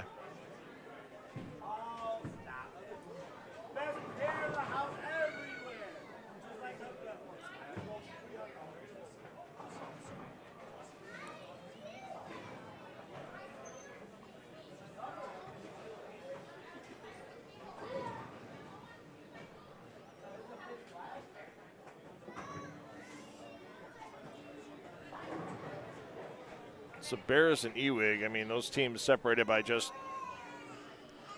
a few. They're going to keep themselves ahead of the game here with Pollock and Mars. But, boy, Team Mars, they're definitely going to be in third. They're still going to be about 60 or so out of second. But we'll have to see how the standings are looking for that top 4 after Team Kloss is going to lose a few pins on the top 4, and Team Ewig isn't really going to gain or lose anything. They're going to be about even. So game 7 coming up next after team movement.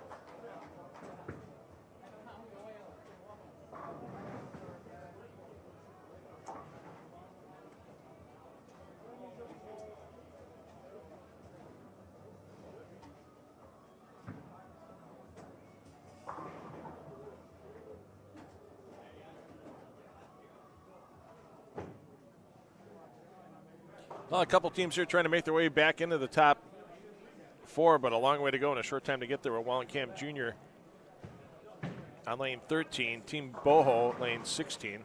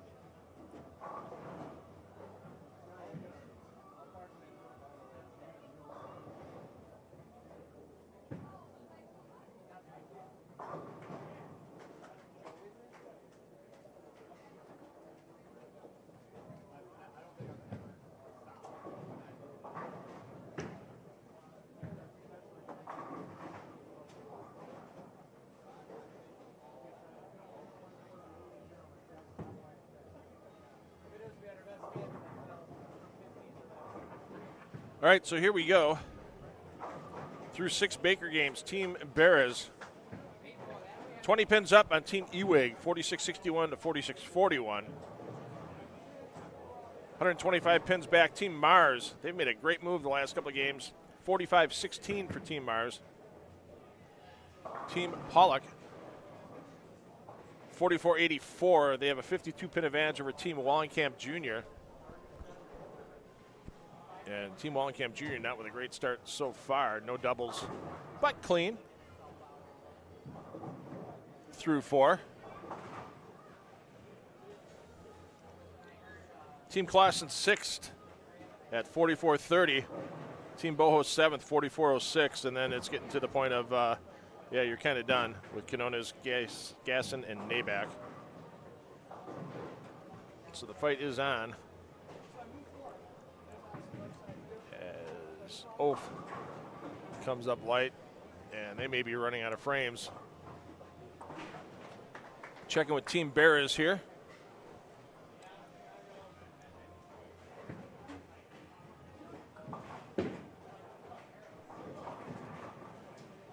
As they're actually on 9 and 10.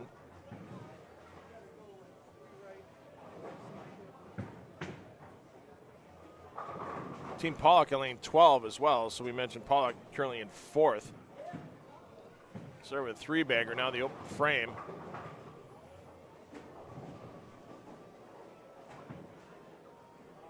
Team Ewig down in 3 and 4. We'll keep an eye on that team as they are just entering the second frame.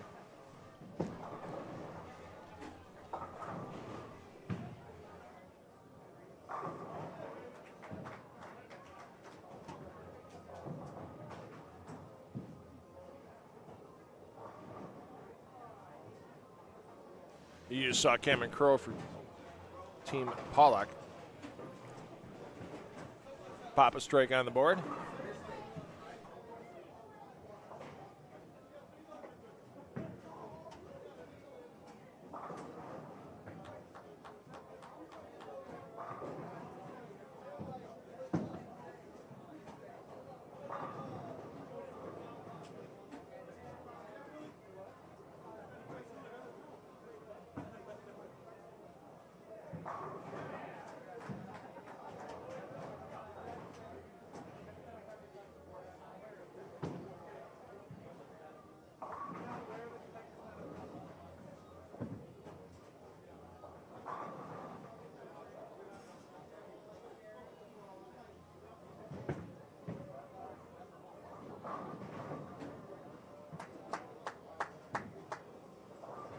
See what Chris Pearson can keep doing here to keep Team Beres moving forward in that #1 spot. Boy, you can see that ball start to want to make a move to the pocket at like 25 feet. So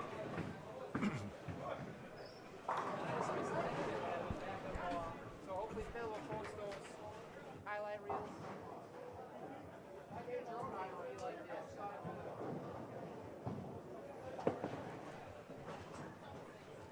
So 4 in a row now for Team Barris. Let's take a peek in on Team Ewig in the 2 spot. They're on lane 3. So clean through 3, spare attempt for Svensson in the 4th.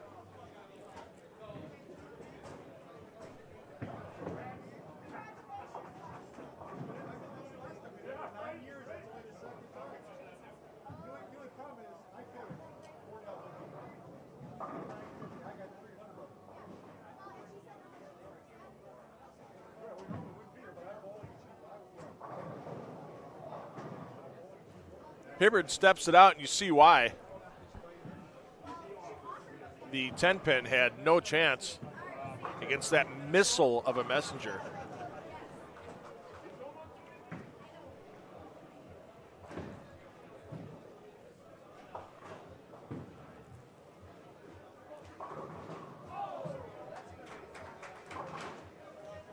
And Team Pollock moving forward as well.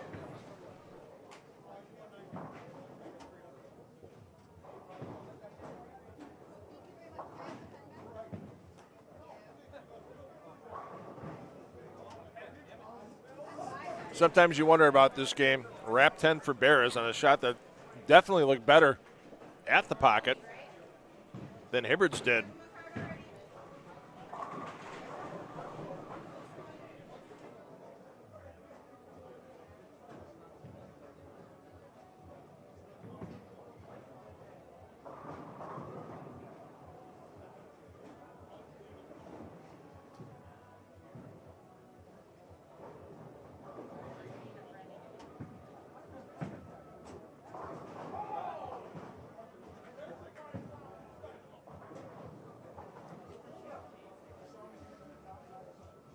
So Team Pollock with a solid game here as they're trying to hold on to the number 4 spot.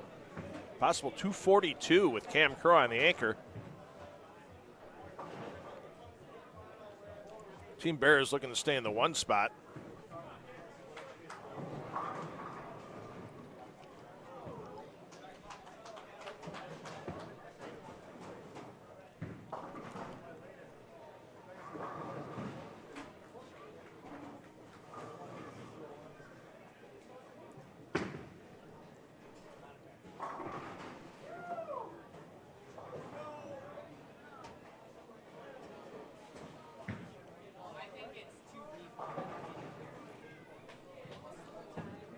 So Moss gets the foundation frame. So let's check in on Team Mars, currently in 3rd. They're on lane 5. And they're clean, no doubles through 6. And trouble now for Team Ewig. 2-8-10 for Andrew Ewig. Gets the 2 to move on. And they might have trouble trying to get in the lead. While we were away, Team Pollock with Cam Crow gets the first strike in the 10th. Let's see what Andy Mills can do here for his first strike in the 10th for Team Barris. Doesn't get it to go. Wrap 10.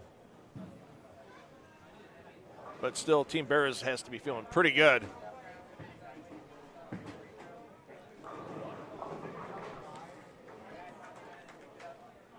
About where they're sitting going into our final Baker game.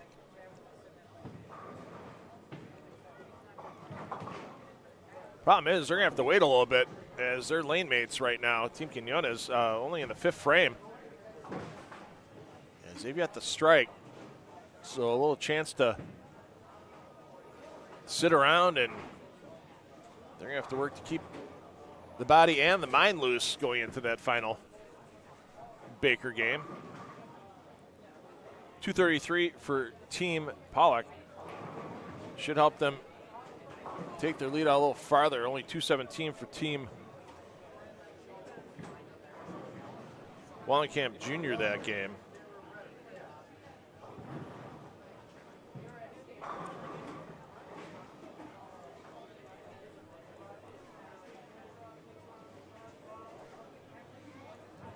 Let's take a peek in on Team Mars on lane 5. Then we'll also take another look in shortly. Our team that's at 2nd, Team Ewig.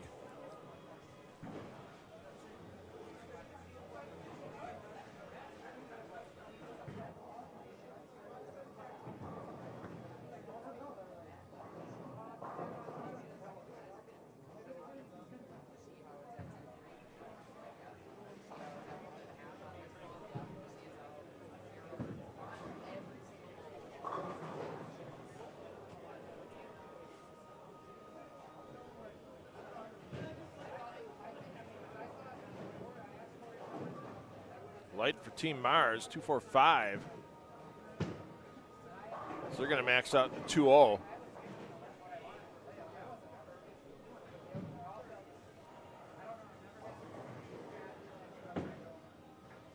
As Mars currently in 4th.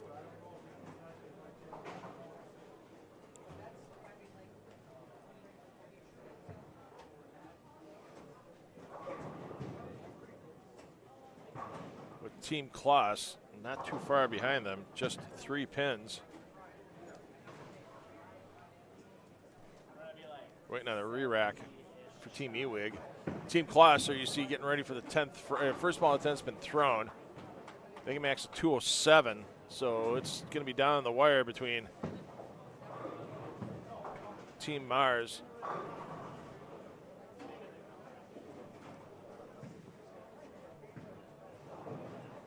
as Mars comes light and Team Kloss.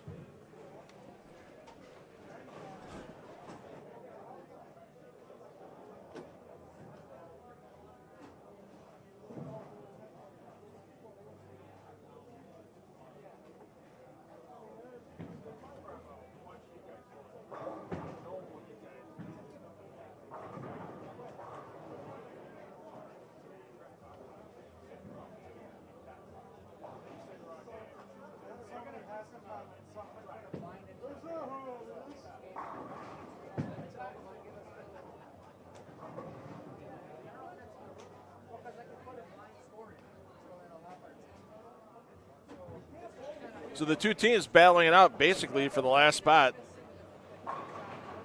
Team Mars, Team Kloss, they can see each other right now. And Team Kloss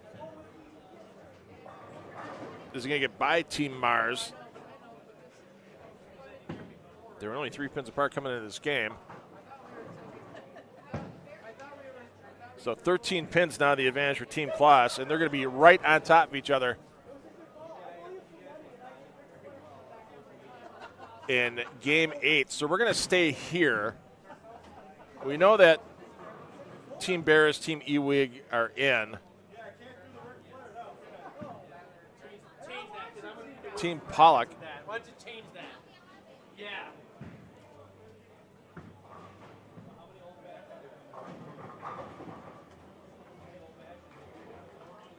Just coming off a 2:30 game, they've got themselves a nice advantage over the other two teams. We'll keep a side eye on Team Pollock in case they start rapidly heading back downhill. But we'll get you a full score update in just a minute.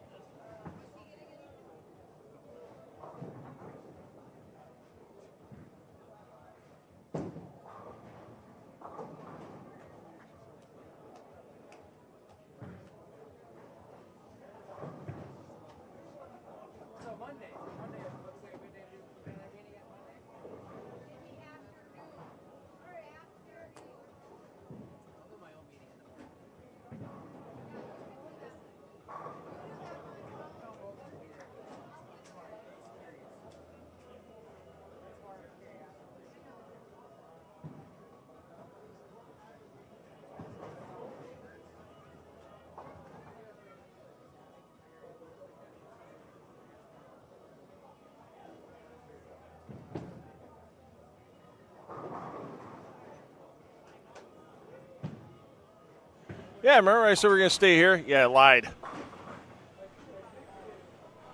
Let's go up to 13 and 14 as Team Wallenkamp Jr. front 6.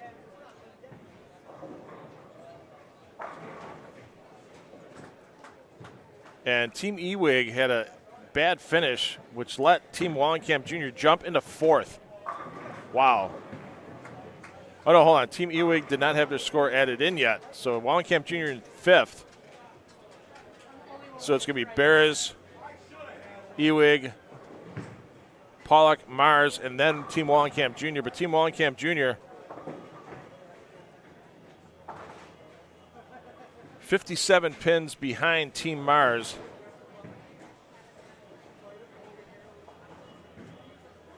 $66 pins behind Team Pollock. But when you're starting with the front 6 in the last game of Baker qualifying, you're not counting yourself out yet. There's a front 7. Nothing wrong with putting it all together at one time, and that's what Team Wallenkamp Jr. is doing here right now. And there's some teams down to their left, namely Team Pollock and Team Mars, that are looking down to the right. They hear what's going on. And with Team Wallenkamp Jr. already on the front 7. Spares off the sheet, they're in the 250s.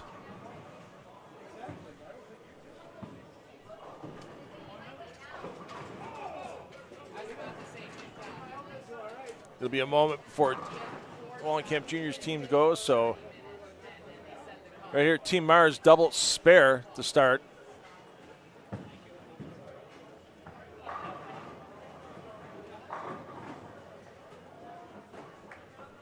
We'll take a look at Team Pollock in a moment.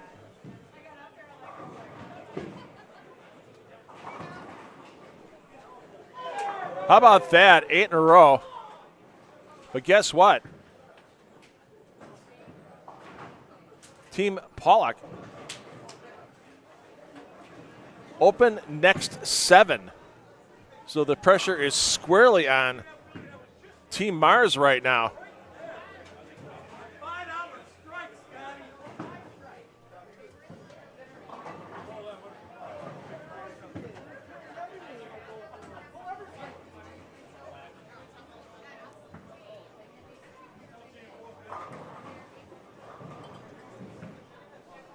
Back, Team Wallenkamp Jr.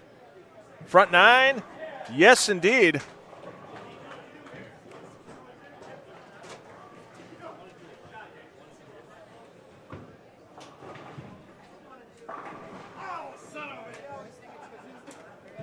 Over to Mars, gets his spare after a wait, but they're almost in full punch-out mode.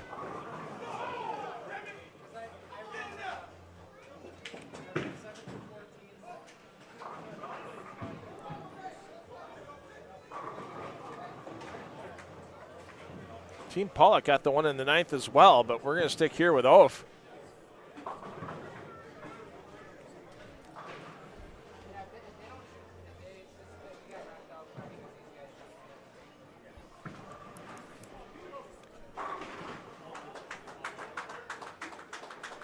Front 10.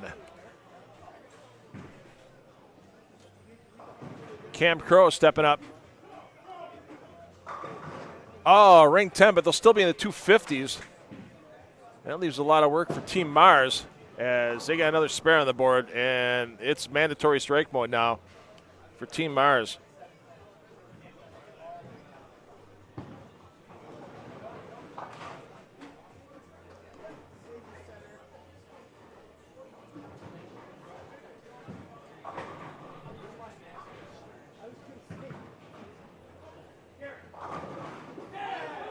Gets the 10 to go.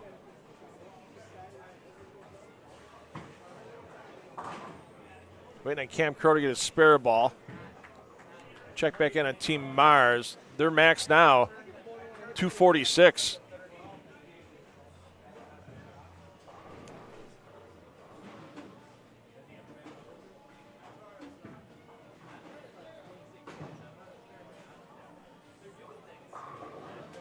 Team Mars is going to need them all. Team Mars has no room for error. They have a player on the approach 7th frame, but we're going to stick here with Derek Oaf. As Wallenkamp Jr.'s Team for Perfection comes up high, 296. Leaves them at 49-45. Team Mars finds trouble again.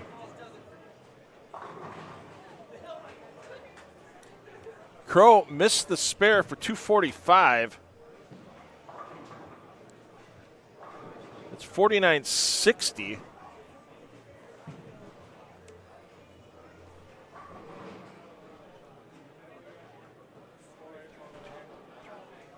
And Team Mars is out of room. They can finish with a max of 233. That's 49-39. So fully unofficial. Your 4 teams advancing to match play. Team Beres, Team Ewig, Team Pollock, and Team Wallenkamp Jr. with 296 the last game. They are going to be in. What a comeback by Team Wallenkamp Jr. My goodness.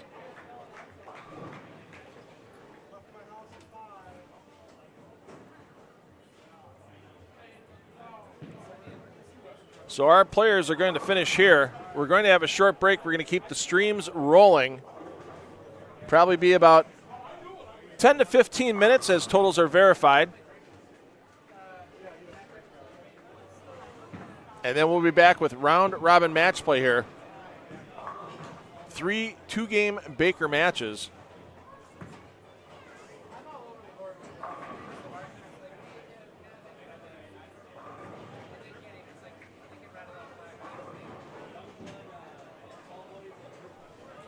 And some excitement to end qualifying here at Sussex Bowl. So Team Beres, Team Ewig, Team Pollock, and Team Wallenkamp Jr., your 4 team captains of the teams that are advancing into round-robin match play. We'll give you a little audio intermission here as we finish up with qualifying. I'm $2 Phil Bridle taking you through the day here at Sussex Bowl in Sussex, Wisconsin, and round-robin match play for the 2024 H5G Team Shootout will start shortly.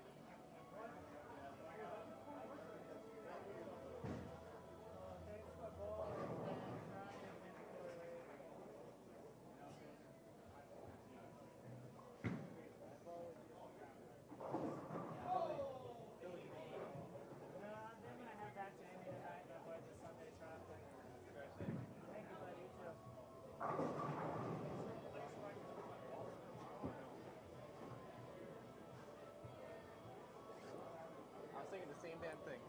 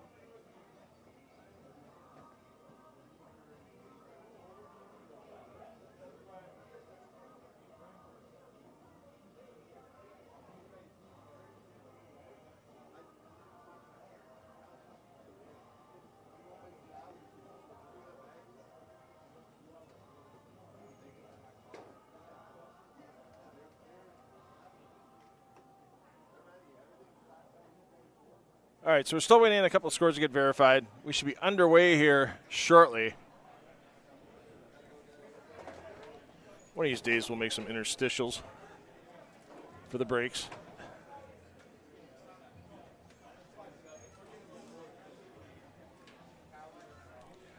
So we'll have action on lanes 1 through 5, or 1 through 6. 1, 2 will be the matchup unofficially with Ewig and Beres.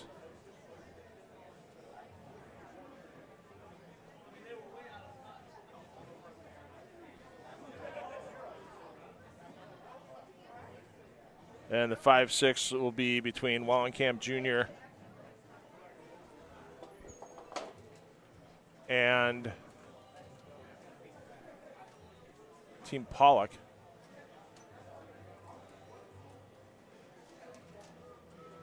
But that's not the right team on lane 1. No, I'm sure they'll get that addressed momentarily. I do see Pollock and Wallenkamp Jr. on 5 and 6. There we go. Now we got the Dave Beres team. So Beres, Ewig, they'll get a couple minutes of practice, so we should be underway in the next few minutes. So 3 games, a round-robin match play.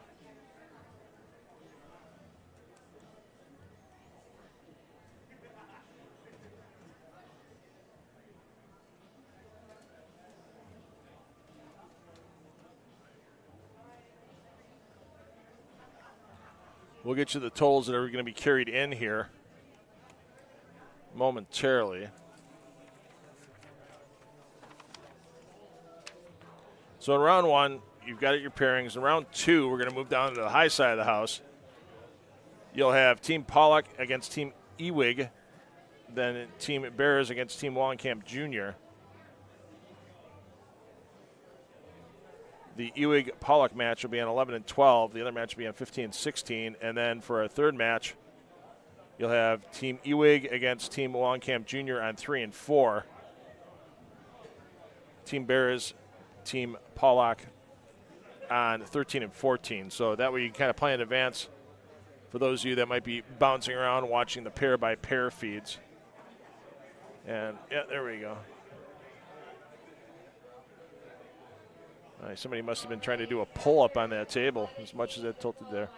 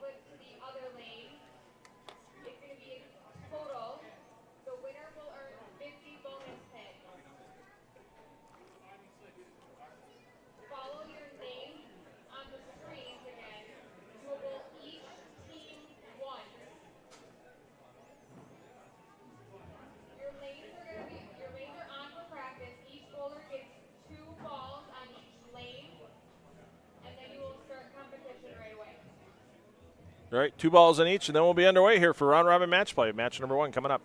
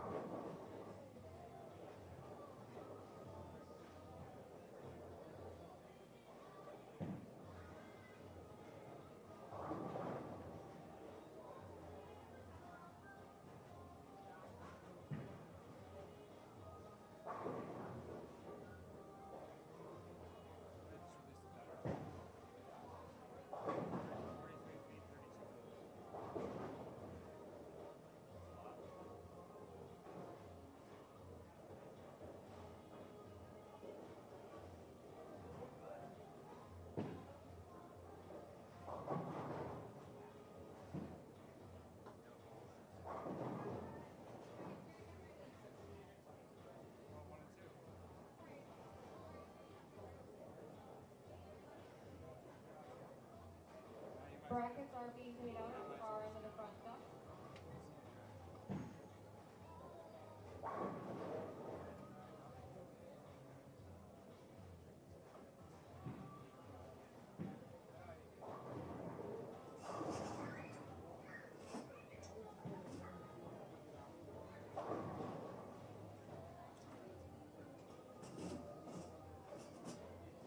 All right, practice should be almost complete.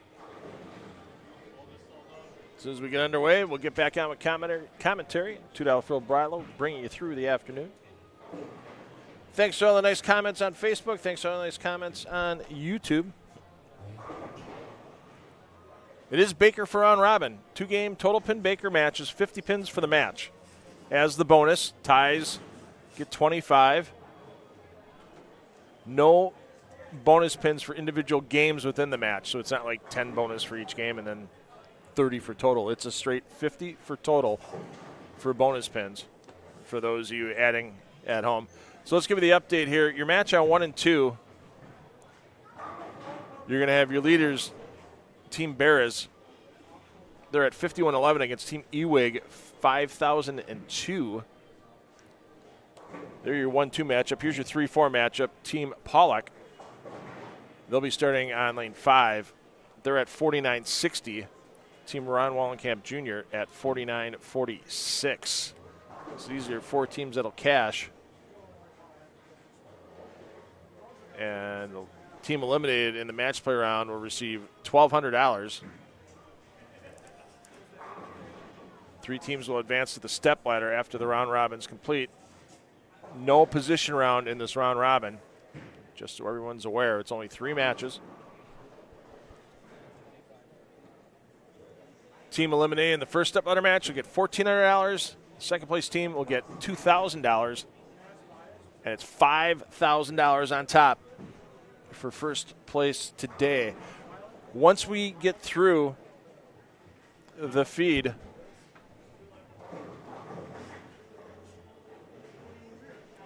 for the round robin, we'll end all the streams, and then for the step ladder, we will restart the step ladder stream a couple minutes after we end the round robin stream. Just want to make sure, for posterity's sake, keep that a little separate so people don't have to dig through. Well, we're going on hour 7 of coverage. We got 6 under our belt already, and we got a couple more hours of coverage to go here for sure.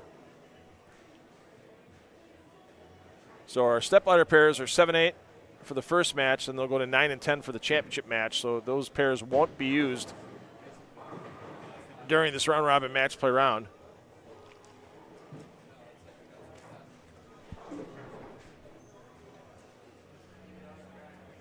And we should be underway in just a moment or two.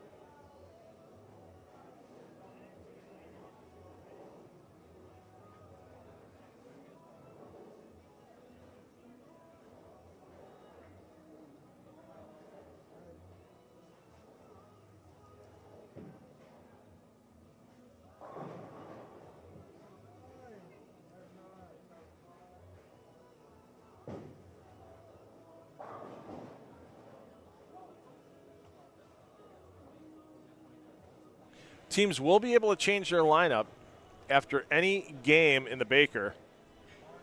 So if you start to see a player struggle a little bit, you might see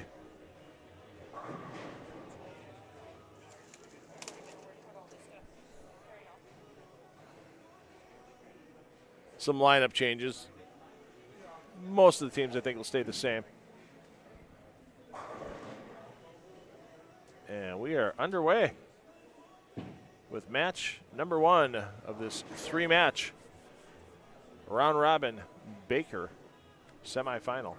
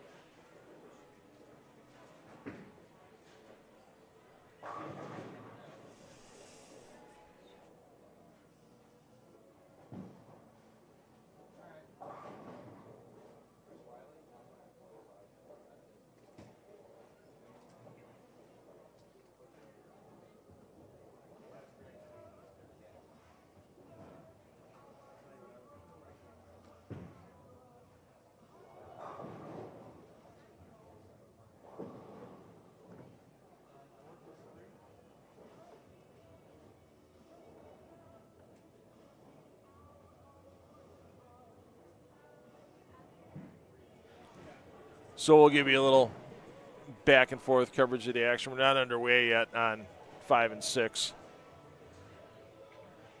Should be going any moment now once they take it out of practice. But once again, you do have the pair feeds available to you on the 10 on the Deck YouTube channel. So it's the ambient audio, so you can always second tab it.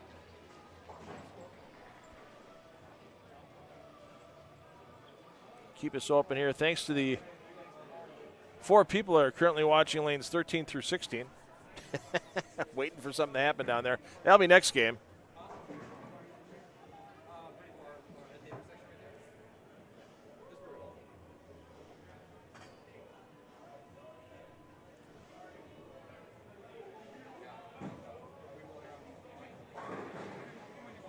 Wow, that was a little unusual for a 9-pin.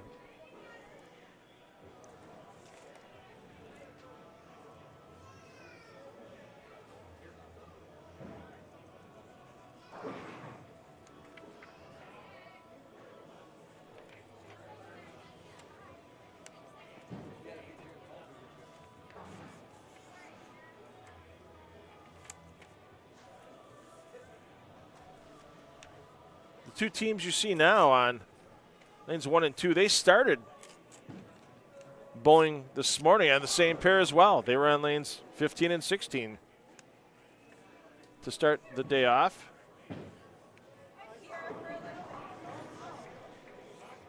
So they're pretty familiar with how they play the lanes and how they'll probably break down during this match, but you know, hitting the fresh this morning at 9 a.m. and hitting a solid amount of burn right now.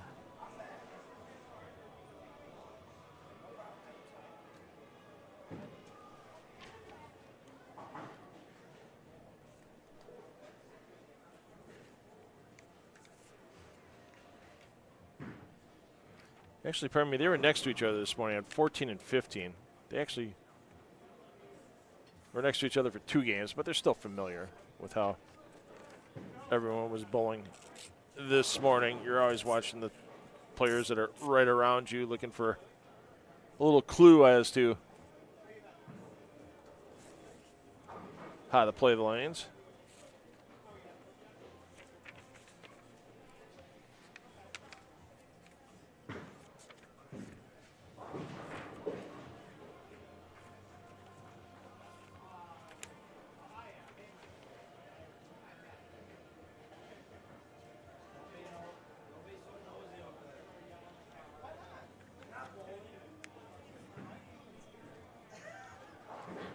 And it's a bunch of spares to this point for Team Ewig. They've got 89 pins they need to make up on Team Bears to take over the top seed. Let's go over a match on 5 and 6 with Team Pollock on lane 5 and Team Wallenkamp Jr. on lane 6. This team with Wallenkamp Jr., they've won several years. They won the first 3 years this event was held, with the majority of the core players you see out there now.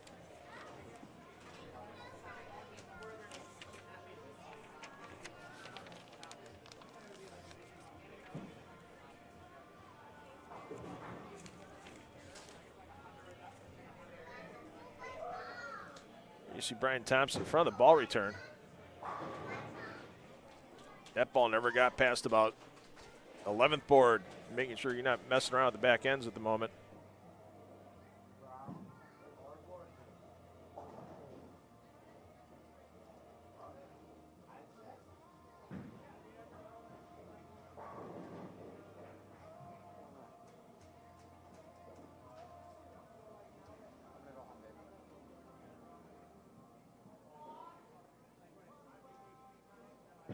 Derek Oaf moved Oaf out of the anchor position, which was a little surprising, but after seeing that shot, I guess they kind of knew something the rest of us didn't.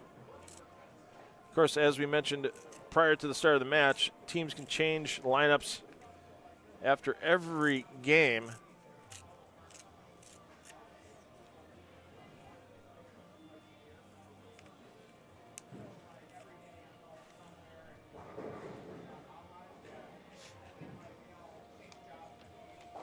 And Pollock doesn't quite return the favor with something tough to make, but I wouldn't want to try to make a 2-4-7 as lefty in this situation.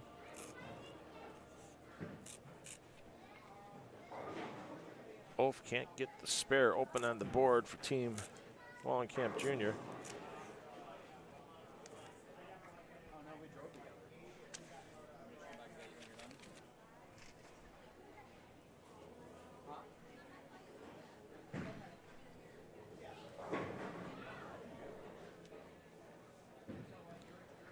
So your team members on, as I said, wouldn't want to shoot a 2-4-7 right now.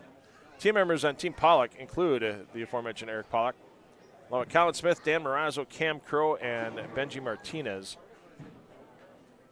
So Crow should be in the, there's Crow in the 5 spot. For Wallenkamp Jr., see Nick Wetzel in the anchor spot currently. Roster for Wallenkamp Jr. is Ron Wallenkamp Jr., Derek Oaf, Brian Thompson, Nick Wetzel, and Kyle Gertzen. And Crow takes them all down. So the battle of the lefty anchors. 2 lefty anchors out there on that pair. No lefties on this pair. So for Team Bears, there you see Chad Moss, who's bowling with Dave Bears, Chris Pearson, Andy Mills, and Matt Hibbard. Team Ewig is Jeremy Wolf, Andrew Ewig, Chad Svensson, John Shallow, and Devon Boak.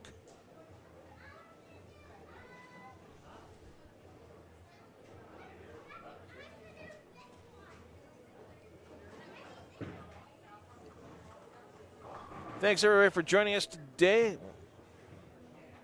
Share the word. There's going to be an exciting stepladder final coming up. Probably around, at the pace we're going to be bowling, I'd say probably around 4:45 to 5 o'clock. So glad that those of you that can join us today in person here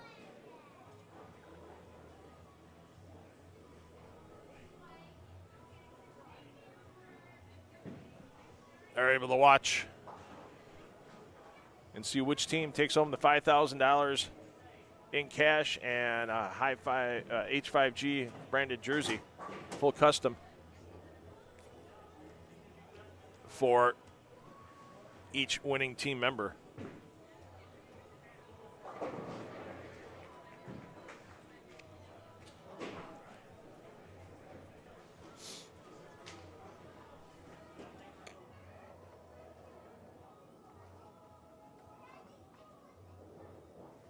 So 191, once again, the individual games don't matter. It's the team totals.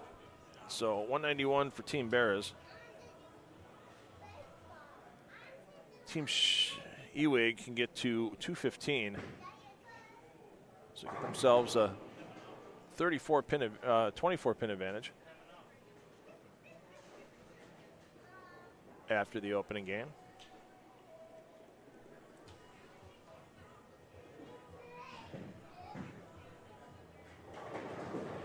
And Shallow comes up light. So that's going to keep that match nice and tight. Let's get down here to Team Pollock on lane 5 against Team Wallenkamp Jr. lane 6. Brian Thompson to the front of the ball return. As an early advantage for Team Wallenkamp Jr. These teams separated by only 14 pins coming into this match.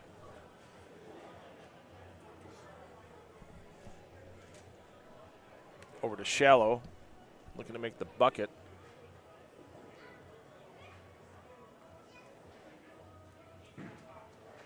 That's going to need to hold on. Wow. Yeah, I guarantee he still isn't exhaled yet. I wouldn't want to shoot anything more than a single pin right now. It's going to be an adventure. Pollock, great toss to try to get his team up to 212. Problem is, if Ulf can straight here, they can get to 226 for Team Wallenkamp Jr.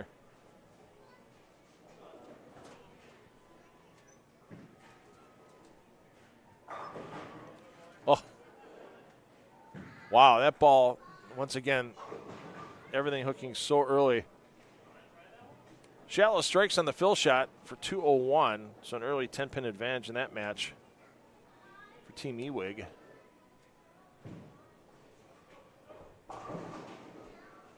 And Crow cuts through the face. Boy, you get a team right now that can pop off a 250 on a lane. Keep the second game clean with 200 and then pop 50 bonus and get themselves 100 to the plus for 2. Yeah, you could do a lot of damage right now with that. Oh, you see Crow. Crow knew that at 20 feet. Absolutely knew that.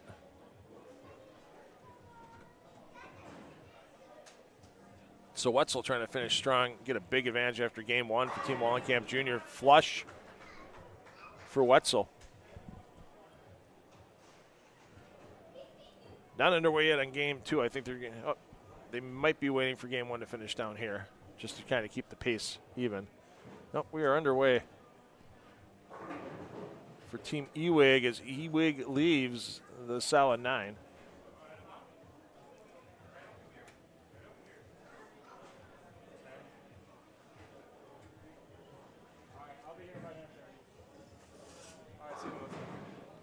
Trip 4 for Team Bears. Wetzel drops 10 again. Pearson with that great backdoor 4.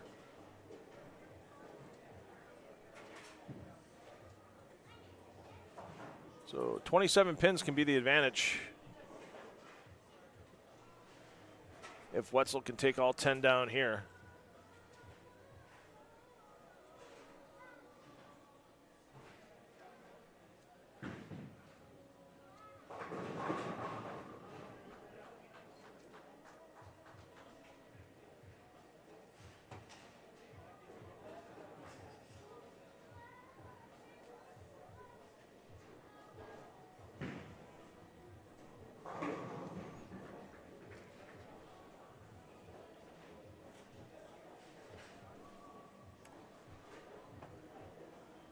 Back over to Bears v. Ewig.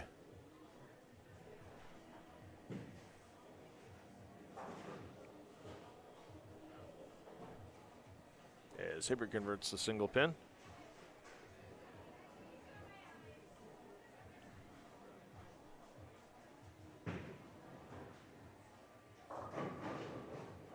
All right, now I'm getting distracted because somebody's making garlic bread in the kitchen.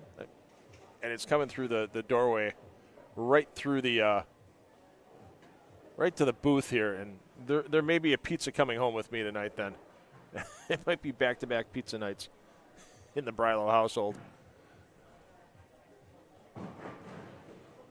As Bears comes high, almost got the back door on the 3-6. 6 went down and almost rolled.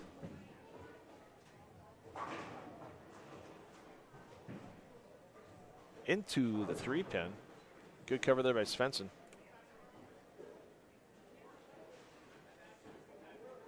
Nice to hear from some of the bowlers that family and friends able to watch today while they're at home or out of town. I was talking to Chad, his wife, down in Florida on a girls' trip. Not sure if she's watching on YouTube or Facebook, but glad she's had the opportunity to watch. And once again, I want to thank H5G Brands for everything they've done for us on all of our live streaming, whether it's PBA regional action, whether it's local action, or whether it's our Bruce City Bowling television shows that they've helped us out here for a long time.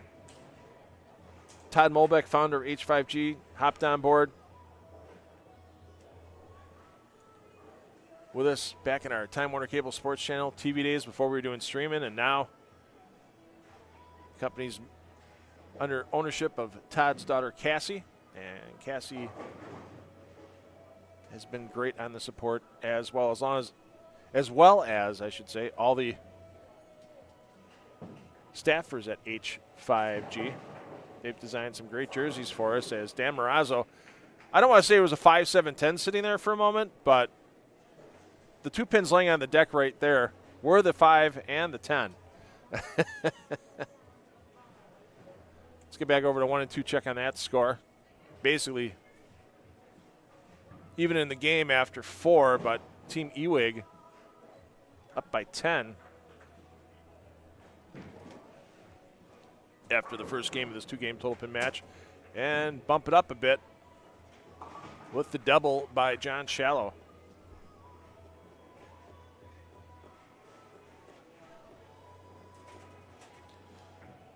Andy Mills, author of a 300 game earlier today, and that's nothing but trouble for Mills.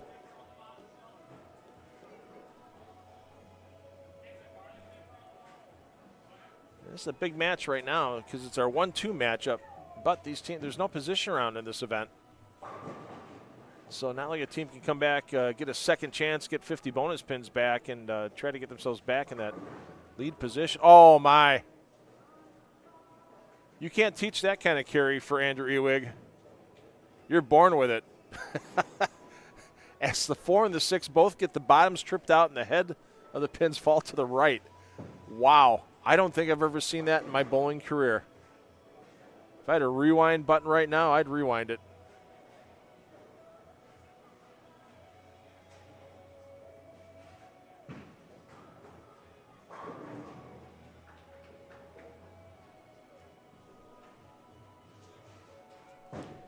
Actually, thanks to the wonders of YouTube. Let's go back to that shot that Ewig just made. Watch the 4 and the 6, the bottoms both come out simultaneously.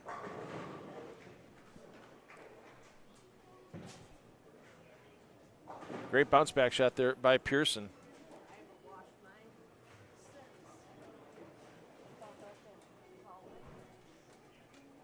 But right now, Team Ewig looking to put that 50 bonus pins solidly in their back pocket as they are working on a 4-bagger entering the 8th frame.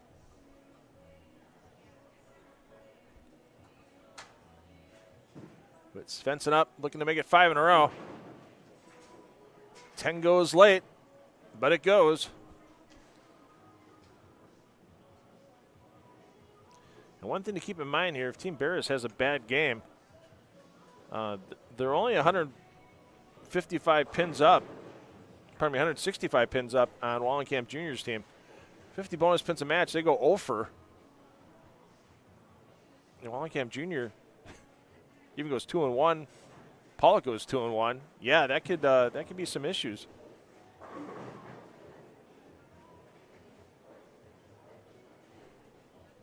As Wolf can't get the 4 to go, but 50 bonus good. They just want to keep piling on the pins.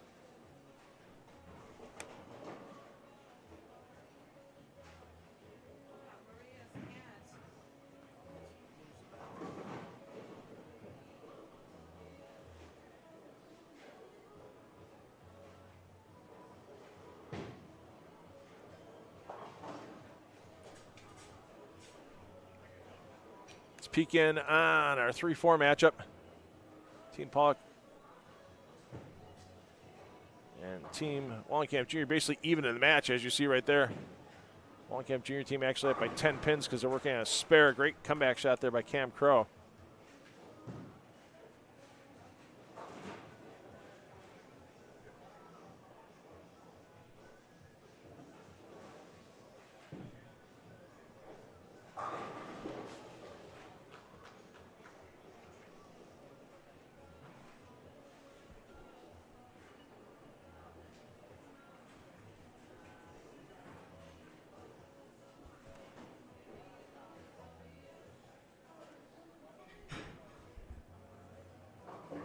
Oh my, Shallow finds problems.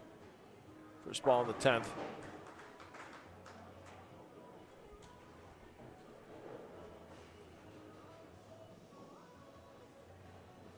Yeah, they've got the 50 bonus locked up. But when you have a chance to really pile on some pins and get past the team that's ahead of you and you miss out on it, and Ma should be happy that's just a 5-pin.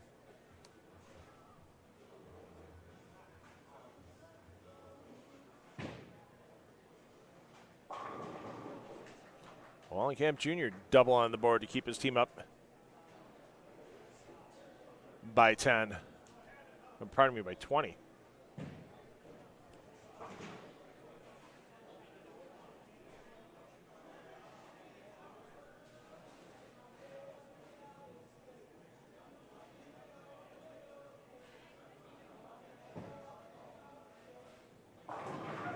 Smith puts three in a row on the board.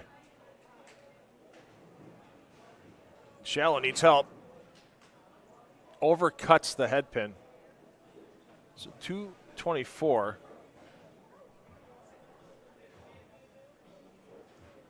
Plus the 50 bonus.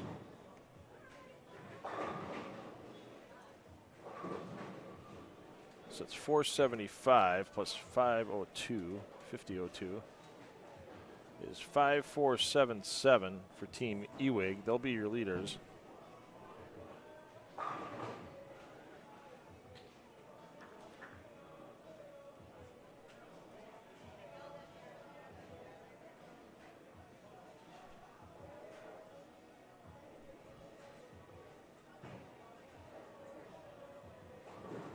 That creeps high, and Mills is going to have to find somebody to keep that ball off the head pin.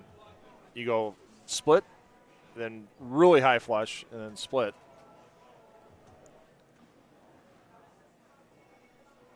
I mean, not horrendous games for Team Bears, but just not enough to take the 50 bonus and not enough to hold on to the lead.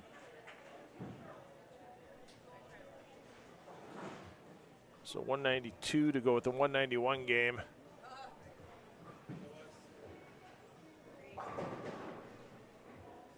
It'll keep Team Bears in the lead. 54-94. Team Ewig 54-77. So just 17 pins difference between the teams.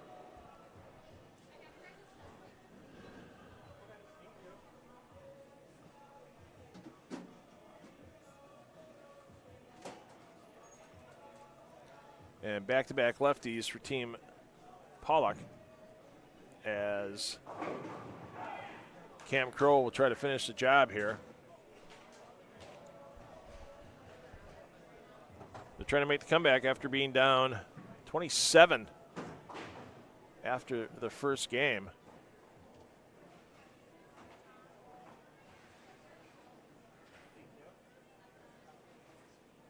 They can't shut out Team Wallenkamp Jr. If Cam Crow strikes out at this moment, they can't shut him out. All depends on what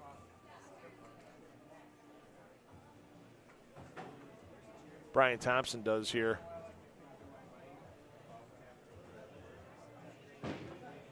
In the 9th frame.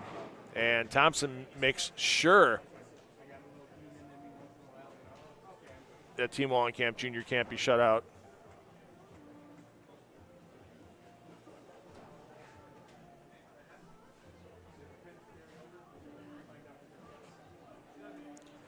Cam Crow can make sure, though, that Nick Wetzel will have to throw the First one in the 10th. They do every day. Every day. Must have for Wetzel. And he just takes care of business.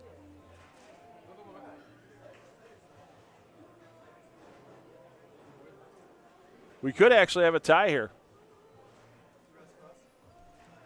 If Cam Crow strikes out for 222 and Wetzel goes 9 spare for 195, we'd have a tie. And the teams would split the 50 bonus.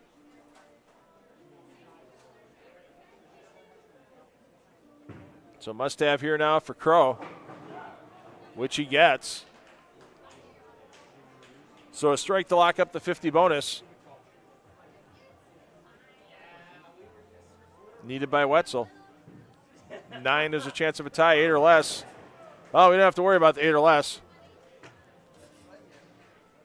As Team Wallenkamp, by just having the ball stay on the lane. Well, he doesn't even need to keep it on the lane, to be honest. He's at 196, but that's 222. So 400.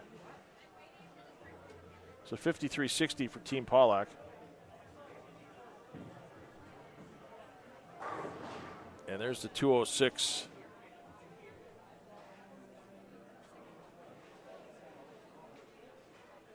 To get Team Wallenkamp Jr. to 54.07. So teams are moving. And we'll have match 2 coming up momentarily of this 3-game match play round.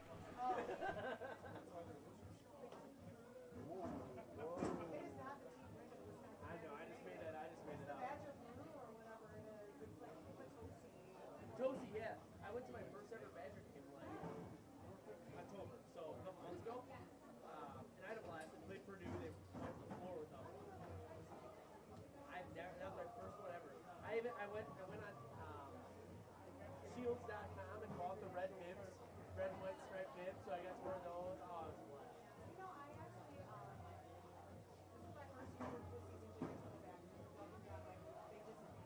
Sure.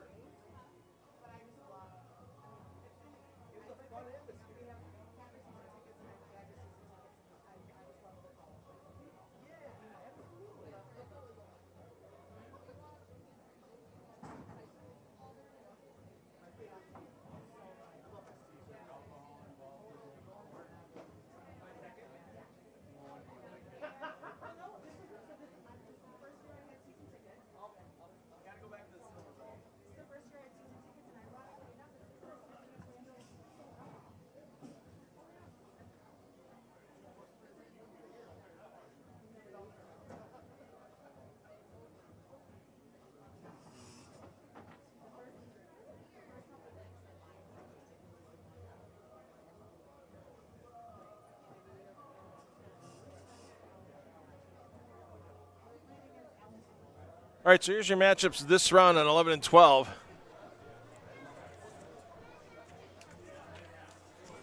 You're going to have Team Pollock starting on lane 11, Team Ewig starting on 12.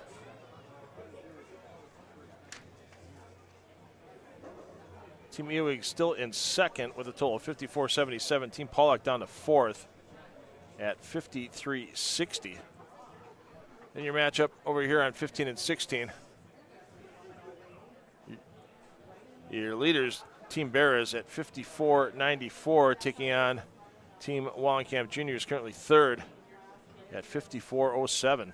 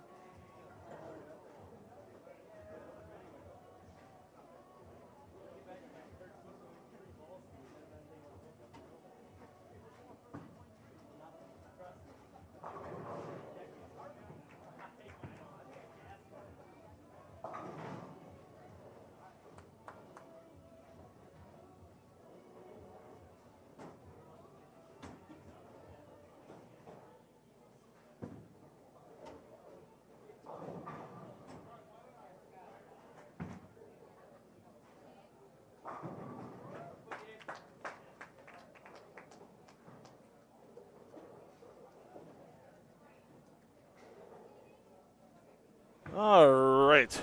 Apologize for the lack of commentary, but we got to take advantage of the time frames when we can to get equipment moved, to get ready for the step ladder. And of course, here at 10 on the Deck Productions, it's a one-man band here.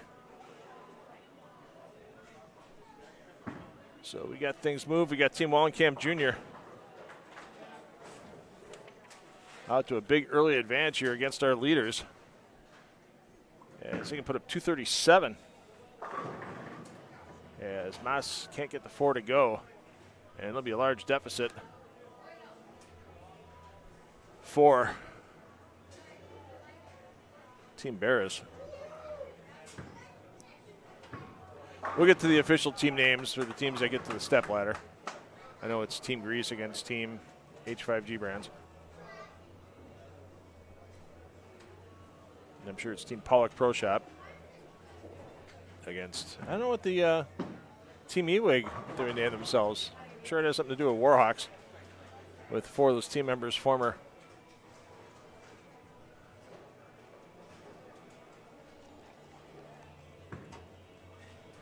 members of the UW Whitewater Bowling Program, and Wetzel can't get that one to fall. Still a large advantage early. Oh, and an open frame there for Team Ewig. And they're finding some problems. They've got one double offset it, but they're falling quite far behind. Team Pollock. Pollock currently would be the team out, missing match play. Pardon me, missing the step ladder. It had currently ended after that first match.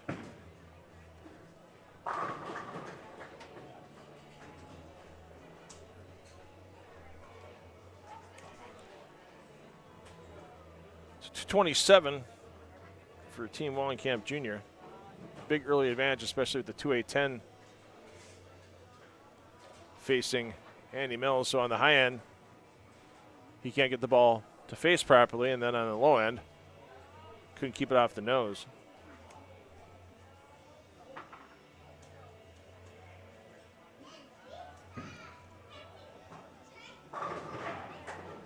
Great toss there by Eric Pollock.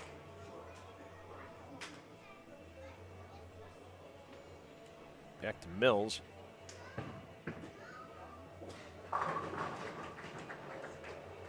Gets none.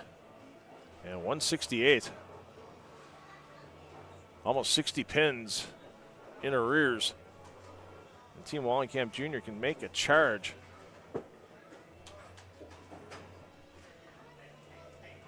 As they entered this match play round in 4th place, they could find themselves easily in 2nd, if not 1st, without another big game. With the struggles that Team Ewig and Team Barras are having.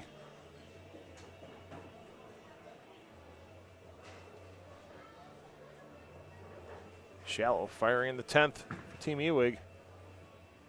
Steps it out, he likes it, and the 4 does go.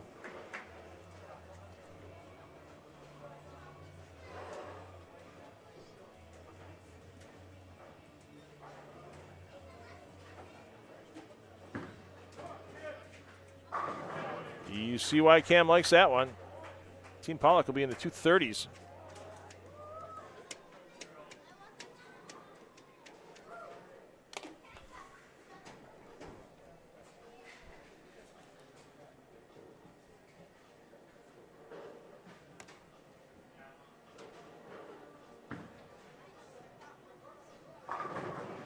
Oh, is he going to get, nope, not enough gusto on that slow roller. So big advantage Team Pollock here in the opening game of this 2-game match.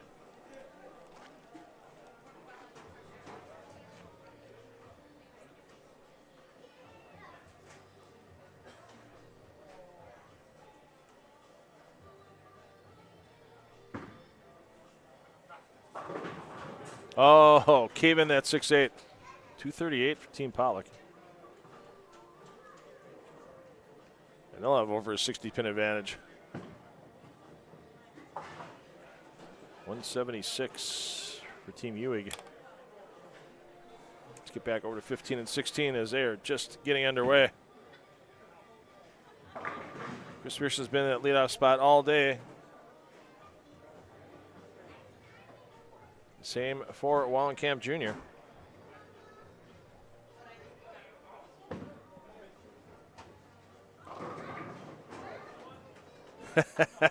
Something was going to get to that 7-pin one way or another for Ron Wallenkamp Jr. And now a little talk over here. Yeah, the instant intel. You got to have that player in the leadoff spot that can be honest on the feedback, let you know if it was him, what he expected, if something surprised him.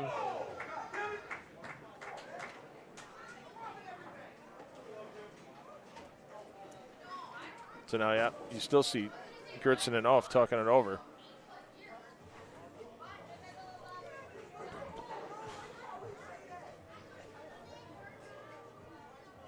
So Andy Mills out of the anchor spot into the 2 spot. And still comes up light, but that time rolls the 2 out. Mills did have 300 on this pair in game 2 of today's event during the standard team competition.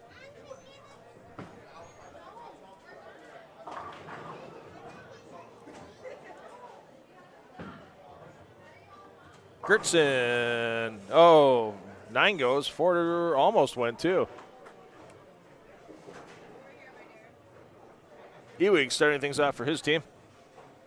Down over 60. And even going to the well, can still leave a 10-pin. That's a little unusual. Scramble him up for Matt Hibbard. And a double on the board now.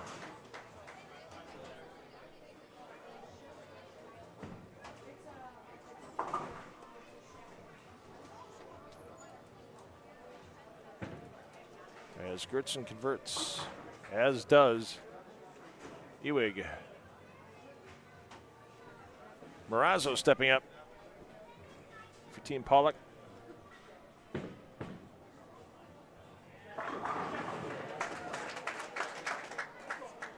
And Morazzo takes them all down.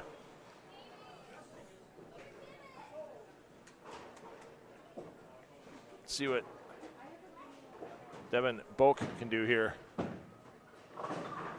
Nope. Bug it.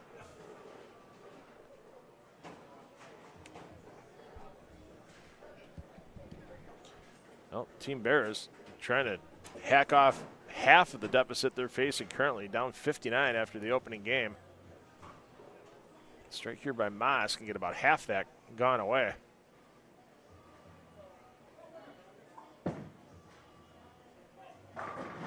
Wasn't sure. Wow. How did everything miss the 7? My goodness. He threw like 12 pins at that 7-pin and it still stood. It was like a magic trick. It's like all of a sudden it looked like there was a curtain that appeared over the 7-pin because of everything in front of it, and then it still stood. Not the kind of magic trick that Moss is looking for at the moment.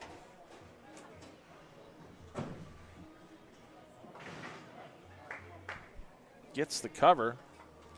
Still a ways to go for Team Bears.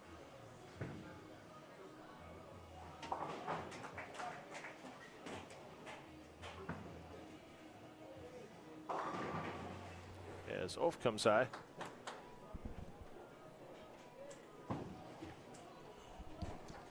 Svensson trying to right the ship for Team Ewing, and another crossover. Yeah, these lanes are toasty.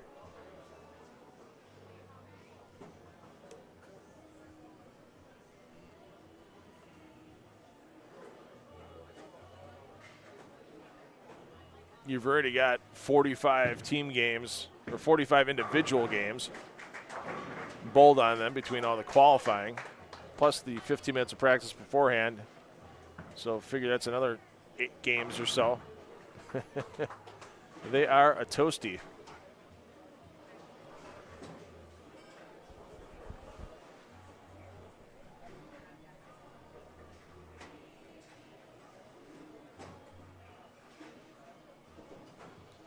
Team Bears trying to continue the comeback.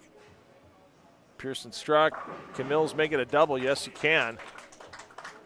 And far from a lock on the 50 bonus for Team Wallenkamp Jr. yet, as Mills comes back and hollers, "We're back." Benji Martinez gets it to go for a big double, as Team Pollock has a large lead over Team Ewig at the moment. There's your captain. I'm sorry, that's Jeremy Wolf throwing right now, as Wolf throws that one through the break point. So you either have insta hook or it wants to go 70 feet for you. That's always fun. And there's one that went 62 feet for Hibbard.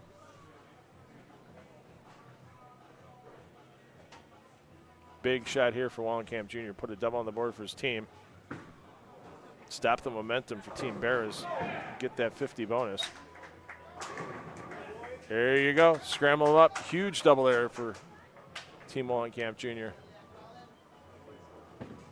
Another strike for Team Pollock while we were away, so they're going to lock that 50 bonus up pretty quick. Strike here by Marazzo will take care of that.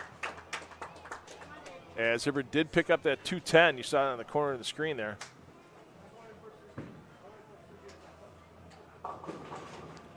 And Marazzo, yeah, he's got to be happy with a makeable there.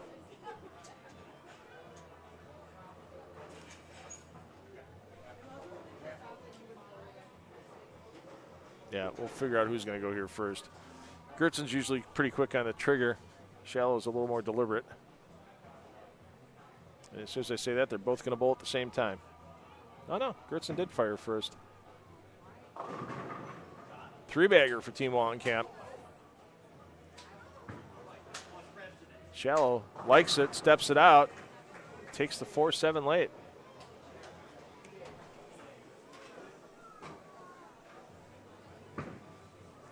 Team Bears can still get to 247 with Bears in the 9-hole. Leaves the 10-pin.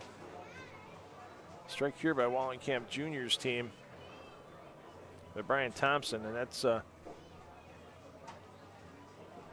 to be close to locking up the 50 bonus.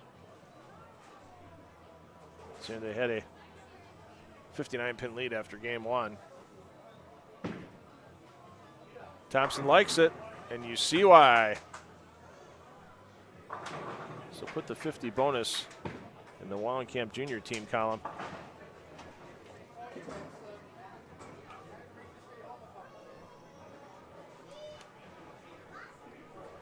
Pollock stepping up, 9th frame.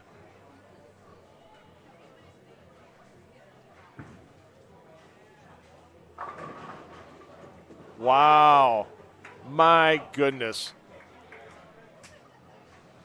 To be young and have that ball speed and power. That's going to lock up the 50 bonus for Team Pollock. Even with striking out for Team Ewing because of the lead, and that striking out's not going to happen. And Devin Boak having some real issues in this part of the tournament. Used the hot hand early on, but needs to find something. Sometimes the best thing you can do for your team is go 9 spare a couple of times each game. He might need to find 9-count ball reaction. It's a thing. As Cam Crow, you saw in the corner of your screen there, struck, so that's going to lock up the 50 bonus for Team Pollock. We're going to have a definite shuffling of the leaderboard. So for match 3, if you're looking for the Wallenkamp Jr. and Ewig matchup, they're going to be down at 3 and 4. Bears and Pollock, that matchup's going to be at 13 and 14, and a big open there for Team Bears. For 2-13.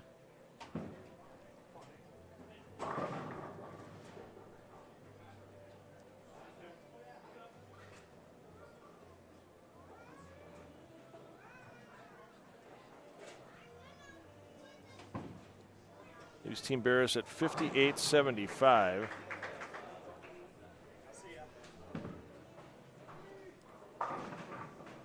Wetzel gets both.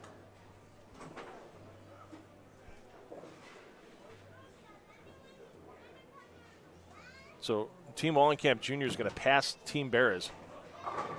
Whether they're in lead or not, that depends on the finish of Team Pollock. And you saw Cameron Crow there, second time in the 10th frame.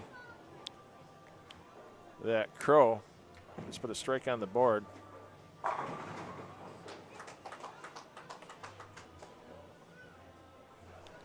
And there we go, 223.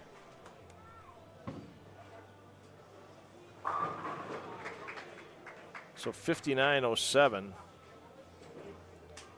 450 scratch, 50 bonus for Team Wallenkamp Jr. Has them ahead of Team Bears. And a pair of 238s. Team Pollock has them at 58.86. So Team Ewing, I'm sorry, is going to be in the cellar. Even with striking out here.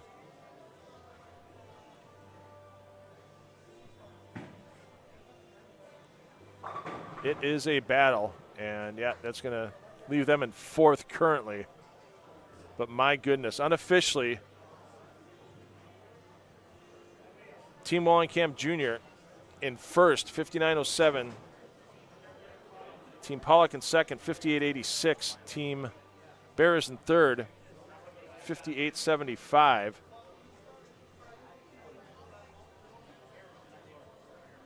And we'll get you your total for Team Ewing in just a moment.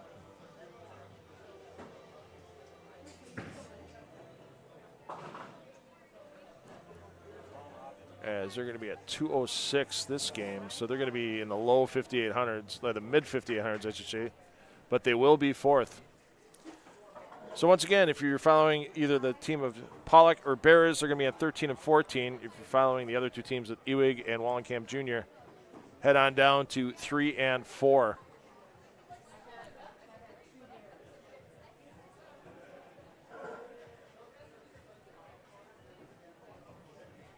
Is that your no-no spot?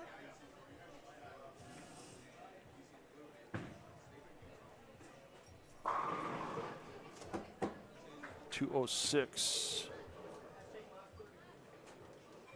Leaves Team Ewing at 58.59. So they are 16 pins outside the number currently. It is going to be tight. And no doubt it's going to go down to the 10th frame to figure out who our three advancers to the Stepladder are going to be after our next and final round robin match play match.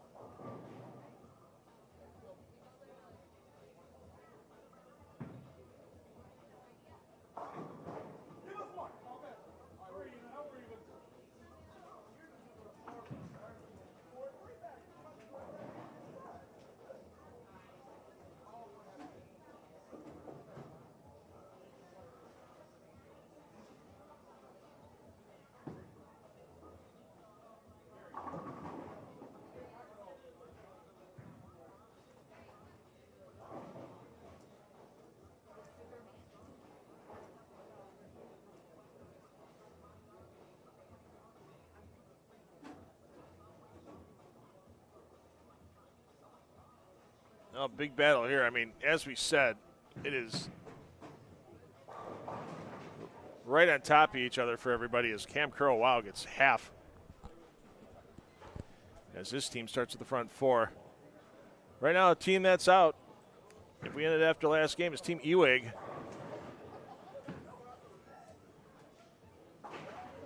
See them there on lane 4. They're at 58.86. Pardon me, they're at 58.59 in 4th. They're bowling the team currently in 2nd with Team Walling. I'm sorry, your leaders, Team Wallenkamp, at 59.07, unofficial, of course, until all scores are verified.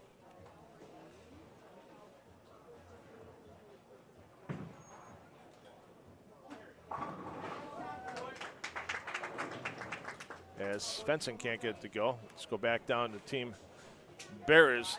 They're currently in 3rd at 58.75. And the team they're battling, Team Pollock, they're in 2nd, 58.86, so just 11 pins between the two teams.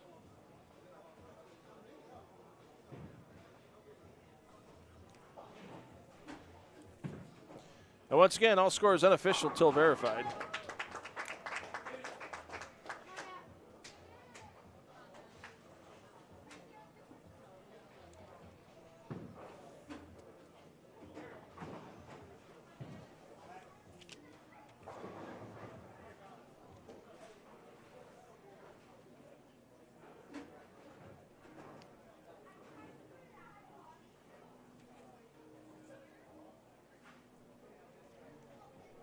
Heck of a battle going on down here, though. I would rather be on 13 and 14 from talking to some of the players during the break. Would rather be on that pair than 3 and 4. The low end of the house got torched pretty good by some players. And they are definitely playing a little more towards the brutal side down on that end.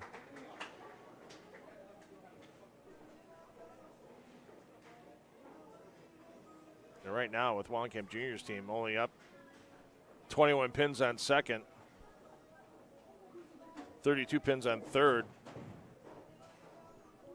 and just about 80 on 4th. It's still no guarantee that that team is going to make the step ladder.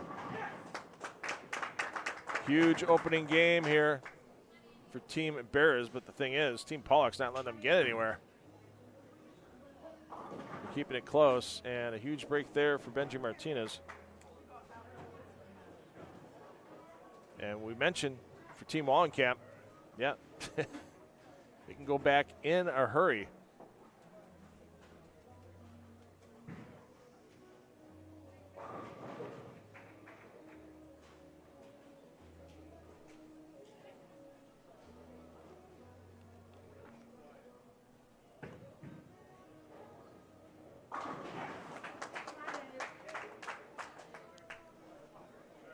So Wetzel gets 1.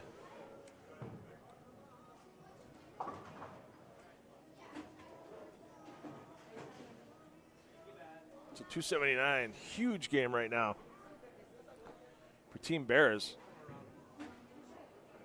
As Bears liked something because he just went in 2 games from going from the number 3-8 hole into the 5-10 spot. So he found something. There you go. That was a confident toss. That was not a, hey, I think I have something. That's, look what I have.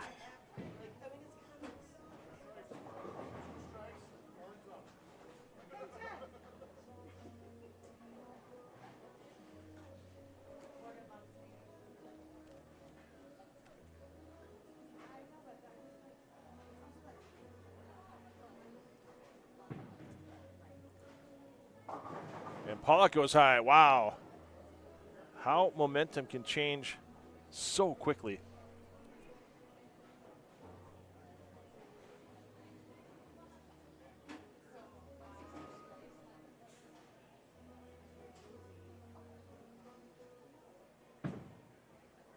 That needs to hold.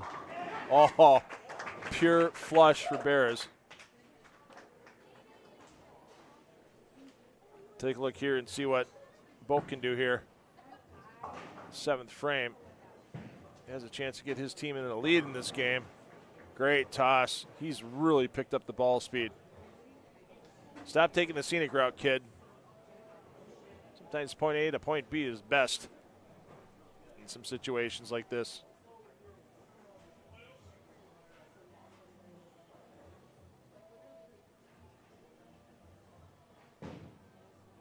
Thompson, 10 back. Over to Crow. Looking to keep his team within 70. That's right, within 70. As 279 possible for Team Bears.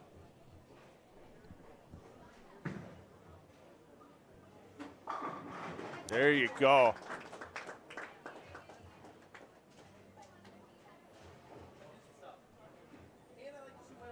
Boom.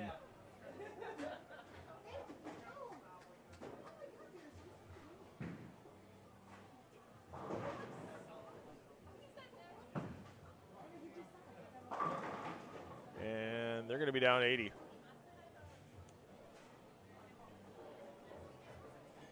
And they're going to be fighting to stay in the step ladder. One would think, but then again, you look at, oh, the 4 took a tease on the 610. But this battle here, you take the lead. I want it. I don't want it. No, you take the lead. I don't want it. So 199 as Crow picked up a single pin.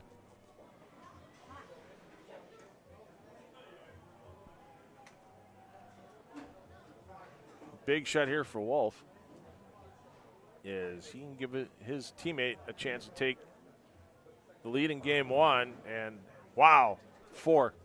Mike, jeez. This is just insane. All over the place. Hey, here's a chance. Nope.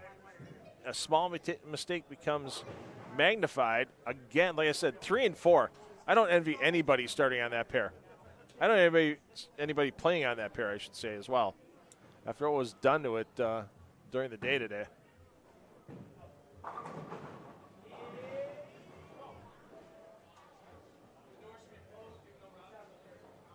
So 183 the max for Team Ewig. If Shallow can strike out here, they'd actually be in the lead, barring a miracle conversion by Wetzel. That's not going to happen. So 176 for Team Wallenkamp Jr. My goodness.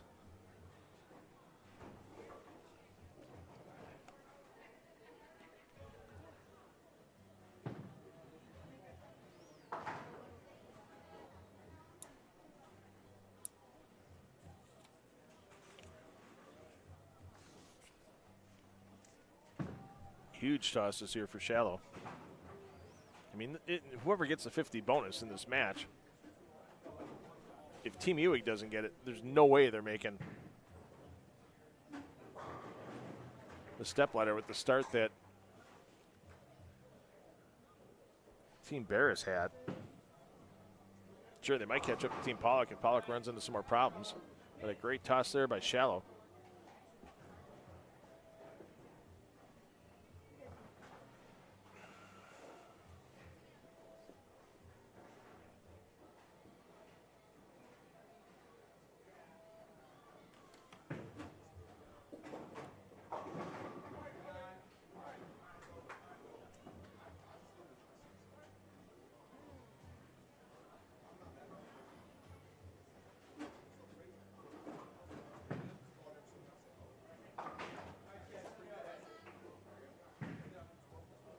Steps it out. Oh, cannot get the 4 to go. So it's going to be, with a spare there, it'll be a 3-pin difference going into second game of that match.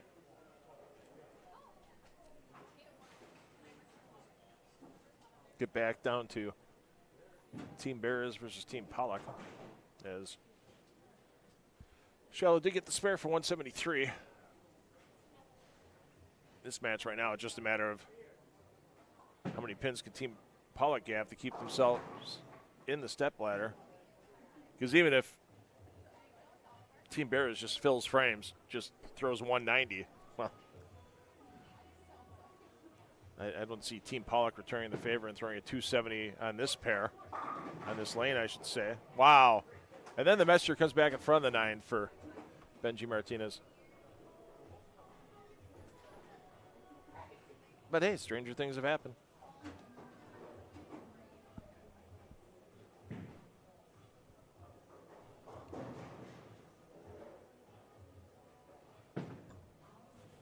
Get 3, just for Mas. Martinez with the spare.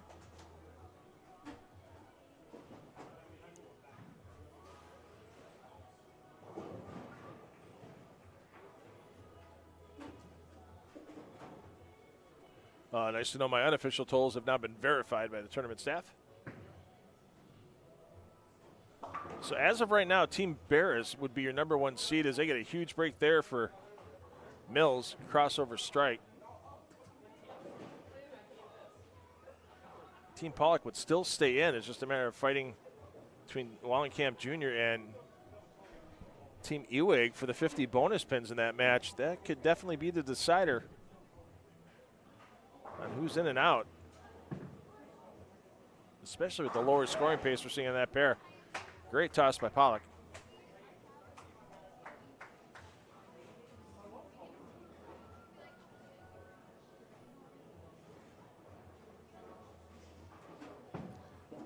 Team Pollock with about a 50-pin advantage over Team Ewig. That's where you see where the 50 bonus are kind of huge right now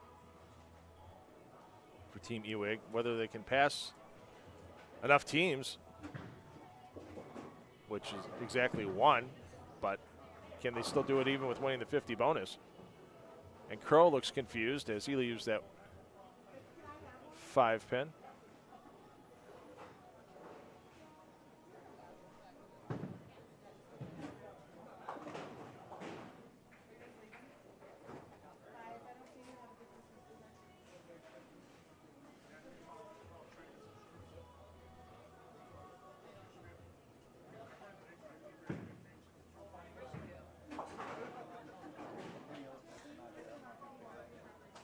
Crow with the conversion. Let's take a peek in, couple frames in here. Team Wallenkamp Jr. 3-pin advantage after the opening game, but that's gone away now with the open frame in the first.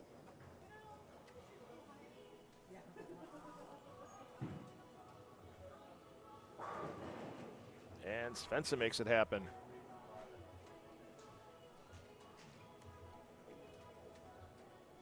Over to Pearson. Once again, leading this match, still 80 pins for Team Barris. We'll see them in the step ladder. Just a matter of what position they're going to be in. It's starting to look more and more like first.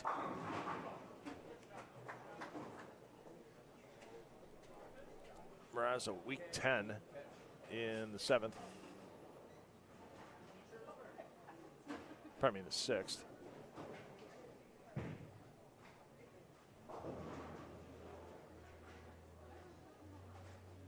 And Boak once again having some issues.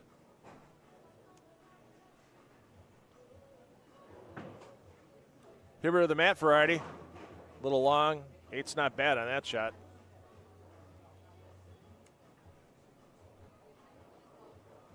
Over to Thompson. Double here would be huge for his team to get right back in it. Nope. That sleeper 9-pin's not going to be fun.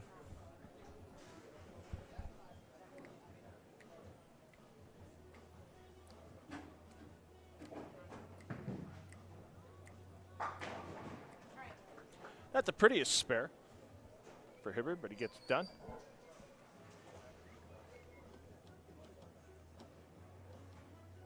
And so right now for Team Pollock, it's, the 50 bonus are gone. Just get as many as you can and get yourself in that opening stepladder match.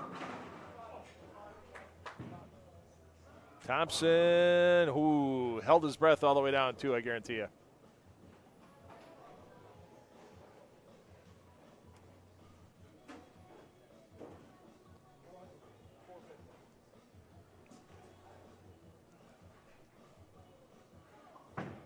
Moss. Oh, not your fault, Chad. I saw the lane move. Lane moved, I swear to God. That's third step. Shallow with a little footwork issue there, but still gets the 4 to go. Trying to will his team into the stepladder. And, you know, once we get there, those pairs have been sitting for a while. Not going to be easy. Teams will just get 2 shadow balls on each lane prior to the start of that stepladder match. So it will not be much of a turnaround.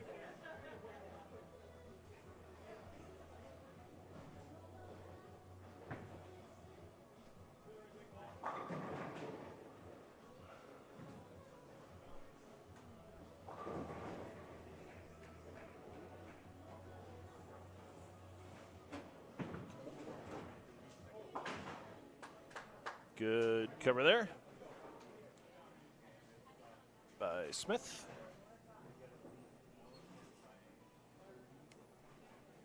Huge shot here for Wallenkamp, trying to put a double on the board for his team.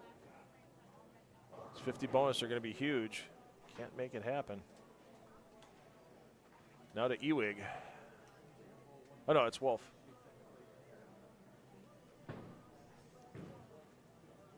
Is he going to hold? Yes, it does. Just flush. Beautiful shot by Wolf.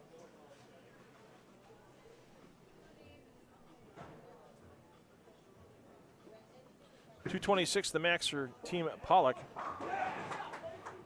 Great toss by Benji Martinez. But once again, the 50 bonus is in Team Barris' back pocket. And not the way you're drawing up those spares to be made there, Mr. Wallenkamp, but you still got them all to go. Barris knew he had something on this pair, and right now he's 5 for 6. Great toss here is Team Ewig. This is a shot of Devin Boak's day right here coming up, no doubt, with the struggles he's had. If he can strike here, it could be possible that Team Wallenkamp Jr. falls out of the stepladder from the #1 spot in this last game. Oh, it stood up, and then it knocked the 9 down for Gertson.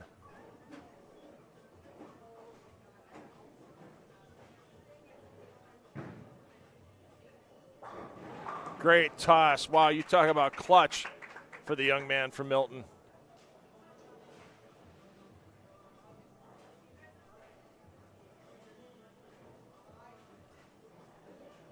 That's going to lock up the 50 bonus for Team Ewig. And Ulf gets them all to go. Crow gets them all to go.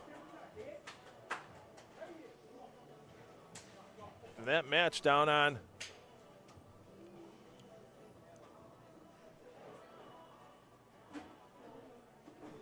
three and 4 is the battle for the last stepladder spot. 205 for Team Barris.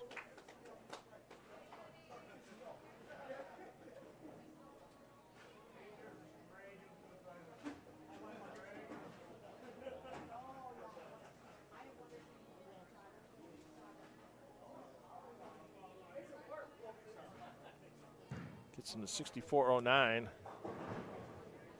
Oh, and Shallow can't get the 10 to go, but will that be the difference maker?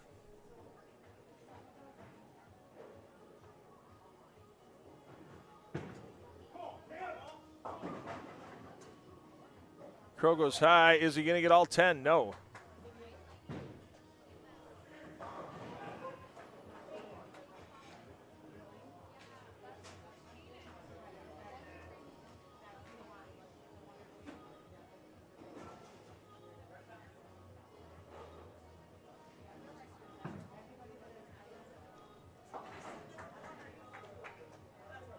$215 for the final game.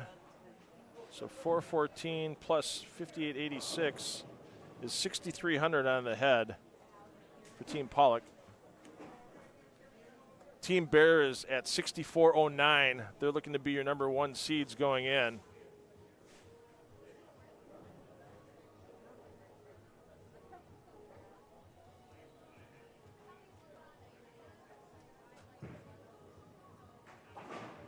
And with that spare there, that should be enough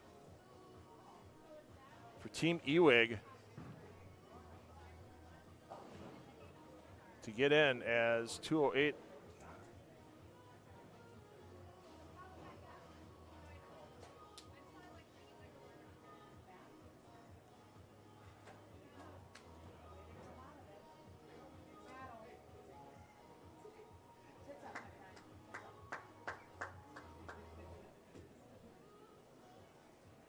Yeah, it would be 62.91 for Team Wallenkamp Jr. 239. What a clutch finish by Team Ewig.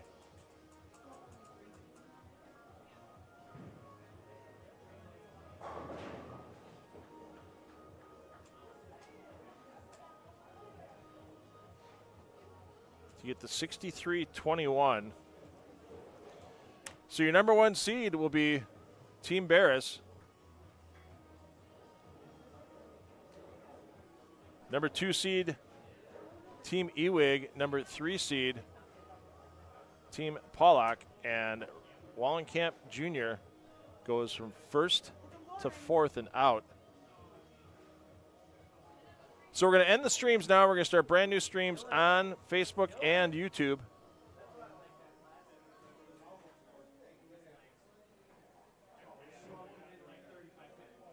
So join us in about 10 minutes tops for the Stepladder, the H5G Team Shootout. Thanks, everybody, for joining us. We'll be back momentarily.